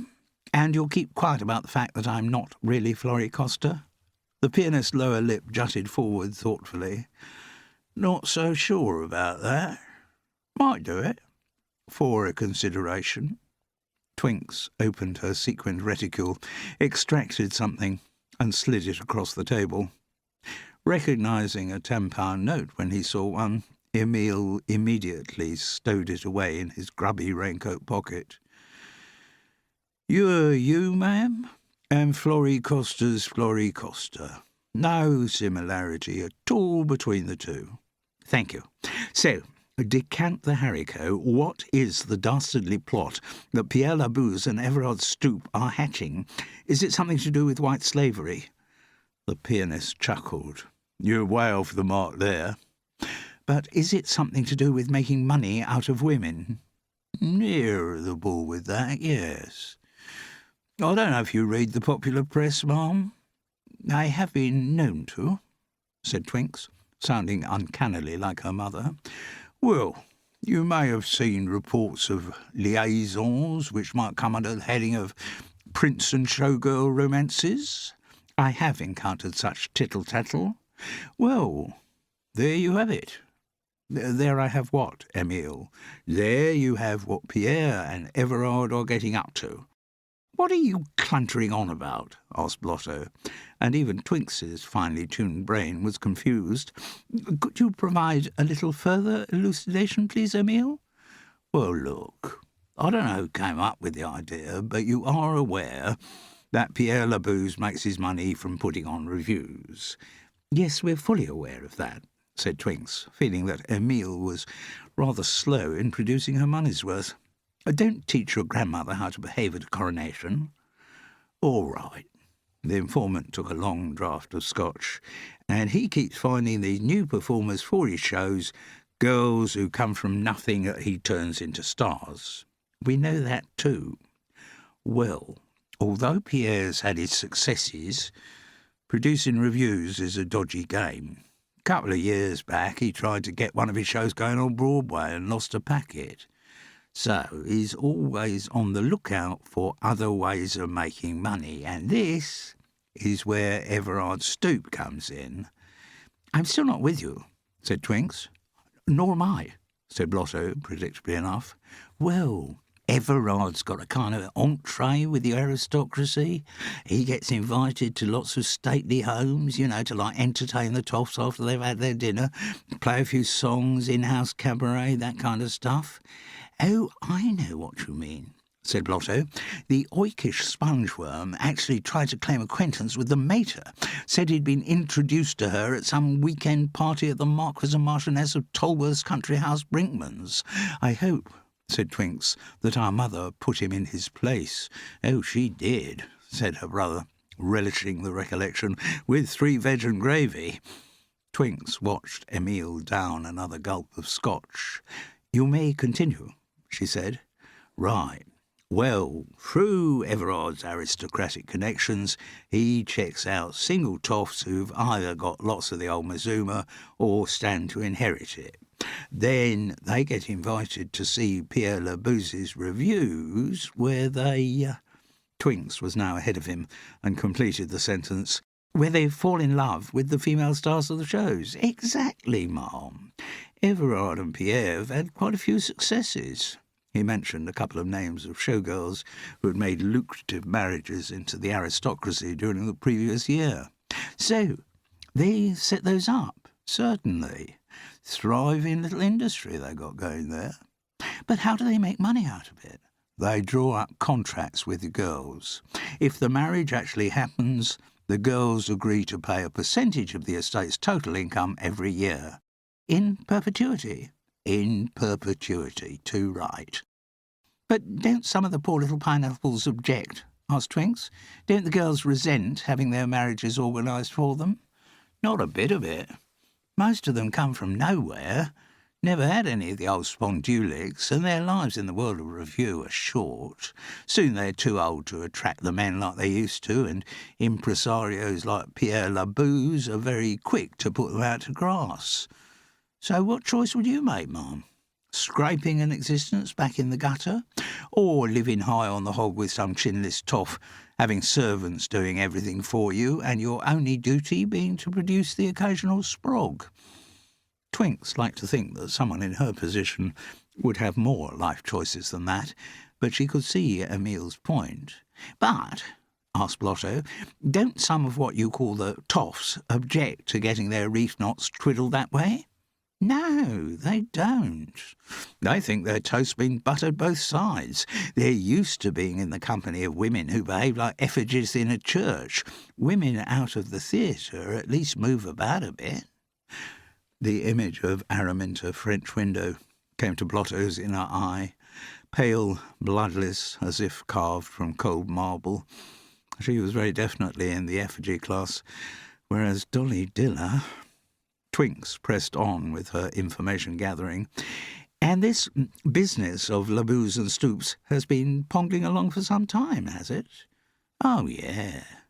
The pianist mentioned a couple of recent aristocrat weds showgirl stories which the gutter press had covered with salacious relish. "Pierre and Everard organised both of those. They'll be on a nice percentage there." "And you don't think there's anything murdier going on in their business? Anything criminal?" Emile took another long swallow of whisky. He was nearly halfway down the bottle. "I can't see it's criminal. All they're doing is like running a matchmaking service, a profession what's got a long history. Nothing illegal in that, is there?" Maybe not. Twinks was still trying to find a connection between the Stoop-Labuze operation and the abduction of Whiffler Tortington by heavies in a black saloon. Blotto also wanted an explanation of the snub that he had recently received. "Have you come across a pretty little greengage called Dolly Diller?" "Of course I have. She's in Light and Frothy, isn't she?" "Well, I was wondering whether she'd got the odd finger in these toff-marrying pies." "How do you mean?" "Is she being lined up to marry some aristocratic boddo who's got the jingle-jangle spilling out of his lugs?" Blotto thought if she was, that might explain her unwillingness to have anything more to do with him as an impoverished younger son. But he didn't get anything on the subject out of Emile. "I wouldn't know. But in her case, I doubt it." And the pianist spoke the words as if they closed the conversation. Why do you say you doubt it?" Blotto persisted. Emile made no answer, taking another long swig from the Scotch bottle instead. But Twinks wasn't finished with him yet. She still didn't feel she'd got all the information she'd paid for. "Do you know if this pair of filchers, Stoop and Labuze, ever used force to get the marriages arranged?" "I wouldn't know about that," said Emile. He said it in a way that suggested, even if he did have any information on the subject, there was no way he was going to share it with them. Twinks tried a few more questions, a few changes of approach, but achieved nothing. Emile's shutter had come down. Eventually she gave up and asked, "Do you reckon I'm now being loaded down the barrel for something similar, being married off?" "No doubt about it." "Well, if you're talking about yourself, your real self, I wouldn't know. But that's certainly what they'll be lining up for Florrie Costa. Couple of years starring in West End revues, then married off to a toff. That's the way their little business works." And once again he upturned the whisky bottle. Before she went to bed, Twinks thought about the moral implications of what Emile had told them. Everard Stoop and Pierre Labuze's enterprise was rather shabby, not the kind of thing people of breeding should involve themselves in, but, as the pianist had said, it wasn't illegal. Twinks couldn't get rid of the feeling, though, that there was something else, something darker going on. Before he went to bed, Blotto didn't think about anything, which was par for the course. Chapter 14. A Mystery Man. The following morning, Blotto was woken by a banging on the door of his suite before he had even got into his toe-stretching routine. "It's me, Twinks," came a voice from outside. He mumbled a bleary, "Come in," and his sister was instantly by his bedside. She was dressed in her full Florrie Costa get-up. "What are you doing up before the dawn chorus has even started gargling?" "I'm off to Fulham, rehearsal again, with those two stenchers." "Stenchers?" "Pierre Labuze and Everard Stoop." Surely you remember what we heard last night about their little games? Blotto said he did, though his memory had not really woken up yet. Anyway, Blotters, I'm going to see if I can find out more. More about what? About the connection between those two Filchers and Whiffler's disappearance. Oh, good ticket. And I'm still as curious as a cat in a fruit cage about why Emile clammed up when Dolly Diller's name was mentioned. Did he? Yes, of course he did. She restrained herself from asking her brother whether he'd ever noticed anything. Anyway, I'll see you later, Blotters. Ticky-tocky, and whatever you do, don't go poking the proboscis of your own bat into the affairs of Dolly Diller. No danger, Twinks, me old midge-repellent. And Blotto went back to sleep. For Twinks, that day's rehearsal was different. As well as Pierre Labouze and Everard Stoop, other actors and singers had been summoned to Fulham. No one had thought to mention the fact to her, but it was the first day of rehearsal for Light as a Feather, Labouze's follow-up review to Light and Frothy. It was clear, once scripts had been handed round, that the show was going to be a star vehicle written round one central performer. Obviously, it had been written by Everard Stoop long before Florrie Costa came on the scene, but in her, the writer and impresario had found their star. Twinks could sense from mutterings from the other cast members that the elevation of a newcomer with no theatrical experience was not popular. Over the ensuing weeks, that might present problems for her, because, although she now knew from Emile, who blanked her out that morning, as if he had never seen her before, about Pierre and Everard's little money-making scheme, she was determined to follow through on rehearsals for a while. Twinks's finely tuned antennae had detected that there was some darker criminal activity going on, and she wasn't about to give up the disguise of Florrie Costa until she had got to the bottom of it. It also occurred to her that this was the third day she'd gone to Fulham in the same clothes, in which she had already performed 2 days' worth of vigorous dancing. While that might have been par for the course for the real Florrie Costa, had she existed, this breach of hygiene did not sit comfortably with the daughter of the Dowager Duchess of Taster. Twinks made a mental note to pay a visit to Madame Clotilde of Mayfair to extend the range of Florrie Costa's wardrobe. "Right, Emile," shouted Pierre Labouze. "Could you just play us through the opening number, which, as I'm sure you will all agree, is another triomphe for the wonderful Everard Stoop?" Twinks's instant thought was, "Bet it's not as good as Kensington Cavalcade." "An opening number," said Everard Stoop, "is almost invariably 1. The cast of Light as a Feather, who had all been told that Everard Stoop was the wittiest man in London, laughed appropriately and sycophantically. "I will sing it through first," he said. "First impressions are what a dentist begins his morning with." More sycophantic laughter. "Emile, take it away." To tinkling accompaniment, Everard Stoop sang in his thin tenor. "When you've pulled out stumps and you're in the dumps and it looks like stormy weather, when your brain's confused and you're feeling used and you can't hold things together, when your lucky charm just causes harm like your lucky sprig of heather, you must change your style, just put on a smile and make life light as a feather." For a start, thought Twinks, it's virtually the same song as the opener to Light and Frothy, and I was right. It's not nearly as good as Kensington Cavalcade. It was a thoughtful Blotto who went down to the Gren at lunchtime. He had a couple or so of drinks with some of his old muffin toasters, and then he went through with them to lunch, where a good few bottles of the club claret were put away. But though far from literally sober, Blotto was in a sober mood. The Gren just didn't feel the same without Dippy Lafroom and Whiffler Tortington. The one, he knew, was a victim of marriage. But what had Whiffler been a victim of? Blotto had to find out. He couldn't get out of his head the response he'd received from the pianist Emile the night before, when he'd asked if Dolly Diller was being lined up to marry some rich aristocrat. In her case, I doubt it. It had been a strange answer, and one that implied there were secrets in the life of Dolly Diller. Though he knew it was going against the advice Twinks had given him, Blotto was determined to find out what those secrets were.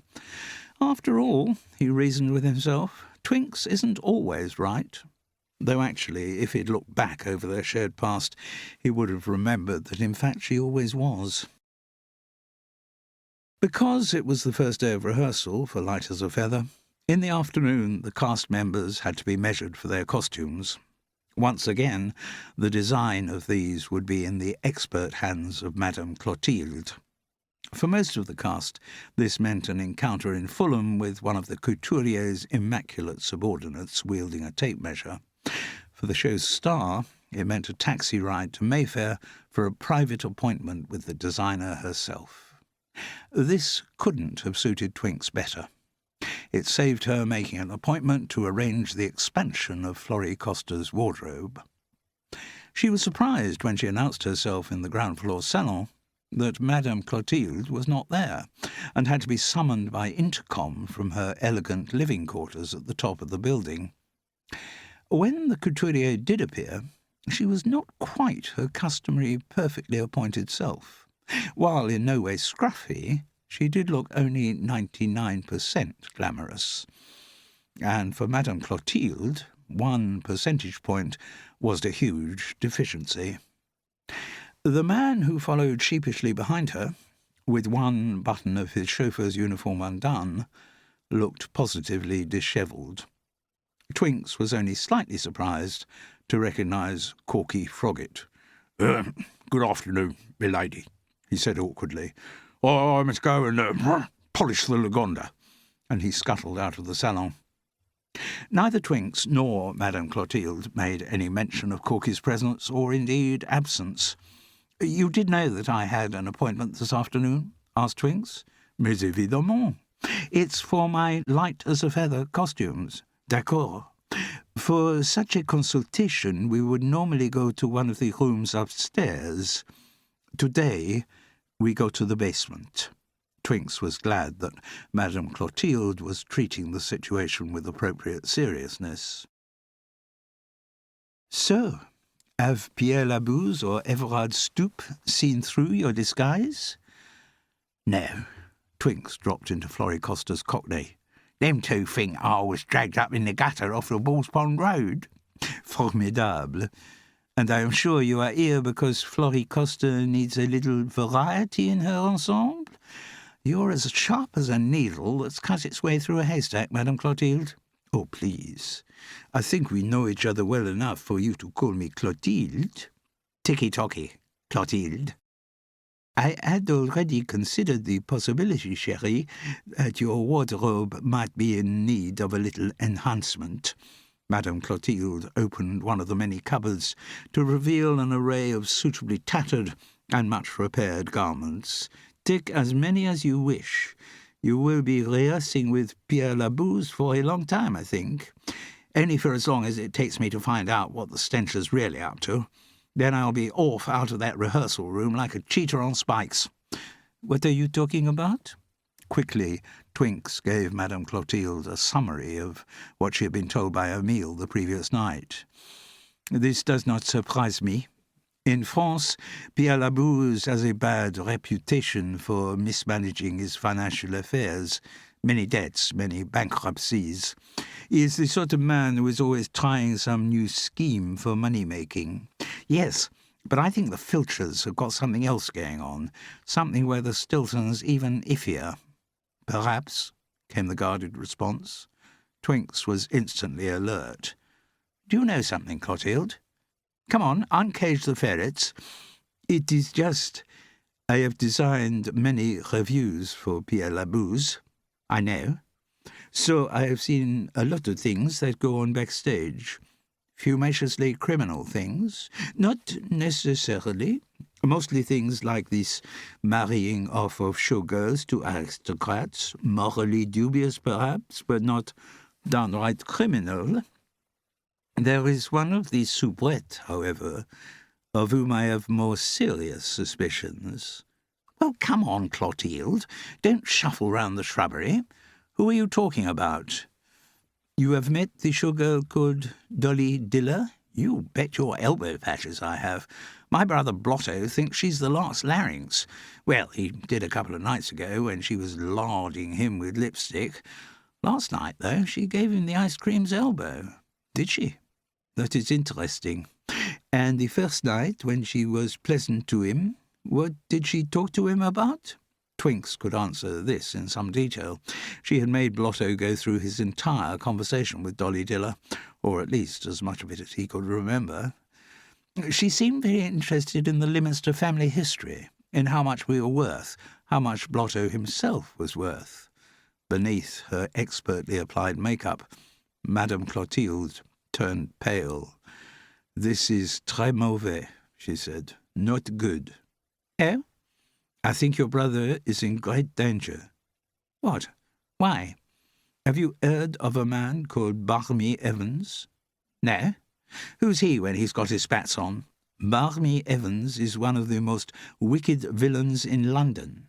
"Is he, by Denzel? But what's he got to do with Blotto?" "Barmy Evans is the...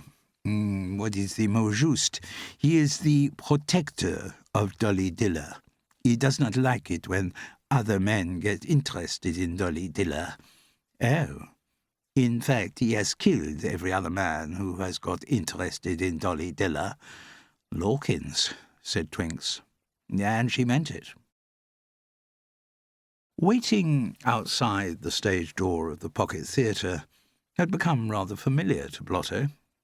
It still never occurred to him that he could be described as a stage-door Johnny, but he noticed there were fewer of them around before the show than there would be after, and in the message he'd sent from the Savoy, he had suggested having a quick word with Dolly Diller before that night's performance of Light and Frothy.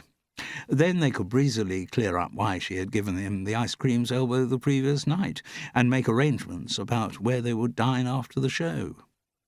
Blotto thought back to the first night he had been to the Pocket Theatre, the night that Whiffler Tortington had been abducted, and even as he had the thought, the situation became even more familiar, as a black saloon with tinted windows drew up in front of the theatre.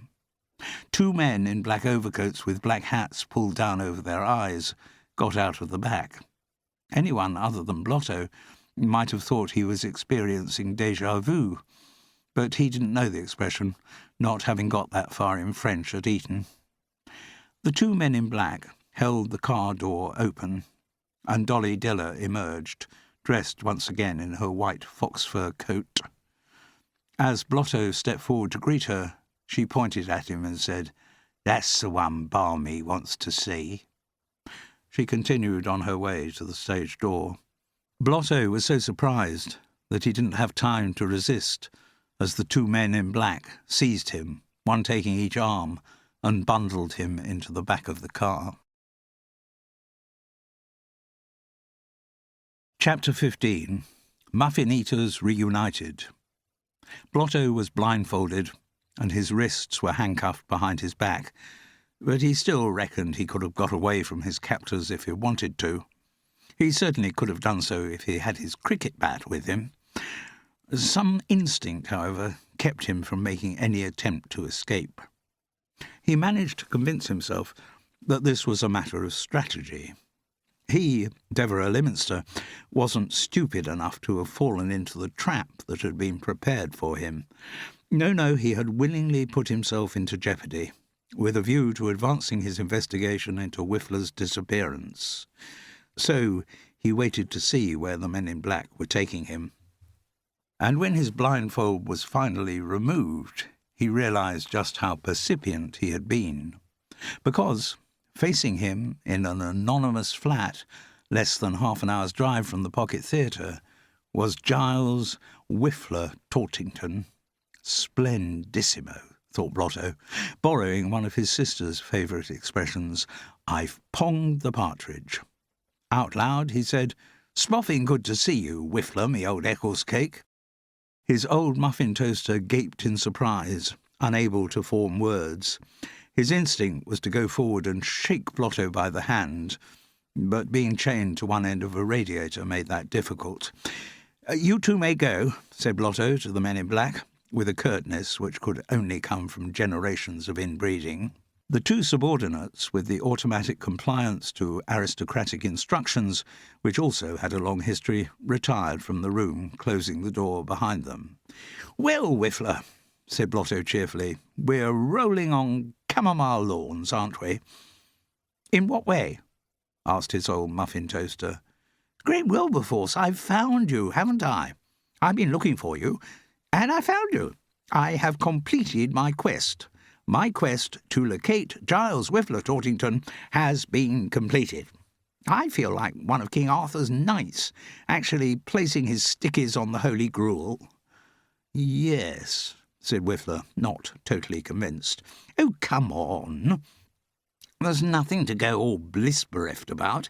We only have to get out of this place, and life can continue on the straight track to Paradise Mountain. Things aren't that jammy, Blotters.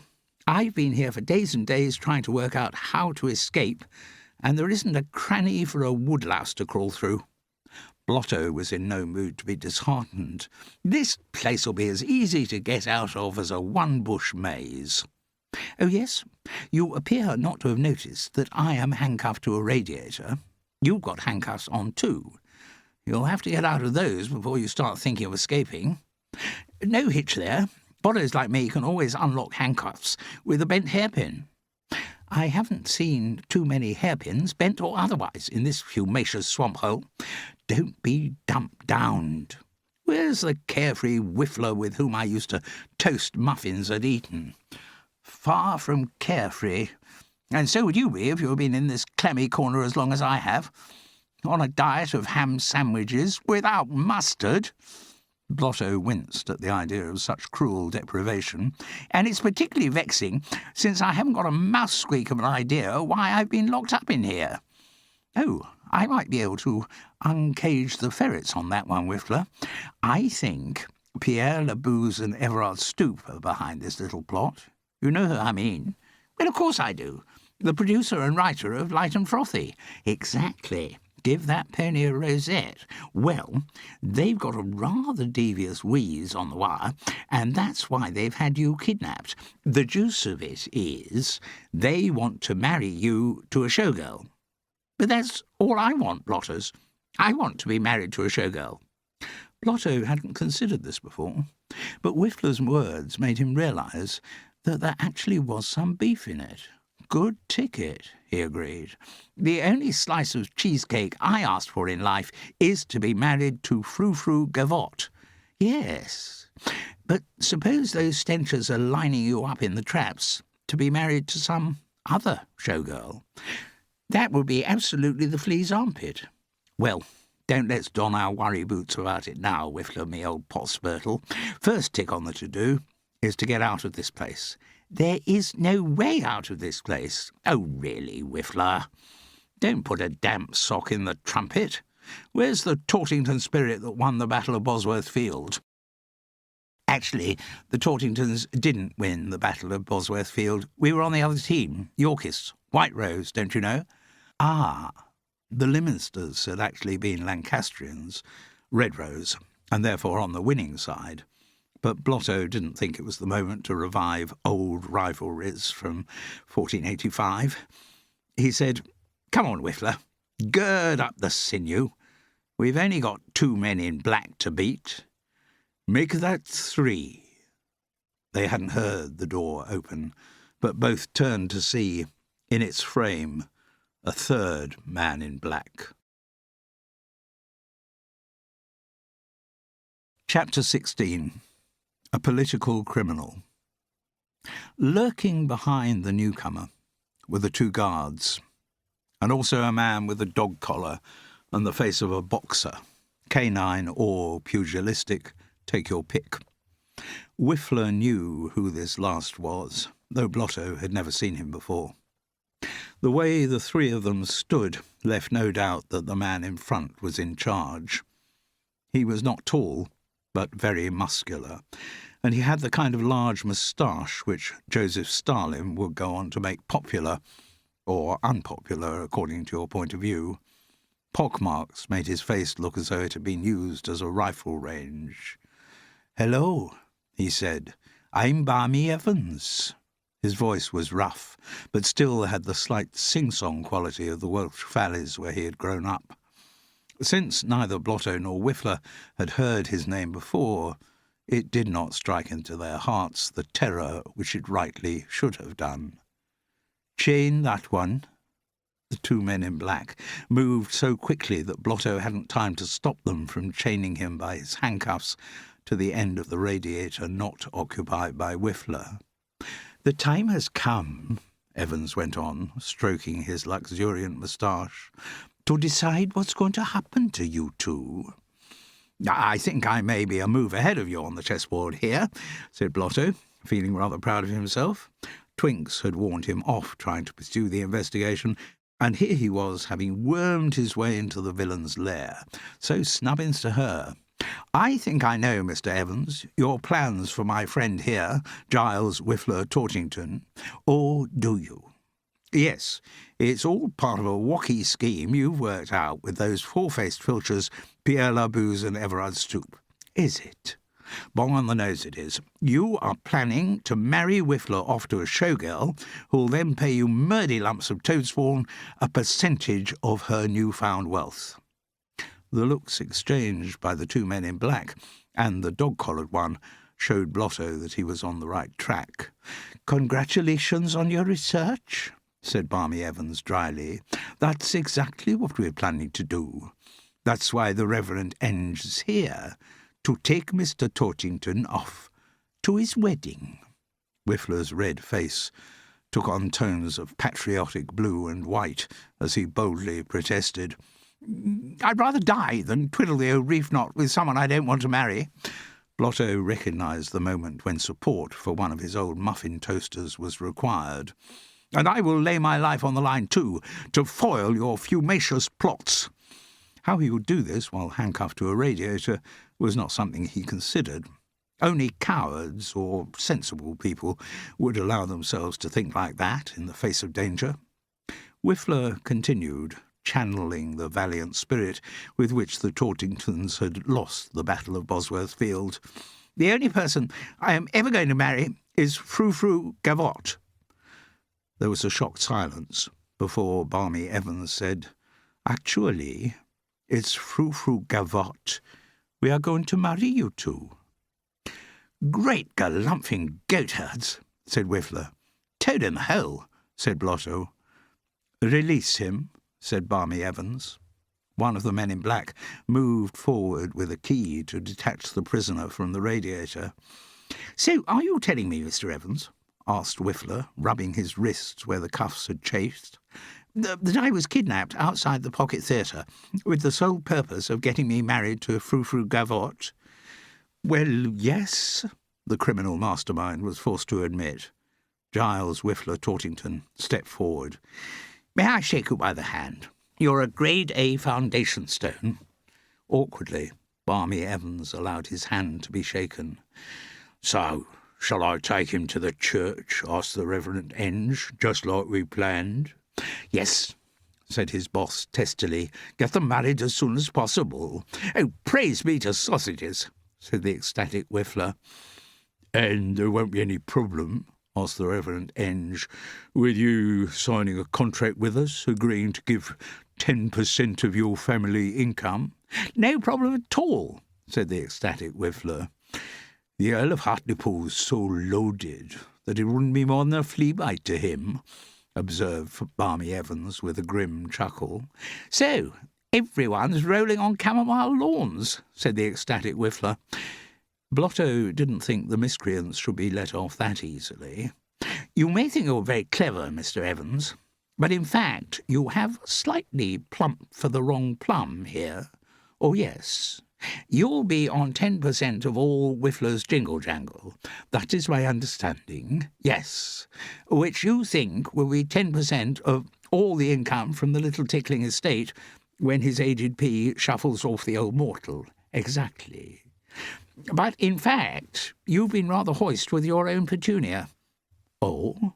You see, said Blotto, presenting his payoff with great aplomb, Whiffler is planning to renounce the title so he won't inherit anything.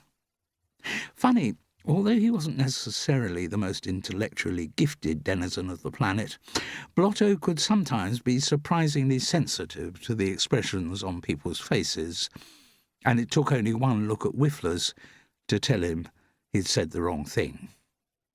Blotto had heard the phrase "a brow like thunder," but had never seen such a thing before the one which was now erupting on Barmy Evans' forehead and echoing around the local mountain tops.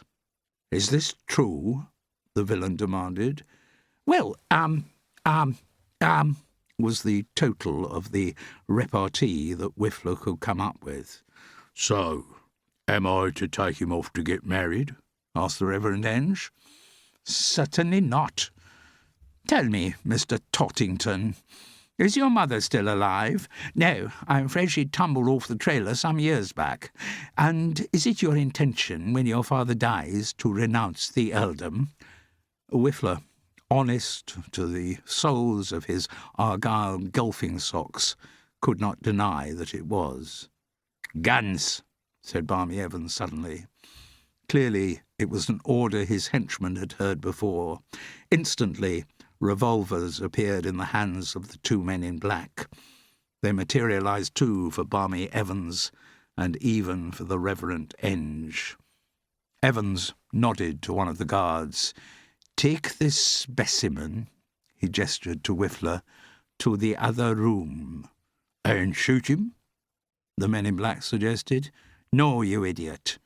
You're far too keen on shooting people. I heard you even tried to take a pot shot at this same toff in the Pocket Theatre some days back." "It seemed a good opportunity. I thought—" "You're not paid to think. You're paid to obey orders. I'm the one who decides who lives and who dies. Got that?" The chastened man in black mumbled that yes, he had got it. He gestured towards Whiffler. "So what do I do with this toff?" "Manacle him." And before Blotto had time to intervene, his protesting muffin toaster had been dragged away to the next room. "You," Barmy Evans barked at the other man in black, "get together some of the boys and go and abduct the Earl of Hartlepool." The man exited straight away. "Reverend," Evans went on to the battered clergyman, "as soon as we have got the Earl, you marry him to Frou-Frou, right?" "Right, boss. Do you want me to stay?" No. You go and help the boys abducting the Earl of Hartlepool. They're useless. I've never met anyone with less brain power than they've got."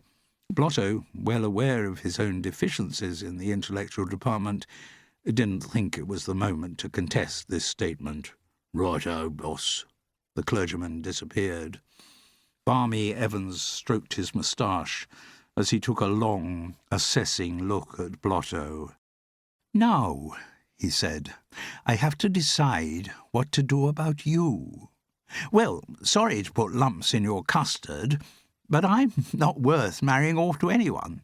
I'm the second son, you see, and—" "I know all that," Evans growled. "You weren't abducted to get married." "Oh? Then why was I abducted?" "You were abducted because you've been fingering my property. Dolly Diller. And I have a special way of dealing with people who finger my property." Broken biscuits, thought Blotto, but he was only downcast for a moment. As ever, his sunny disposition quickly reasserted itself. He was unarmed, chained to a radiator, alone in a room with a homicidal career criminal carrying a gun. Those were the kind of odds Devereux Lyminster enjoyed. If only he had his cricket bat with him. When she got back to the Savoy, Twinks tried ringing through to her brother's suite, but got no reply. She called reception and was told that Mr. Lyminster's key was still hanging on the board there, and no, he had given no indication of where he would be spending the day. Twinks was worried.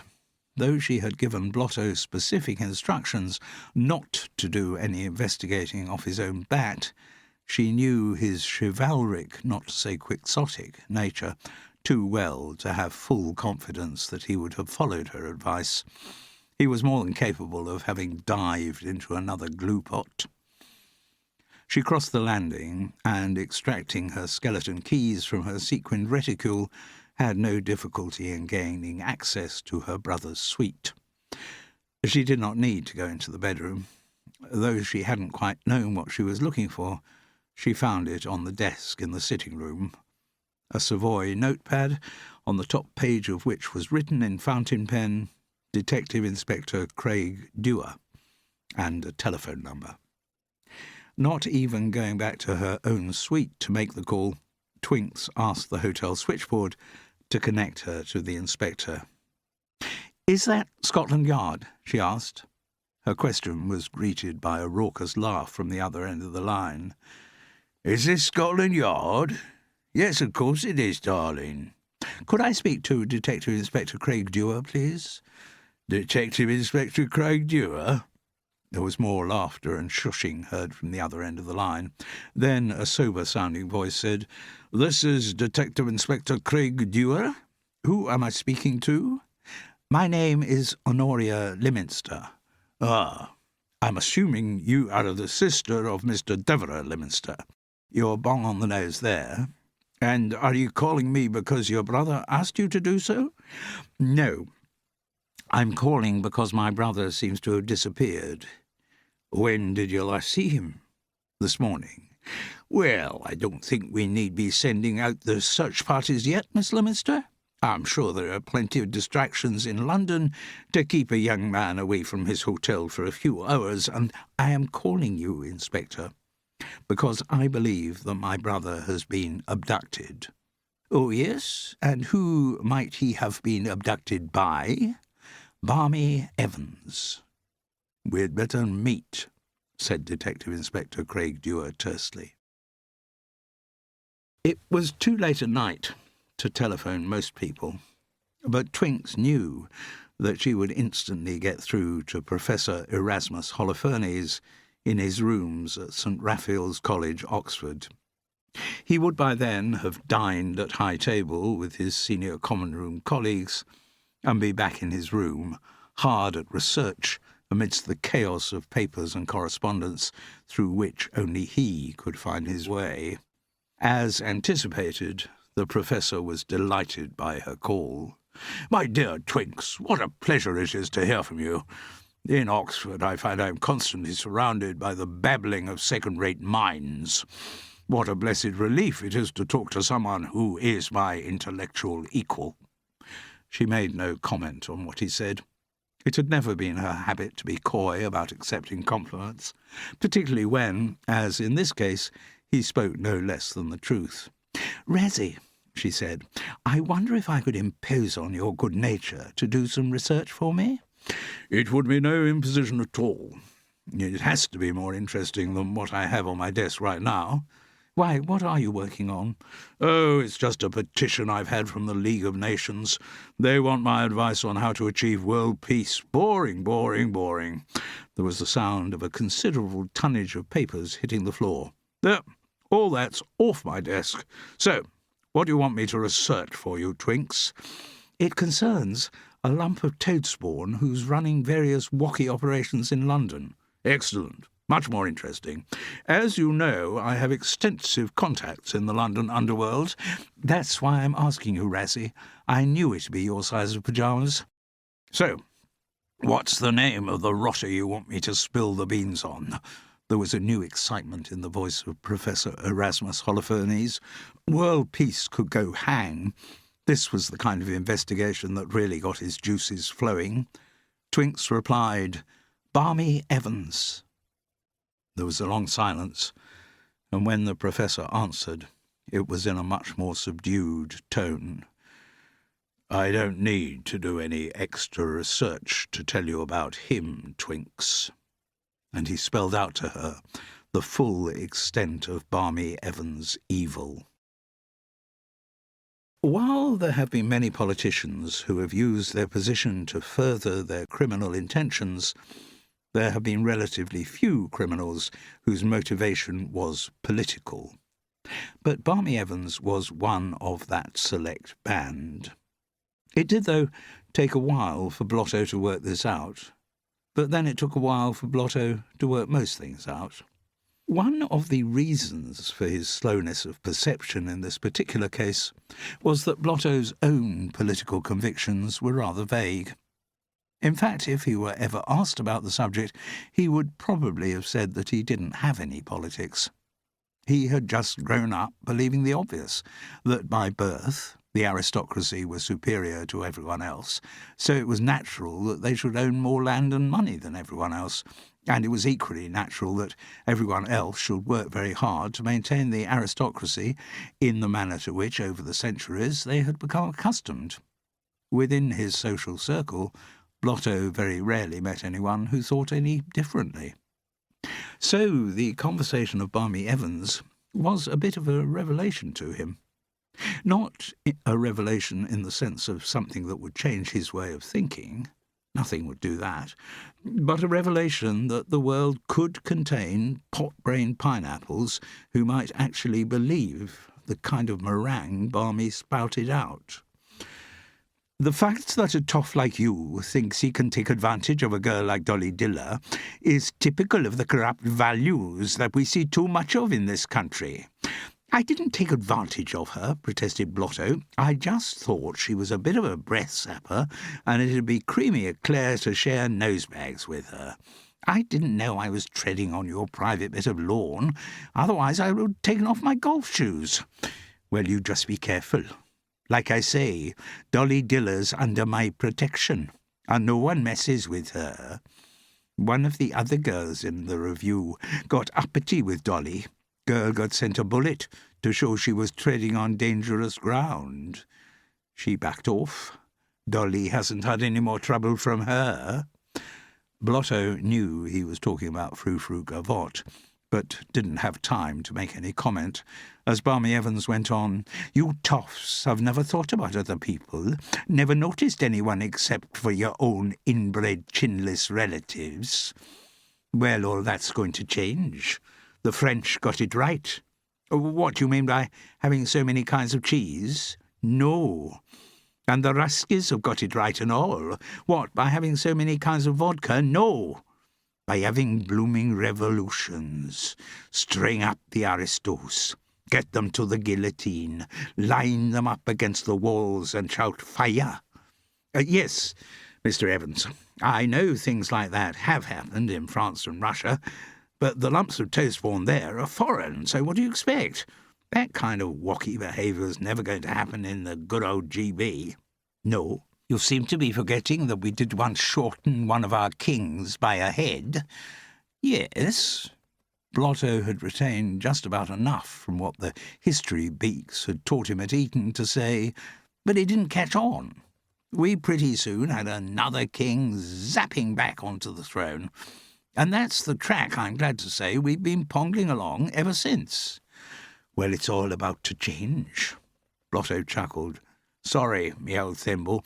Change is one of the things we just don't do in England. You take my word for it.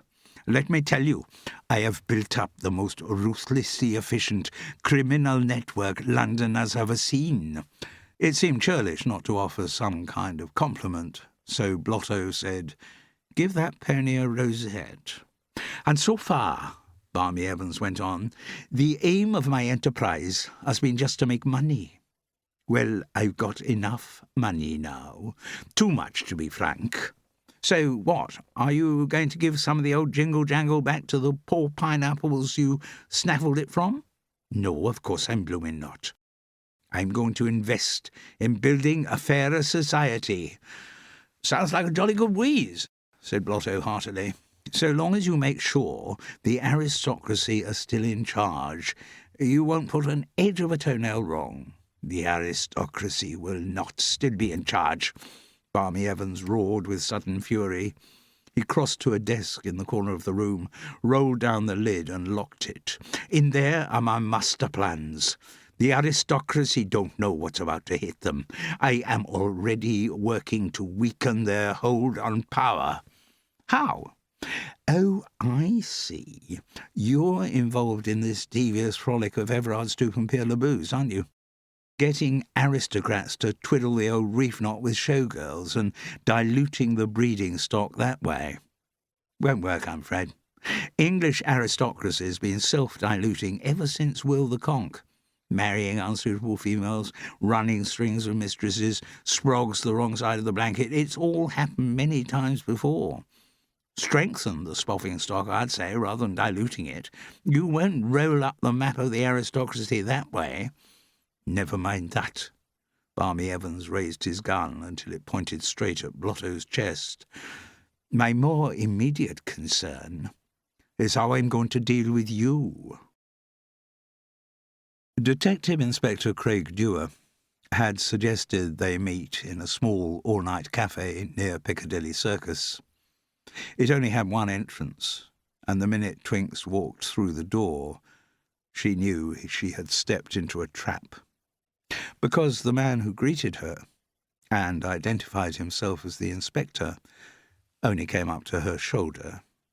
She knew that there was a minimum height requirement of 5'10" for English policemen, so the idea that the short man in front of her had any connection to Scotland Yard was laughable. He had the nerve to introduce himself as Detective Inspector Craig Dewar. Puddle dash, said Twinks. You're no more a policeman than I am. You just pretended to be a cop so that my brother would tell you how things were going in our investigation. The little man grinned. Yes, and that's exactly what he did. Very obliging chap, your brother. He stepped forward. Now, I think it's time you joined him. Twinks turned to rush from the cafe, but outside, waiting for her, were two men in black overcoats, with black hats pulled down over their eyes. Though she carried a variety of weapons in her sequined reticule, Twinks made no attempt to evade capture. Like Blotto before her, she reckoned being abducted would get her closer to the villain she was after. She made no fuss about getting into a black saloon with tinted windows, along with the two men in black and the false Inspector Dewar. Chapter 17. To Catch an Earl. It was a phone call that had got Blotto off the hook. Just as it looked as though Barmy Evans was about to shoot him, the villain had been interrupted by the ringing from the hall. Though Blotto didn't know, the call was from the man he knew as Detective Inspector Craig Dewar, who was announcing that he had captured Twinks and asking his boss what to do with her. Barmy Evans told his subordinate to bring their latest captive to the house where he was holding Blotto and Whiffler. He would deal with all three of them together in the morning. The result of this was that sometime during the night, Blotto woke up to find his sister in the same room as him, handcuffed to the middle of the same radiator. He couldn't have been happier. "It's heaven on a pickle fork to see you, Twinks, me old nail file," he enthused. "Yes, Blotto, me old back-scratcher. The fact remains, though, that we are in something of a fumacious treacle tin." Her customarily sunny mood had been shadowed by what Professor Erasmus Holofernes had told her about the full extent of Barmy Evans' villainy. "Oh, come on, tickle up your mustard, sis. Unarmed, chained to a radiator, in the hands of a homicidal lunatic with a gun and a battalion of men in black armed to the teeth. Those are the kind of odds we Lyminsters relish." "Ticky-tocky," said Twinks, though without the vim she usually put into a ticky-tocky. "Well, I'm rolling on chamomile lawn," said Blotto. "Now we're both here, nobody can defeat us. You and I, Twinks, we could take on the hordes of Genghis Khan." "Khan, I think," suggested Twinks. "Whoever. You know the botto, I mean." "Yes. Well, I'm going to shut the odd eye, so that I'm ready for whatever tomorrow's first bird burp will bring." And Blotto went straight to sleep. His sister, however, lay awake for quite a long time, planning how to defeat the greatest evil on earth. The Reverend Enge operated out of a small church in the City of London called St. Peter under the Counter. It was there that he conducted the aristocrat-to-showgirl weddings, which proved such a lucrative sideline for Everard Stoop and Pierre Labouze. He also officiated at funerals, of the kind at which the mourners did not wish to be publicly seen. Some of these might proceed in the absence of the deceased, in the event, say, that the dearly departed had ended his life in the Thames, attached to a barrel of cement. But they were all done according to the dictates of the Book of Common Prayer. There were other services, ones not involving prayer books, that the Reverend Enge provided in St. Peter under the Counter. Behind the altar, for example, was one of the best-stocked armouries in London, and the niche in which a statue of St. Peter stood, blessing his flock, also contained a large percentage of the illegal drugs available in the metropolitan area. At communion in St. Peter under the Counter, rather than wafers, many of the faithful were offered small envelopes of white powder. The Reverend Enge was one of those vicars who believed that his ministry should centre on the community, and in his case it was the criminal community. So it was no surprise that the venue was St. Peter under the Counter, early the following morning, where he briefed his men in black about the forthcoming abduction of the Earl of Hartlepool. There were, incidentally, more men in black than the two who had abducted and guarded Whiffler Tortington. Barmy Evans commanded a nationwide army of such villains. Needless to say, the Reverend Enge had inside knowledge about their quarry's movements during the day ahead. Barmy Evans paid informants in all the major London gentlemen's clubs, who provided him with much useful dirt about the doings of the hated aristocracy. So the aspiring abductors knew that that day the Earl of Hartlepool would be visiting his Jermyn Street pipe maker to restock with matches for his model of Little Tickling. He would next go to his tailor in Savile Row to be measured for a new mourning suit to wear at his forthcoming wedding to Twinks. After that, he had a table booked at Rule's for lunch with the Countess of Lytham St. Anne's, and his chauffeur would then drive him back to Little Tickling in the Rolls-Royce. Except, of course, the villains in St. Peter under the Counter would see to it that the Earl's schedule was never completed. The men in black took idle bets with each other as to how far through his itinerary the Earl would get before he was abducted. The general view was that he wouldn't make it past Jermyn Street. The Earl of Hartlepool could not fault the breakfast served that Saturday morning in the Biddle's dining room, but he felt restless. His trip to London had been successful. He had got the Eggs Committee to set up a subcommittee about the definition of the word gun. He had successfully negotiated with the Dowager Duchess of Taster about his marrying her daughter. The only other task he had set himself before he left Little Tickling was to replenish his stocks of matches in the arcade off Jermyn Street. So he now rather regretted the appointment he had made with his tailor and the luncheon engagement at Rule's with the Countess of Lytham St. Anne's. All he wanted to do was to get back to Little Tickling as soon as possible and start gluing matchsticks onto the vaulted roof of the Winter Ballroom. Just around the time that the Earl of Hartlepool was settling down to his breakfast at Biddle's, in the anonymous prison house, two silent men in black brought Whiffler Tortington back into the room to join Blotto and Twinks. They re-handcuffed him to the unoccupied end of the radiator. The breakfast on offer there was nothing like the one the Earl was enjoying. On a bench laid parallel to the radiator were placed 3 bowls of tepid porridge.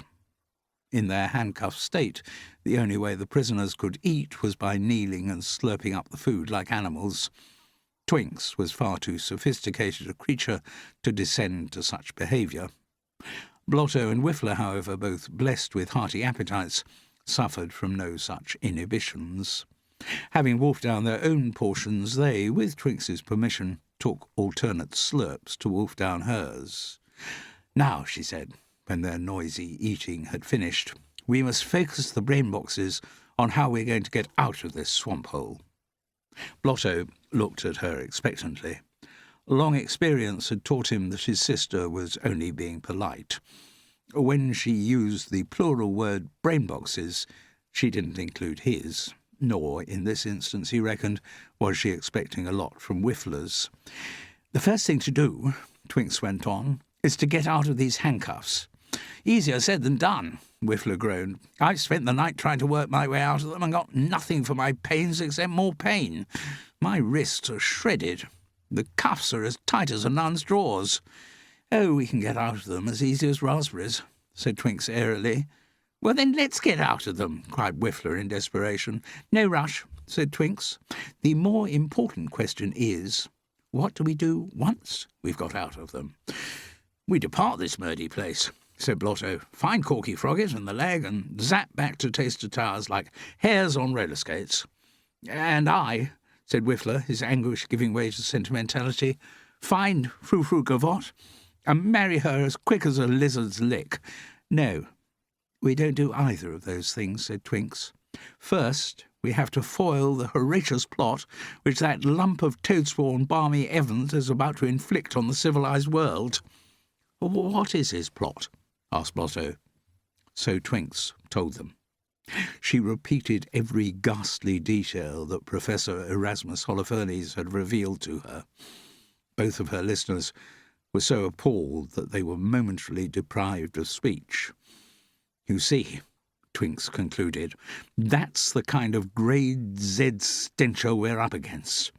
We can't think of getting back to Taster Towers or getting married until we've put some permanent chocks in his cogwheel, can we?" "No, by Denzil," said Blotto enthusiastically.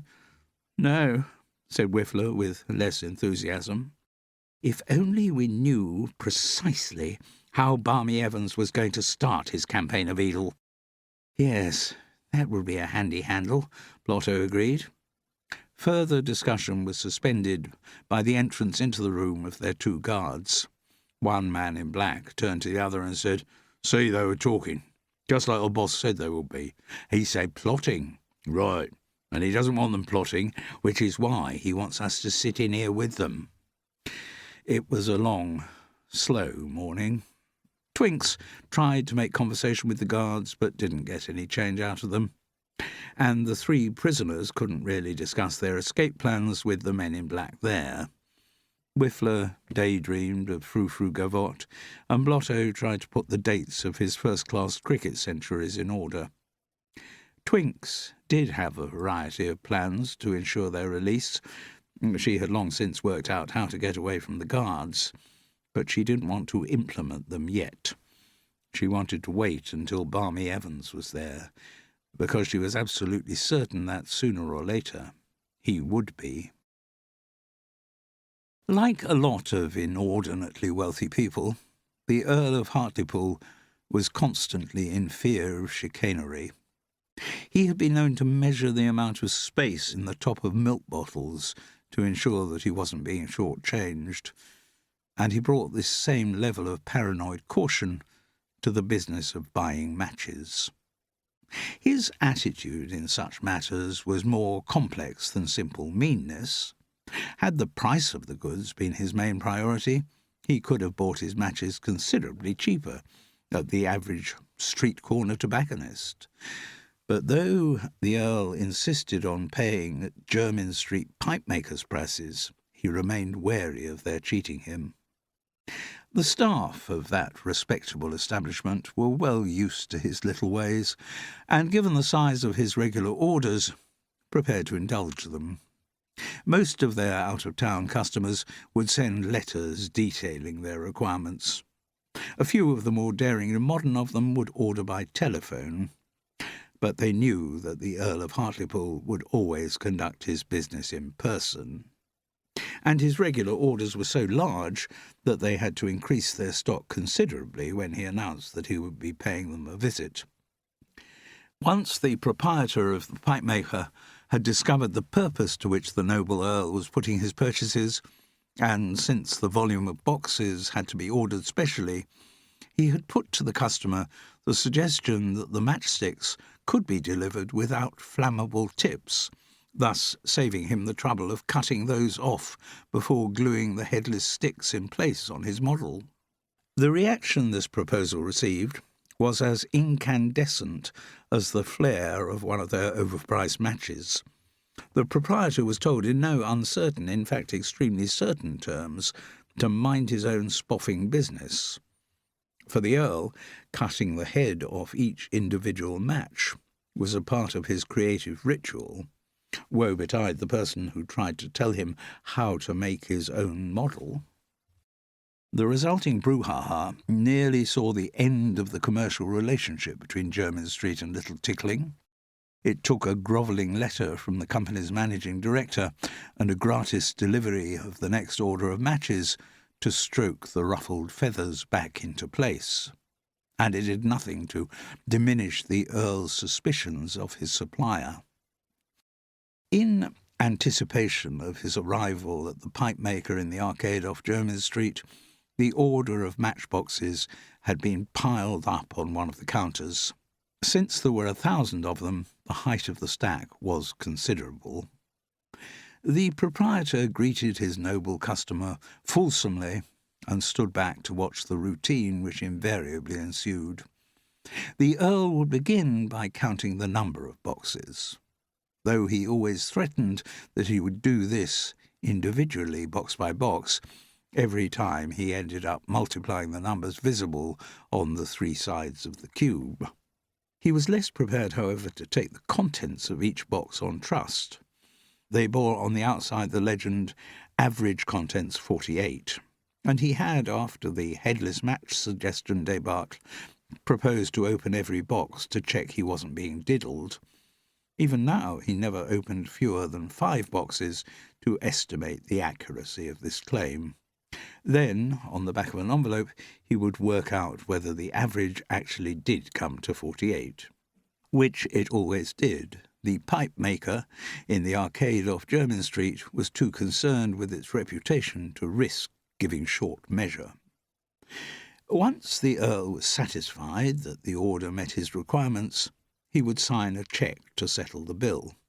Then, after he had left, the pipe maker's staff would take the matchboxes out of the shop and put them in the dicky of the ancient Rolls-Royce waiting with its patient chauffeur at the Jermyn Street end of the arcade.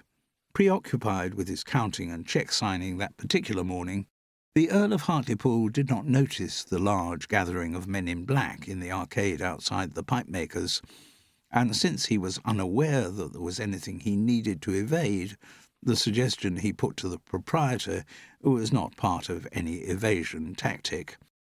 "Next port of call's by Taylor in Savile Row. Be quicker if I go out the back way." The proprietor assented readily. He was always relieved when his most lucrative client left the premises, so he ushered the Earl of Hartlepool out of the back door into a little alleyway that linked up with Piccadilly. It took a while before a member of the Reverend Enge's army noticed that they could no longer see their quarry inside the shop. At once, all drawing their revolvers, the men in black rushed in.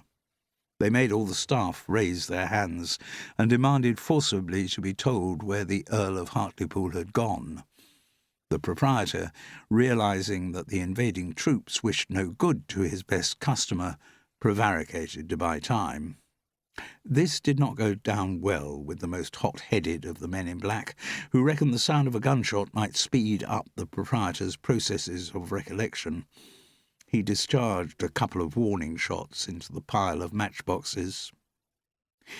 In cricketing circles, there is a much-repeated story of a batsman whose trousers burst into flames because a ball struck him on the pocket in which he was carrying a box of non-safety matches. Whether true or, more probably, apocryphal, it does make the point that matches can be ignited by a sharp concussion rather than the traditional striking against a rough surface. Now, though a single match head, when struck, creates only a small flame adequate for the lighting of a pipe, a candle or a gas ring, the effect of more of them igniting simultaneously is more dramatic. And the effect of a bullet crashing into 1,000 boxes of them, each containing an average of 48 matches, is nothing less than cataclysmic. So it proved in what had only minutes before been a pipe maker's shop in an arcade off Jermyn Street. The Earl heard a dull boom from somewhere. He looked up at the perfect blue sky in anticipation of the accompanying lightning flash, then remembered that lightning had a habit of coming before thunder. Strange, he thought, as he continued blithely towards his tailor in Savile Row. Chapter 18. The Map of Doom. It was hard to estimate who was the most bored, Blotto, Twinks, and Whiffler, or the two men in black under instructions to stop them plotting. As the stomach rumbles around the room became more frequent, it was the guards that cracked first. "We're going to the kitchen now," said one. "To make some more ham sandwiches," said the other. Whiffler Tortington groaned. He had suffered more than the new arrivals from the constant diet of ham sandwiches, without mustard, by all that's holy. "So, no talking," the first guard told them. "Or plotting," added his colleague, as they both left the room. Obviously ignoring their strictures, Twinks immediately whispered, "I've had it going round and round in my mind all morning. Even though we know what Barmy Evans is out to achieve, we don't know what'll be his first move." "No, we're right the wrong end of the sink plunger there," Blotto agreed. "Up a gum tree without a pedal," Whiffler added. Twinks's perfect forehead wrinkled in frustration. "If only we knew his master plan." "Yes, if only we did," Blotto agreed. "But we're as much in the dark as a black cat in a coal cellar with a mask on." Then, very slowly, like the sun emerging from behind a cloud and irradiating the surface of a lake, recollection smoothed his furrowed brow. "Actually, Twinks, me old egg poacher, I do know where his master plan is." There was no point in her berating him for not mentioning this fact earlier, but once he had told her, it was a matter of moments for Twinks to produce from her sequined reticule a set of skeleton keys. With one, she deftly released herself from the handcuffs. She then quickly found the right one to unlock the roll-top desk in the corner of the room. She extracted a sheaf of papers, including a large folded map. This she opened, and what she saw provoked a very unladylike, "Great whiffling water rats!" "What is it?" demanded Blotto. "Come on, uncage the ferrets. Wait, Blotters. There's a lot of guff here I've got to cram in the brain box. I'll hit you with the headlines when I've read it all." "Twinks," asked Whiffler rather plaintively, "couldn't you just let us out of these bracelets?" "No," she said. "First things first." She read in silence for a full 5 minutes, impervious to the pleading expressions on the faces of her two manacled companions. Then, just when she was about to speak, hearing the exterior door of the house being opened, she quickly replaced the papers, relocked the desk, and attached her handcuffs back to the radiator. She had only just completed these manoeuvres when the room door opened to admit Barmy Evans. "Good morning," he said, with a joviality which didn't reach as far as his eyes. Having been duly measured up for his wedding suit, the Earl then made his way to Rules. He had rather regretted agreeing to the luncheon date with the Countess of Lytham St. Anne's, but in the event it proved to be a pleasant and illuminating encounter. He was in a considerably more composed mood as he got into the Rolls-Royce in which his chauffeur had been patiently waiting throughout the lunch. Since he had enjoyed a couple of pre-prandial scotches, the lion's share of a bottle of 1889 Mouton Rothschild, and a couple of post-prandial cognacs, the Earl was in no mood for conversation. "Don't talk to me till we get to Little Tickling," he said. The chauffeur, brought up from birth to habits of obedience, did as instructed. So the Earl of Hartlepool remained blissfully unaware that there were no matchboxes in the Rolls-Royce, or indeed that the pipe maker's shop where he had purchased them no longer existed. Barmy Evans, on the other hand, had heard what happened in the arcade off Jermyn Street, and was very unhappy about it. He accused Blotto and Twinks of somehow being involved in causing the conflagration. Both were able in all honesty to deny the charge, but Evans clearly didn't believe them. "Anyway, it doesn't matter," he snarled. "Your fate has already been decided, the fate of you and all the rest of the useless sponges. I've just moved my schedule forward a bit, that's all." "Your schedule being to take the jam off the biscuit for all the aristocrats in this country?" suggested Twinks coolly. Evans looked slightly surprised at how much he knew, but came back hard with "exactly that. And I would rather imagine," Twinks went on, "it's creamy eclair for you that today's a Saturday."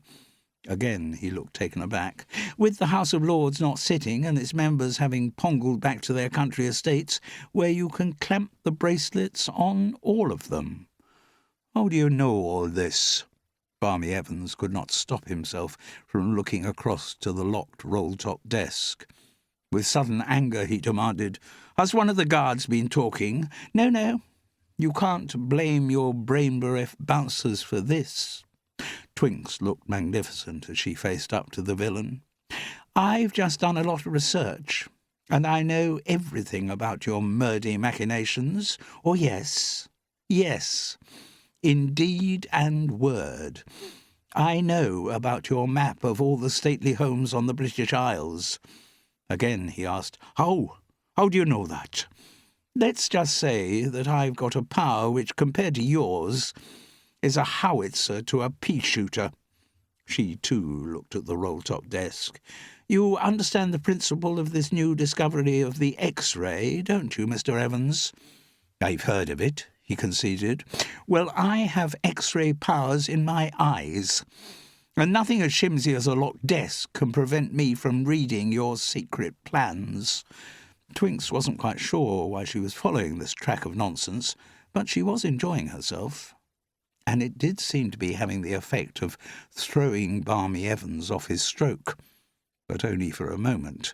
Soon he came back forcibly at her. "I don't care if you know all about my plans. What's more important is that they're already underway, and you're in no position to do anything about stopping them." "I wouldn't be so sure about that," said Twinks, with a confidence she did not really feel. "Ha!" Evans said sardonically.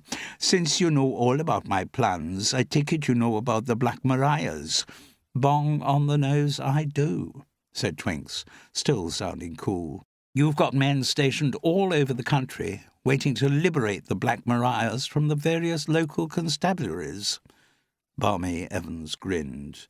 "The process has already started. This morning the Reverend Enge issued instructions from St. Peter under the counter.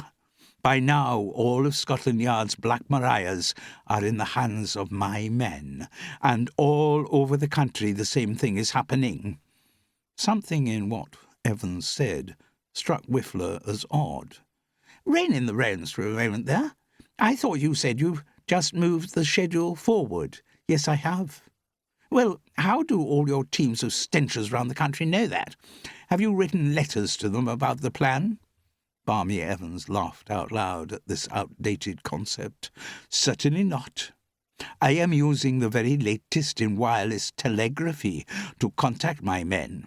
It's a system developed by Scotland Yard and installed in all the country's Black Marias, but which I have stolen from them. Within each group there is one van full of electrical equipment. This means that they can all receive my latest instructions instantly. They had the order to take over the Black Marias early this morning, and just before I came here this afternoon, I issued the order for the Black Marias to advance on the stately homes of England." Blotto had heard enough. "You four-faced filcher," he shouted. "The British aristocracy has survived worse than you can throw at them. We didn't come through the Crusades and the War of the Roses and the Civil War to have our fetlocks hobbled by some jumped-up little Welshman. The ruination of you toffs has commenced. It is already underway. What is? The revolution. You running sore, said Blotto. How dare you use a word like that when there's a lady present? I don't care about ladies. I don't care about lords. Do you know where I grew up? No, and I don't particularly want to. Have you ever been to Wales? Blotto grimaced. No, by Denzel. Why in the name of raspberries would anyone want to go there? Do you know what coal is? Don't change the subject, Mr. Evans. Come on, Mr. Leominster, do you know what coal is? Well, of course I do. Dirty black stuff that heats up the Taster Tower's plumbing. But I bet a privileged toff like you doesn't even know where coal comes from, snarled Evans. Of course I do. I'm not a complete void brain. This assertion was arguable, but the master criminal was not about to take issue with it. Instead, he asked, All right, where does it come from, then? Oh, for the love of strawberries, said the exasperated Blotto. It comes from the coal cellar. No, it comes from the bowels of the earth, where it's dug out by Welsh coal miners. Does it really? Blotto was taken aback by this novel concept. Yes, but not for much longer. That is all going to stop. No more coal mining, said Whiffler, who was marginally quicker on the uptake than Blotto. But surely that'll mean no more coal. No, it won't, said Barmy Evans with grim satisfaction. There'll still be coal, but it'll be dug out of the ground by different people. Who? Asked Blotto. Evans looked ironically at Twinks. You know, don't you? Since your X-ray vision has managed to read all my plans. I know what you're planning, said Twinks, but it will never work. Oh, no, no. Blotto was a bit confused. Sorry, I'm not on the same page here. What is he planning to do? Swap all the Welsh miners for Scottish miners? Barmy Evans let out a harsh laugh and said to Twinks, Tell him. The master plan, she said, is to capture all of the country's aristocrats and put them to work in the coal mines, and then to give all of their stately homes to the coal miners. Rats in a sandwich, said Whiffler. That sounds like socialism. Oh, wash your mouth out, me old muffin toaster, said Blotto reprovingly. That's another word that shouldn't really be heard when there are ladies present. Sorry, old man. Got carried away. Wasn't thinking. Fully understand, said Twinks. Thanks, said Whiffler. You're a grade A foundation stone to take it like that. No icing off my birthday cake, said Twinks. Listen, roared Barmy Evans. Will you lord of toffs just put a sock in it? What I came to tell you is that one of Scotland Yard's finest Black Marias will be here in a matter of minutes to take you lot off to Wales. Hold back the hounds a moment, said Blotto, who had been slowly processing what he had recently heard.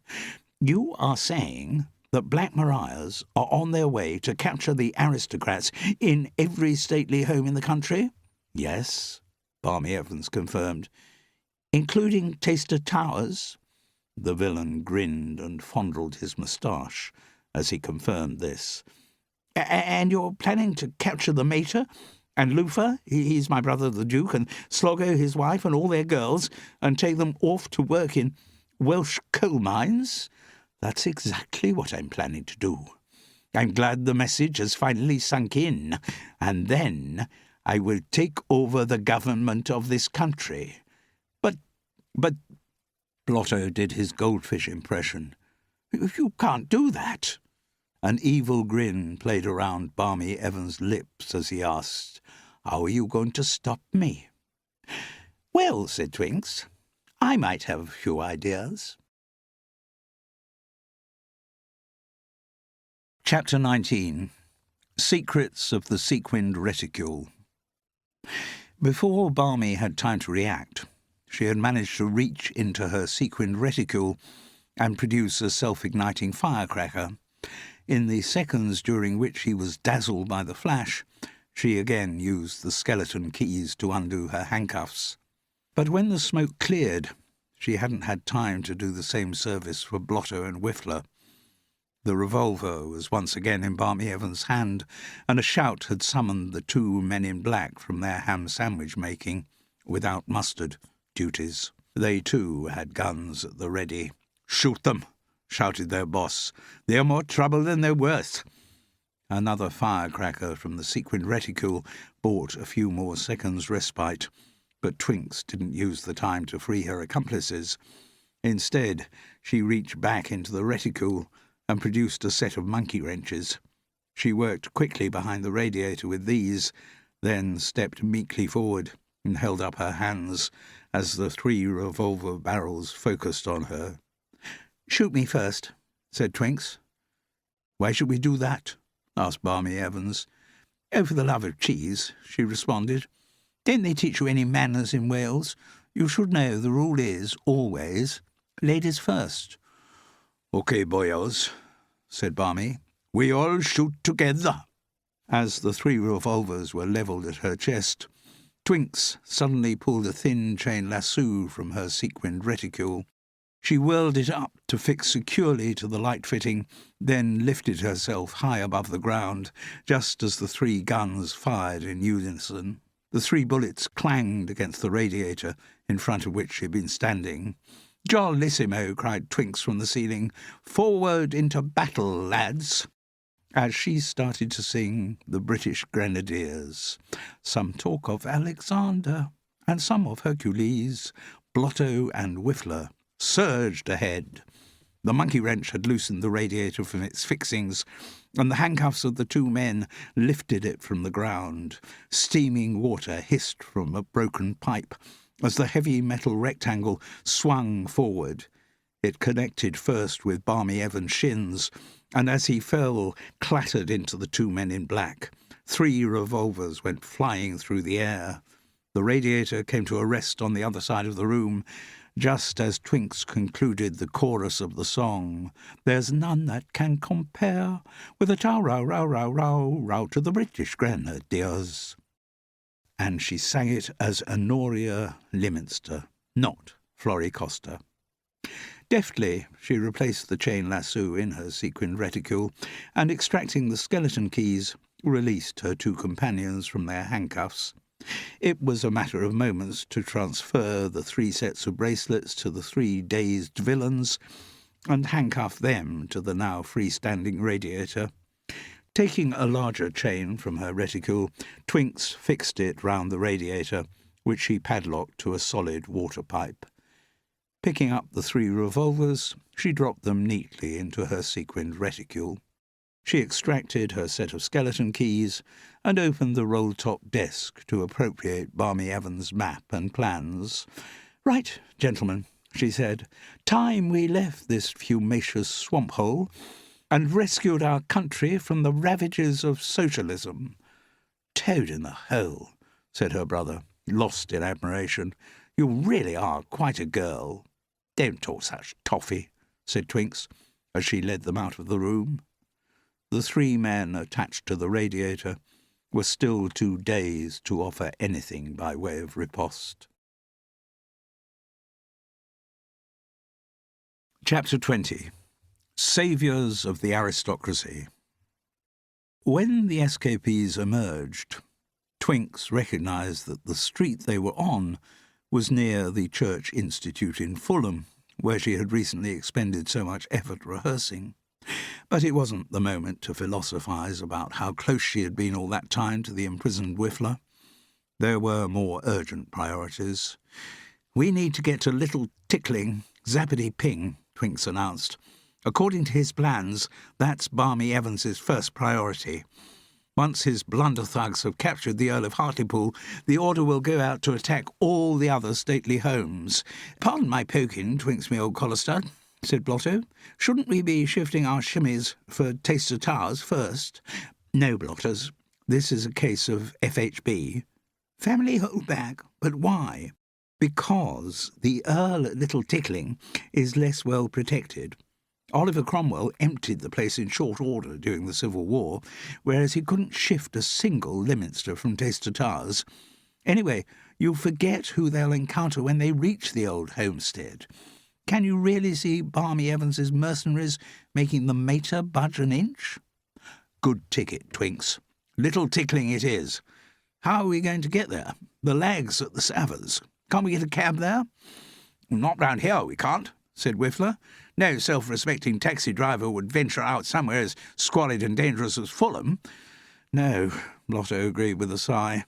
So, we're as stumped as a pirate with two wooden legs. Puddle dash, said Twinks. When we Lyminsters see a problem, we don't skirt around it, we dig our heels into our charger's flanks and we gallop straight through. She pointed to a black saloon parked directly outside the house. It had tinted windows and the engine was running. What was that thing Dolly Diller said to you, Blotters, about having a special taxi service?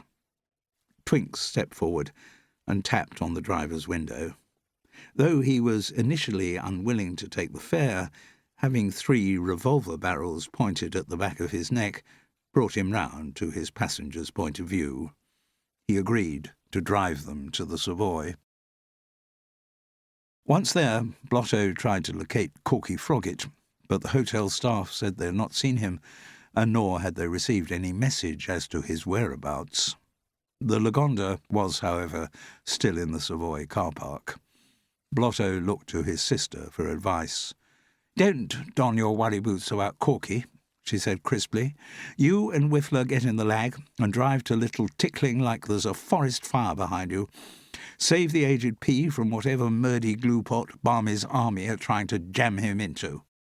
"Aren't you coming with us, Twinks, me old carpet underlay?" "No, I'll join you there. I've got another little problemette to resolve." Blotto did as he was told, which he almost always did when it was his sister issuing the instructions. Grabbing Whiffler by the arm, he rushed down to the garage. Within minutes, the Lagonda was wolfing down the miles on its way to Little Tickling. Twinks got a cab to Madame Clotilde of Mayfair. As on her previous visit, the proprietress was not in the salon and had to be summoned from upstairs by one of her elegant acolytes. Again, when she arrived, she displayed a small part of a percentage point less than her customary perfection. And once more she was followed downstairs by a very sheepish-looking Corky Froggatt, buttoning up his uniform. "Twinks," said Clotilde, "what is the matter? You look inquiet." It was true.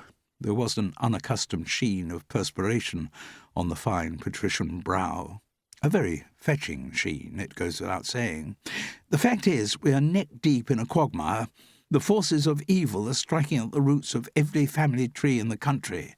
"Sacré bleu," said Clotilde. "Where is the young master?" asked Corky Froggatt. "I need to be at his side in the Lagonda." "Afraid you'll miss the starting pistol on that one. Blotto's already on his way, zappity-ping to Little Tickling." "You mean I've let him down?" asked the chauffeur, pulling his service revolver from a jacket pocket. "I cannot live with the shame." And he raised the barrel of the gun to his temple.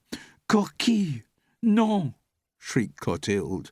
"Don't be such a pot-brained pineapple," said Twinks, firmly removing the revolver from his hand. "You'll be far more use alive than you will coffinated." "Anything I can do, my lady, for you and the young master. Yeah, and if it happens to involve laying down my life, a stick of toffee up your trombone, Corky. You'll need to find a car and drive like a galvanised torpedo to Little Tickling, my lady. No, to Taster Towers. The Stenchers are planning an attack there too." "I'm on my way," said Corky Froggatt, racing for the door. "I will see you soon, chérie?" asked Madame Clotilde. But the chauffeur made no reply. He was not aware, as he left Madame Clotilde of Mayfair, how many plots of novels, plays, and operas concern the conflict between love and duty. But that did not prevent him from feeling somewhat lower than an earthworm for the situation into which he had got himself.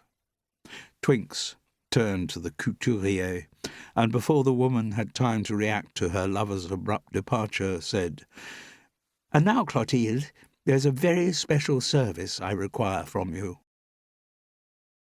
It was more than an hour later that Twinks re-emerged from Madame Clotilde of Mayfair. She took a cab to Warren Street near Euston Square, which was the centre for London's used car dealers. She told the least shifty salesman she encountered there that she needed the fastest sports car he had. He instantly offered her an Alvis 1250 TG Beetleback, which she accepted with alacrity, and when she offered money, he refused to take it. Twinks did not put up the hood, and the wind screamed around her head as she challenged the Lagonda for the fastest recorded time from London to Little Tickling. What she did not know, could not know, was that a black saloon with tinted windows set off from London shortly after her. Chapter 21. Confrontation at Little Tickling. For the Earl of Hartlepool, being back in his workshop at Little Tickling engendered a kind of ecstasy.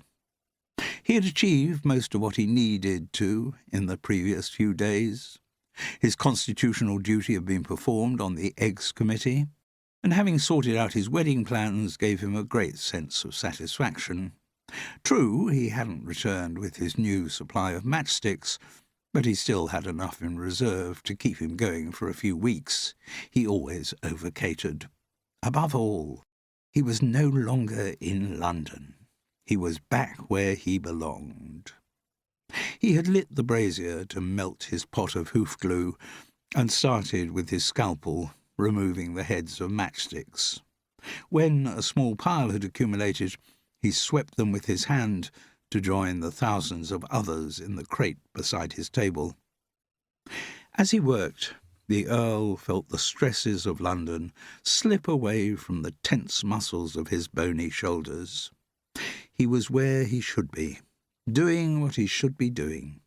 Soon he would have his tweezers in hand, adding another component to the vaulted roof of his model winter ballroom.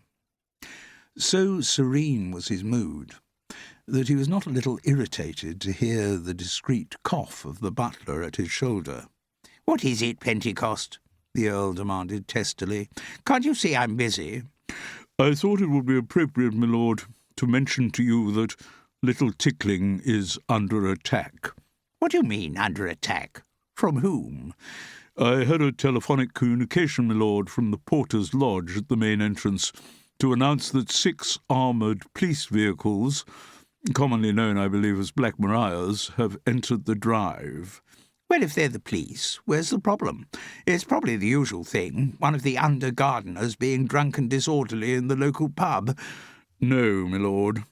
I have reason to believe that the Black Marias have been stolen from the constabulary by criminals, and they are coming to Little Tickling with malicious intent. Fortunately, my lord, because the drive is 2 miles long, I have had time to arrange for the staff to seal off the original castle unit of the building and raise the drawbridge. I need hardly remind you, my lord, that during the Wars of the Roses, Little Tickling survived a siege of 217 days. "Yes, Pentecost, but we didn't come out to the mark during the Civil War, and if my recollection of family history is correct, the army besieging Little Tickling during the Wars of the Roses used ladders to try to ascend the castle walls, and were only repulsed by having boiling oil poured over them." "That is true, my lord." "Well, do we have any boiling oil? Or come to that, cold oil that we could boil?" "No, my lord. But we do have a more modern means of repelling invaders, which was not available during the 15th century. "What are you talking about, Pentecost?" "I am talking about guns, my lord.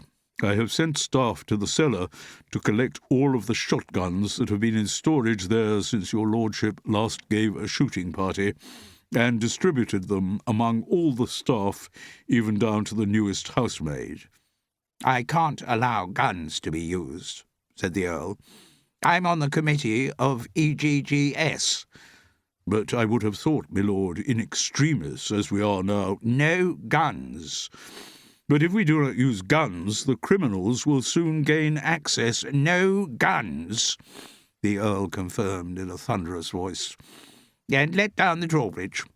Let us find out what it is they want. It's probably something completely innocuous." It should be said that, in some areas of life, the Earl of Hartlepool was as trusting as a child. "I was just thinking," said Blotto, as the Lagonda roared on its way, "that the last time I pongled along this way, it was to turn out for your team on the little tickling cricket pitch. Tickle the old memory buds?" "Vaguely," said Whittler. "Which reminds me, actually, me old muffin toaster, I haven't yet had an invitation to play for you this year." "No," Whittler agreed. "The fact is, Blotto—" "Yes?" "Since I've met Frou-Frou, I've rather lost interest in cricket." Toad in the hole. Blotto knew his friend was in a bad way, but he hadn't begun to realise it was that bad. The Earl of Hartlepool and his butler stood at the castle end of the lowered drawbridge as the fleet of 6 Black Marias came to a halt on the little tickling drive. Behind them, inside the castle, stood many very frustrated little tickling staff. History, among other things, told them that they could easily see off this invasion, but the Earl had ordered them to lay down their arms, and at Little Tickling everyone did what the Earl said. The leading Black Maria looked different from the other 5, chiefly because a large network of aerials was poking out of its roof. It was from this vehicle that a small figure stepped out and walked slowly towards the entrance. "Good afternoon," he said. "I'm Detective Inspector Craig Dewar of Scotland Yard." The Earl looked triumphantly at his butler. "See, Pentecost, I told you there'd be legitimate police officers." Twinks had to stop the Alvis 1250 at an out-of-town garage for petrol. The man who handled the pump and filled her up did not ask her for any payment. In the gateway of Little Tickling, the Earl, Pentecost, and Detective Inspector Craig Dewar all heard the sounds of more approaching vehicles. The inspector knew what was coming, but the other 2 looked in puzzlement down the long drive. There were 6 in this convoy, as there had been with the Black Marias, but they were much more battered and dirty and covered in coal dust. In the open backs of the lorries stood dozens of men, equally battered and dirty and covered in coal dust. Waving picks and shovels in the air, they shouted incomprehensible slogans in Welsh. "Ah, good," said Detective Inspector Craig Dewar. "Your new tenants have arrived." A fusillade of gravel erupted as the Lagonda turned sharply in through the main gates of Little Tickling. "Does it set a cockle of your heart simmering to see the old place?" asked Blotto. "No," said Whiffler. "It means nothing to me. I'm still going to renounce the title and marry Frou-Frou." Blotto recognised that further conversation on this matter might be required at some point. He also recognised that this wasn't the moment. Showing the Welsh miners round the interior was not the kind of job that Pentecost favoured, but the men in black all carried revolvers, so he didn't have much choice in the matter. He winced at the footprints of coal dust on the original Axminster carpets of the main reception rooms, and the mucky fingerprints left on the armorial displays.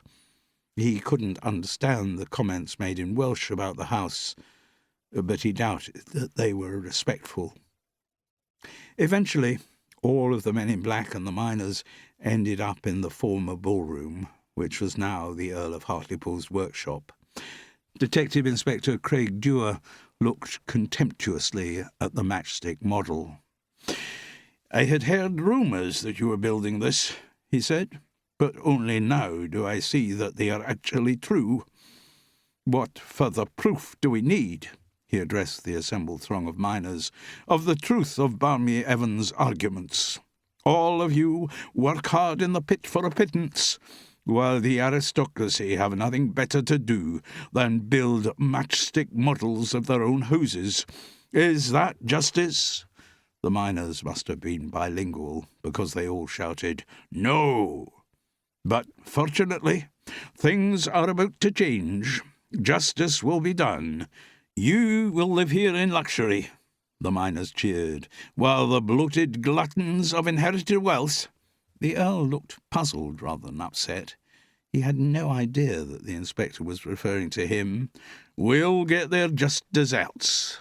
By this time tomorrow, the Earl of Hartlepool and all those like him will have started working down the mines." "I wouldn't be so sure about that." They all looked towards the sound of the voice. With Whiffler Tortington by his side, Blotto had entered the room, and triumphantly he was wielding his cricket bat. Twinks was relieved to see the Lagonda parked in front of Little Tickling, and slid the Alvis 1250 into place beside it. She was less pleased to see the 6 Black Marias and the 6 coal lorries, though she had predicted that they would be there. The positive that she noticed, though, was that all of the enemy vehicles were empty. Whatever was happening inside the building. Knowing exactly what she was doing, Twinks walked towards the Black Maria that was festooned with aerials and got into the driver's seat. Meanwhile, in the Earl of Hartlepool's workshop, Blotto faced about 30 Welsh miners armed with picks and shovels, and about 30 men in black armed with revolvers. Once again, he was up against the kind of odds he relished, and this time he had his cricket bat with him. "Come on, you lumps of toad spawn," he cried. "In spite of all the fumacious things you've been saying, I'll show you that the British aristocracies still have their uses." 2 of the men in black crept towards him, revolver barrels homing in on his heart. With one slightly unorthodox sweep to leg, Blotto's cricket bat sent the guns flying in the air as the 2 assailants clutched at their broken wrists. "Shall we just shoot him, sir?" another man in black asked the false Inspector Dewar. "No," came the reply. "We want him alive. Barmy Evans has a special personal revenge lined up for those 2. The small man moved much more quickly than anyone expected him to, and was suddenly holding his revolver at the Earl of Hartlepool's temple. "On the other hand, Barmy doesn't care what happens to this one." He looked directly at Blotto. "Put that cricket bat down, or there'll be an empty seat in the House of Lords." Blotto looked at his old muffin toaster for guidance. Though perhaps not as close to his father as some sons, Whiffler still didn't want to see the old man put down like a superannuated cart horse. Reading this in his friend's expression, Blotto dropped his cricket bat. It was immediately picked up by a man in black. The Little Tickling staff looked pleadingly at the butler, and then down at their abandoned shotguns, desperate for his permission to let them defend their heritage. But after a quick glance at the Earl, Pentecost shook his head. "Right," said Detective Inspector Craig Dewar. "Let's get the prisoners out of the house. We've got to pick up a few more useless toffs and a few more stately homes on our way to Wales." He turned to the miners. "So soon, boys, you'll have free run of this place, and I happen to have heard that this place has one of the best wine cellars in the country." Again, though they were largely beer drinkers, the miners cheered, waving picks and shovels in the air and uttering more incomprehensible bits of Welsh. The men in black closed in on Blotto and Whiffler, 2 to each, immobilizing their arms. "But first," said the inspector with sudden malevolence, "let's get rid of this bit of self-indulgence." And lifting a hammer from the workshop table, he brought it down with great force on the model of Little Tickling. Matchsticks flew in every direction. The effect on the Earl of Hartlepool was instantaneous. He would probably have done the same had the inspector's gun still been at his forehead, but of course it no longer was. In a fit of white-hot fury, the Earl snatched down one of the ancient shotguns from its wall bracket and shouted out, "Stuff! Pick up your guns! I've had it up to here with EGGS. The kind of man who'd destroy my model deserves no quarter. Let's rid little Tickling of these oikish spongeworms." He let rip with his shotgun. The pellets flew high over the heads of the crowd, but were a signal for every other gun in the place to be fired. In the ensuing noise and chaos, Blotto and Whiffler managed to break free from their captors. Blotto picked up his cricket bat and burst into the fray, flooring men in black with a variety of hooks and drives. From her Black Maria, Twinks heard the gunfire begin. Quickly finishing what she had to do, she rushed from the vehicle into the castle. Inside, it was clear to Blotto that the home side was losing. Though most of the bullets and pellets discharged were air shots, resulting in flesh wounds, the difference in training between the two sets of combatants was beginning to show. The staff of Little Tickling, though loyal and willing enough, had rarely shot at anything more threatening than a lethargic pheasant, whereas Barmy Evans' men in black had spent nearly every night of their lives in gunfights with the most vicious criminals in the country. Quite swiftly, the local team was disarmed and dragooned against one wall by the invading army. Eventually, only Blotto continued the fight, defending his corner against wave after wave of men in black, all very frustrated by the fact that they had been forbidden to use their guns against him. "Nice work, boyos. I see you are getting on top." Distracted by the new but horribly familiar voice in the room, Blotto looked up, and in that moment 2 men in black wrested the cricket bat from his grasp. On the other side of the room, his moustache rampant and a smile of triumph spreading across his pockmarked features, stood Barmy Evans. Broken biscuits, thought Blotto, once again clasped in the vice-like grip of 2 men in black, and deprived of his cricket bat. I really am in a bit of a swamp hole, and no mistake. He wondered where Twinks was. In the past, Twinks had always managed to get them out of the quaggiest of quagmires, but there was no sign of her. "Right, boyos," said Barmy Evans, still glowing with his success. "You've done very well, and soon the order will go out to your colleagues to pick up all the other aristocratic space wasters in the country. Just a few things that need to be done before that. First, a job for you miners. Take all the Little Tickling stuff and lock them in the cellar, and make sure none of their weapons go down there with them." The miners seemed happy with the job they had been delegated to do, and the Little Tickling staff were so demoralized by their recent defeat that they submitted meekly to imprisonment. "Now, men," said Barmy Evans, once all the miners were out of the room, "just a slight change of plan. A couple of the coal lorries coming from Wales to get the toffs out of other stately homes have broken down. That means we're going to need this lot of miners as extra muscle. They may not be keen about the delay in taking over this place, but I think I can rely on you lot to persuade them to do as I want." There were a few chuckles at this. Persuading was one of their duties that the men in black enjoyed most. "So, when they come back, I want you to take the miners and put them in the Black Marias. Most of you will be in there with them to deal with any trouble."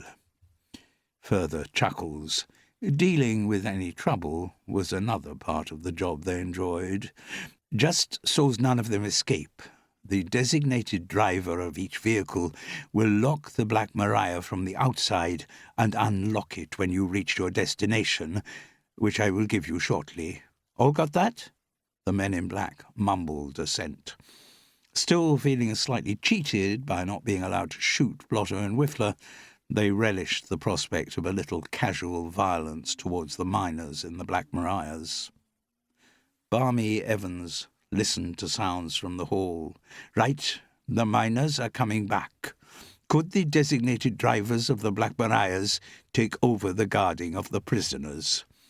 As the men in black changed roles, one of them asked, "Where are we going to take the toffs? Which of the Black Marias do you want them in?" "Not in any of them. You forget. They have a different destination. They're about to find out the delights of coal mining in Wales. When you get outside, you'll find a blue Lagonda parked. Put them in that. And I'll join you there when we've got the miners locked up." Blotto considered making a bid for freedom straight away, but his mind working well, as it usually did in stressful situations, decided against it. There were too many armed men around. Once they were in the Lagonda, with just Barmy Evans and however many guards he chose to escort them, that would be the time for action. So he submitted meekly, as did Whiffler and the Earl, to being frog-marched out of Little Tickling. The three of them seemed to be sitting in the Lagonda for a long time, while Barmy Evans checked that his instructions had been followed in the Black Marias. Outside the car, the 6 designated drivers stood on guard. Eventually they saw Barmy Evans approaching the Lagonda. "Right, they're all locked in," he said to the drivers. "You lot will all find your destinations in envelopes by your steering wheels. Drive straight there. Don't stop for anything." The drivers expressed their assent and set off towards their vehicles. Barmy Evans didn't get into the Lagonda. He just stood there, watching the Black Marias proceeding down the long drive away from Little Tickling. Then he turned and looked at the Lagonda's occupants. "Don't you think, Mr. Evans," asked Blotto, a supercilious smile tugging at the corners of his mouth, "that you're taking rather a risk, travelling on your own with us, without any extra guard?" "Oh, I don't think it's that much of a risk," said the voice of Twinks, as she stripped Barmy Evans' moustache from her perfect upper lip. Chapter 22. All relatively ticky-tocky. As she removed the disgusting make-up of pockmarks and other of Barmy Evans' accoutrements, Twinks observed, "She is good, Madame Clotilde, you know, when it comes to disguises." "You had the voice and everything," said Whiffler, lost in admiration. "Oh, voices are as easy as a housemaid's virtue," said Twinks. "Well, I swallowed it like a trout does a Wickham's fancy." "Yes, having observed the stencher at close quarters," Blotto agreed, "I can confirm that you were as alike as 2 butter-pats." "As I mentioned," said Twinks, "it should be Madame Clotilde you're pinning the rosettes on, though I must say, pongling round the country dressed as Barmy Evans did just make me realise how far the thimble-rigger's influence extends." "Sorry, not on the same page," said Whiffler.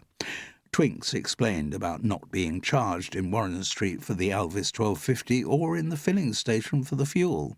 "Both of them thought I was the real biscuit, and they didn't want to get on the wrong side of Barmy Evans."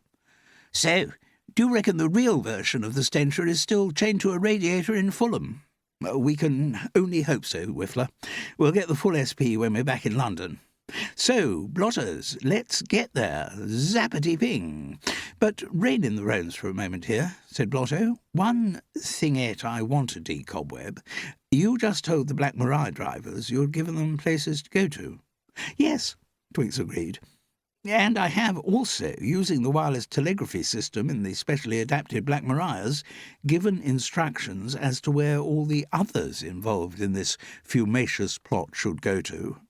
Blotto looked puzzled, again.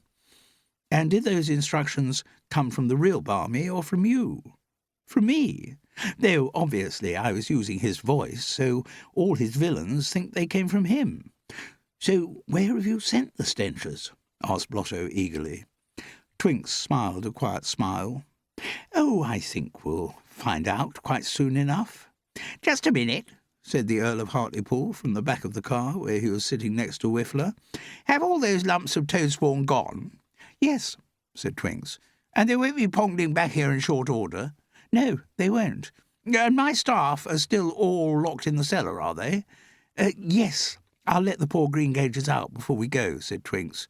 "Don't bother about that," said the Earl, as he gathered himself up to leave the car. "I'll do it." Ticky-tocky. "Just a minute," he said, suddenly intrigued by the face beside him. "Who are you?" "I'm your son, Giles." "Good heavens! Is that what you look like?" With that, the Earl of Hartlepool scuttled back inside Little Tickling to assess the damage and start rebuilding his matchstick model, and Blotto floored the accelerator of the Lagonda all the way back to the Savoy. A few hours before these events, a very subdued Corky Frogget arrived in his hire car at Taster Towers. In front of the great house was an array of vehicles similar to those which had parked at Little Tickling. A row of Black Marias, behind which was drawn up a row of coal trucks. Although Corky was not to know it, the same scene was being played out at stately homes all over the United Kingdom. The vehicles were all empty except for one. In the front of a Black Maria, with a paraphernalia of aerials and wires sprouting out of it, sat a man in black.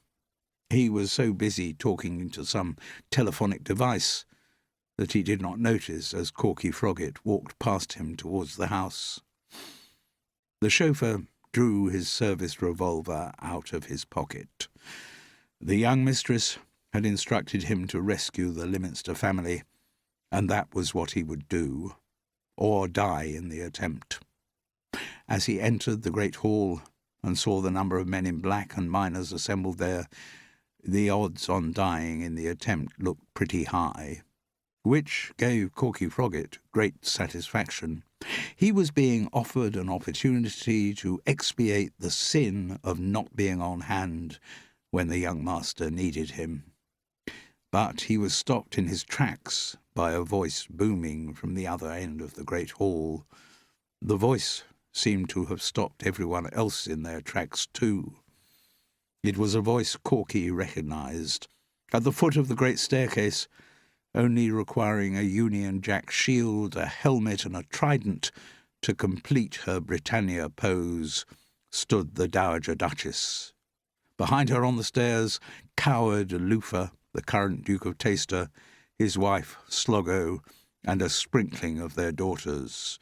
"And I suggest," the Dowager Duchess was bellowing, "that you all return round and return to the squalid swamp holes from which you have emerged. Taster Towers has lasted too long to be taken over by a common riffraff like you. It has survived being besieged during the Wars of the Roses, and again during the Cromwellian unpleasantness. The Leominster family are also survivors, whose superior breeding has always set them above scum like you. We survive, and will continue to survive, on one simple principle: keep the serfs down where they belong." Corky Frogget, enjoying the good sense that the Dowager Duchess was talking, looked around at the tide of men she was holding back by sheer force of personality. They were all appropriately shamefaced and subdued, rather as the young master and mistress looked when they emerged from a dressing down by their mother in the blue morning-room. On the other hand, most of the men in black carried revolvers, and Corky wondered for how long they would continue to know their place. Fortunately, before their patience could be put to the test, the chauffeur heard a cry from behind him. The man in black, who had been fiddling with the telephony in the Black Maria outside, rushed into the great hall, calling out, "Change of plan!" The other men in black, and the miners turned towards him as he continued, "Just had a message from the boss by wireless telegraphy. We're to clear out of this place straight away. There's a new destination he wants us to go to." It seemed a matter of seconds until the only occupants of the great hall were members of the Leominster family. Yeah, and, of course, one of their chauffeurs.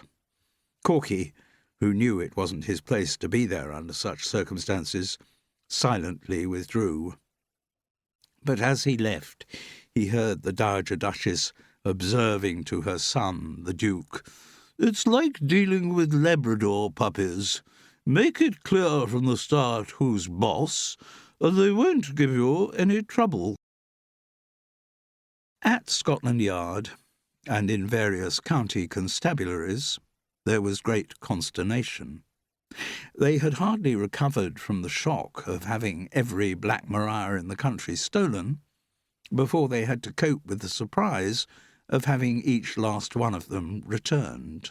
The drivers from Little Tickling had followed the directions placed in envelopes by their steering wheels, and those outside other stately homes did as they had been told by Barmy Evans' telephonic instructions, broadcast from the Little Tickling Black Maria. The confusion of the nation's police force quickly turned to jubilation when they discovered that, locked in the back of the returning Black Marias, were virtually every member of Barmy Evans's gang. They were particularly pleased to have delivered to them a criminal who had had the nerve to pass himself off as one of their own under the name of Detective Inspector Dewar. It was a network they'd been trying without success to crack for years. The jubilation turned to ecstasy when an anonymous tip-off to Scotland Yard told them that the gang's ringleader, Barmy Evans himself, could be found attached to a radiator in a house in Fulham. Twinks had made the police's job easy for them. All they had to do off their own bat was to organise transport back to Wales of a large number of disgruntled and incomprehensible miners. They all went back down the pits to earn a pittance and make huge profits for the aristocrats whose homes they had been so near to taking over. The proper social order had been restored. So, when the Commissioner for the Metropolitan Police was given a knighthood by a grateful king for his incomparable achievement in rounding up the Barmy Evans gang, it never occurred to the officer in question that anyone else deserved a share of the nation's gratitude. And when Blotto suggested to his sister that she perhaps ought to have got some credit for her contribution, all she said was, "Don't talk such toffee." Since before the abduction which had set these adventures in train, Whiffler Tortington's only wish had been to marry Frou Frou Gavotte, and now there was nothing to stop him from achieving that ambition. Because at one point Barmy Evans had also wanted to effect that union, and had even made some arrangements towards that end, Whiffler contacted the Reverend Enge about the wedding arrangements. The clergyman, knowing by then that all of his previous associates, Barmy Evans and the men in black, would soon be in prison, agreed to conduct the ceremony at St. Peter under the counter. He also, deprived of other outlets for his talents, had a kind of Damascene conversion and embraced the novel idea of devoting the rest of his life to the spiritual welfare of his parishioners. The wedding, arranged with all the speed that Whiffler and Frou Frou could have wished, was a quiet affair. Blotto and Twinks, of course, were present. So were Dippy Lafroom and his new wife Poppy. The light and frothy company were represented only by Jack Carmichael. Pierre Labouze and Everard Stoop, regarding the marriage as just another transaction in their aristocrat showgirl business, did not attend. Nor did they find out till afterwards that neither Whiffler nor Frou Frou had any intention of signing a contract to pass over a percentage of their income to the two schemers. Logic dictated that they hold the reception at the Savoy. It was a splendid occasion, at which the champagne flowed generously. There were only two speeches. Jack Carmichael, who had given Frou-Frou away, spoke at some length about what a talented performer he was, but nobody listened. They just went on quaffing champagne. Everyone was silent, though, when Giles Whiffler Tortington stood up to speak. Oratory was not really his thing, but the 4 words he did speak were greeted with massive applause. "I'm just so happy," he said, looking at the love of his life. Blotto had been encouraged during the reception to see Dippy Lafroom knocking back the champagne with the best of them, and after the speeches got the opportunity for a word alone with his old muffin toaster. Nodding towards Poppy, he said, "I thought that little breath-sapper of yours reckoned you didn't need the old alky boodles." Dippy beamed. "Oh, no, she's come round to the idea." "How did you swiggle that?" "Didn't have to. She's just such a sweet, caring girl. All she's concerned about is my happiness.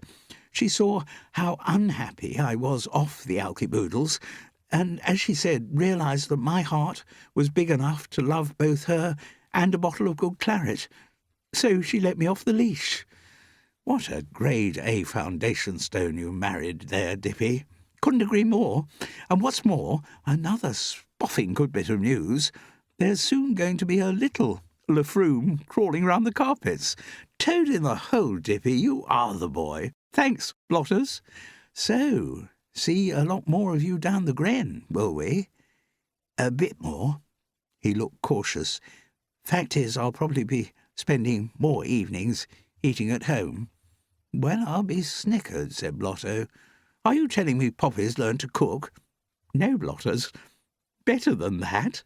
Again, she suspected that something else was making me unhappy, realised, like the little darling she is, what it was putting lumps in my custard.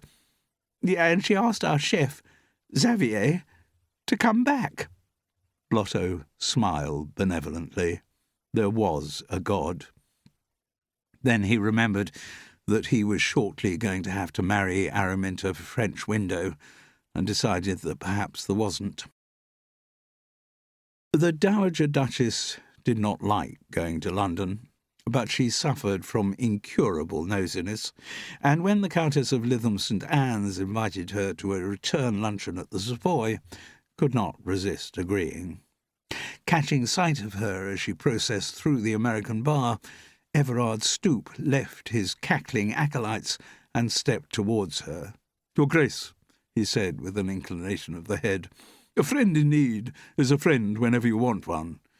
"Oh, stuff a pillow in it, you stupid little man," said the Dowager Duchess, not breaking stride on the way to her table. There was a look in the eye of the Countess of Lytham St. Anne's that she didn't like. A look of triumph, as though the Countess had some advantage over her luncheon guest. "Well, Agatha," said the Dowager Duchess, "I trust your little shrimp of a daughter is prepared for her wedding." "I can assure you, Evadne, she is fully prepared, and very much looking forward to it." "Yes, I did have a thought about her wedding dress." "Oh, I would have thought that was a matter in which only my thoughts were of importance."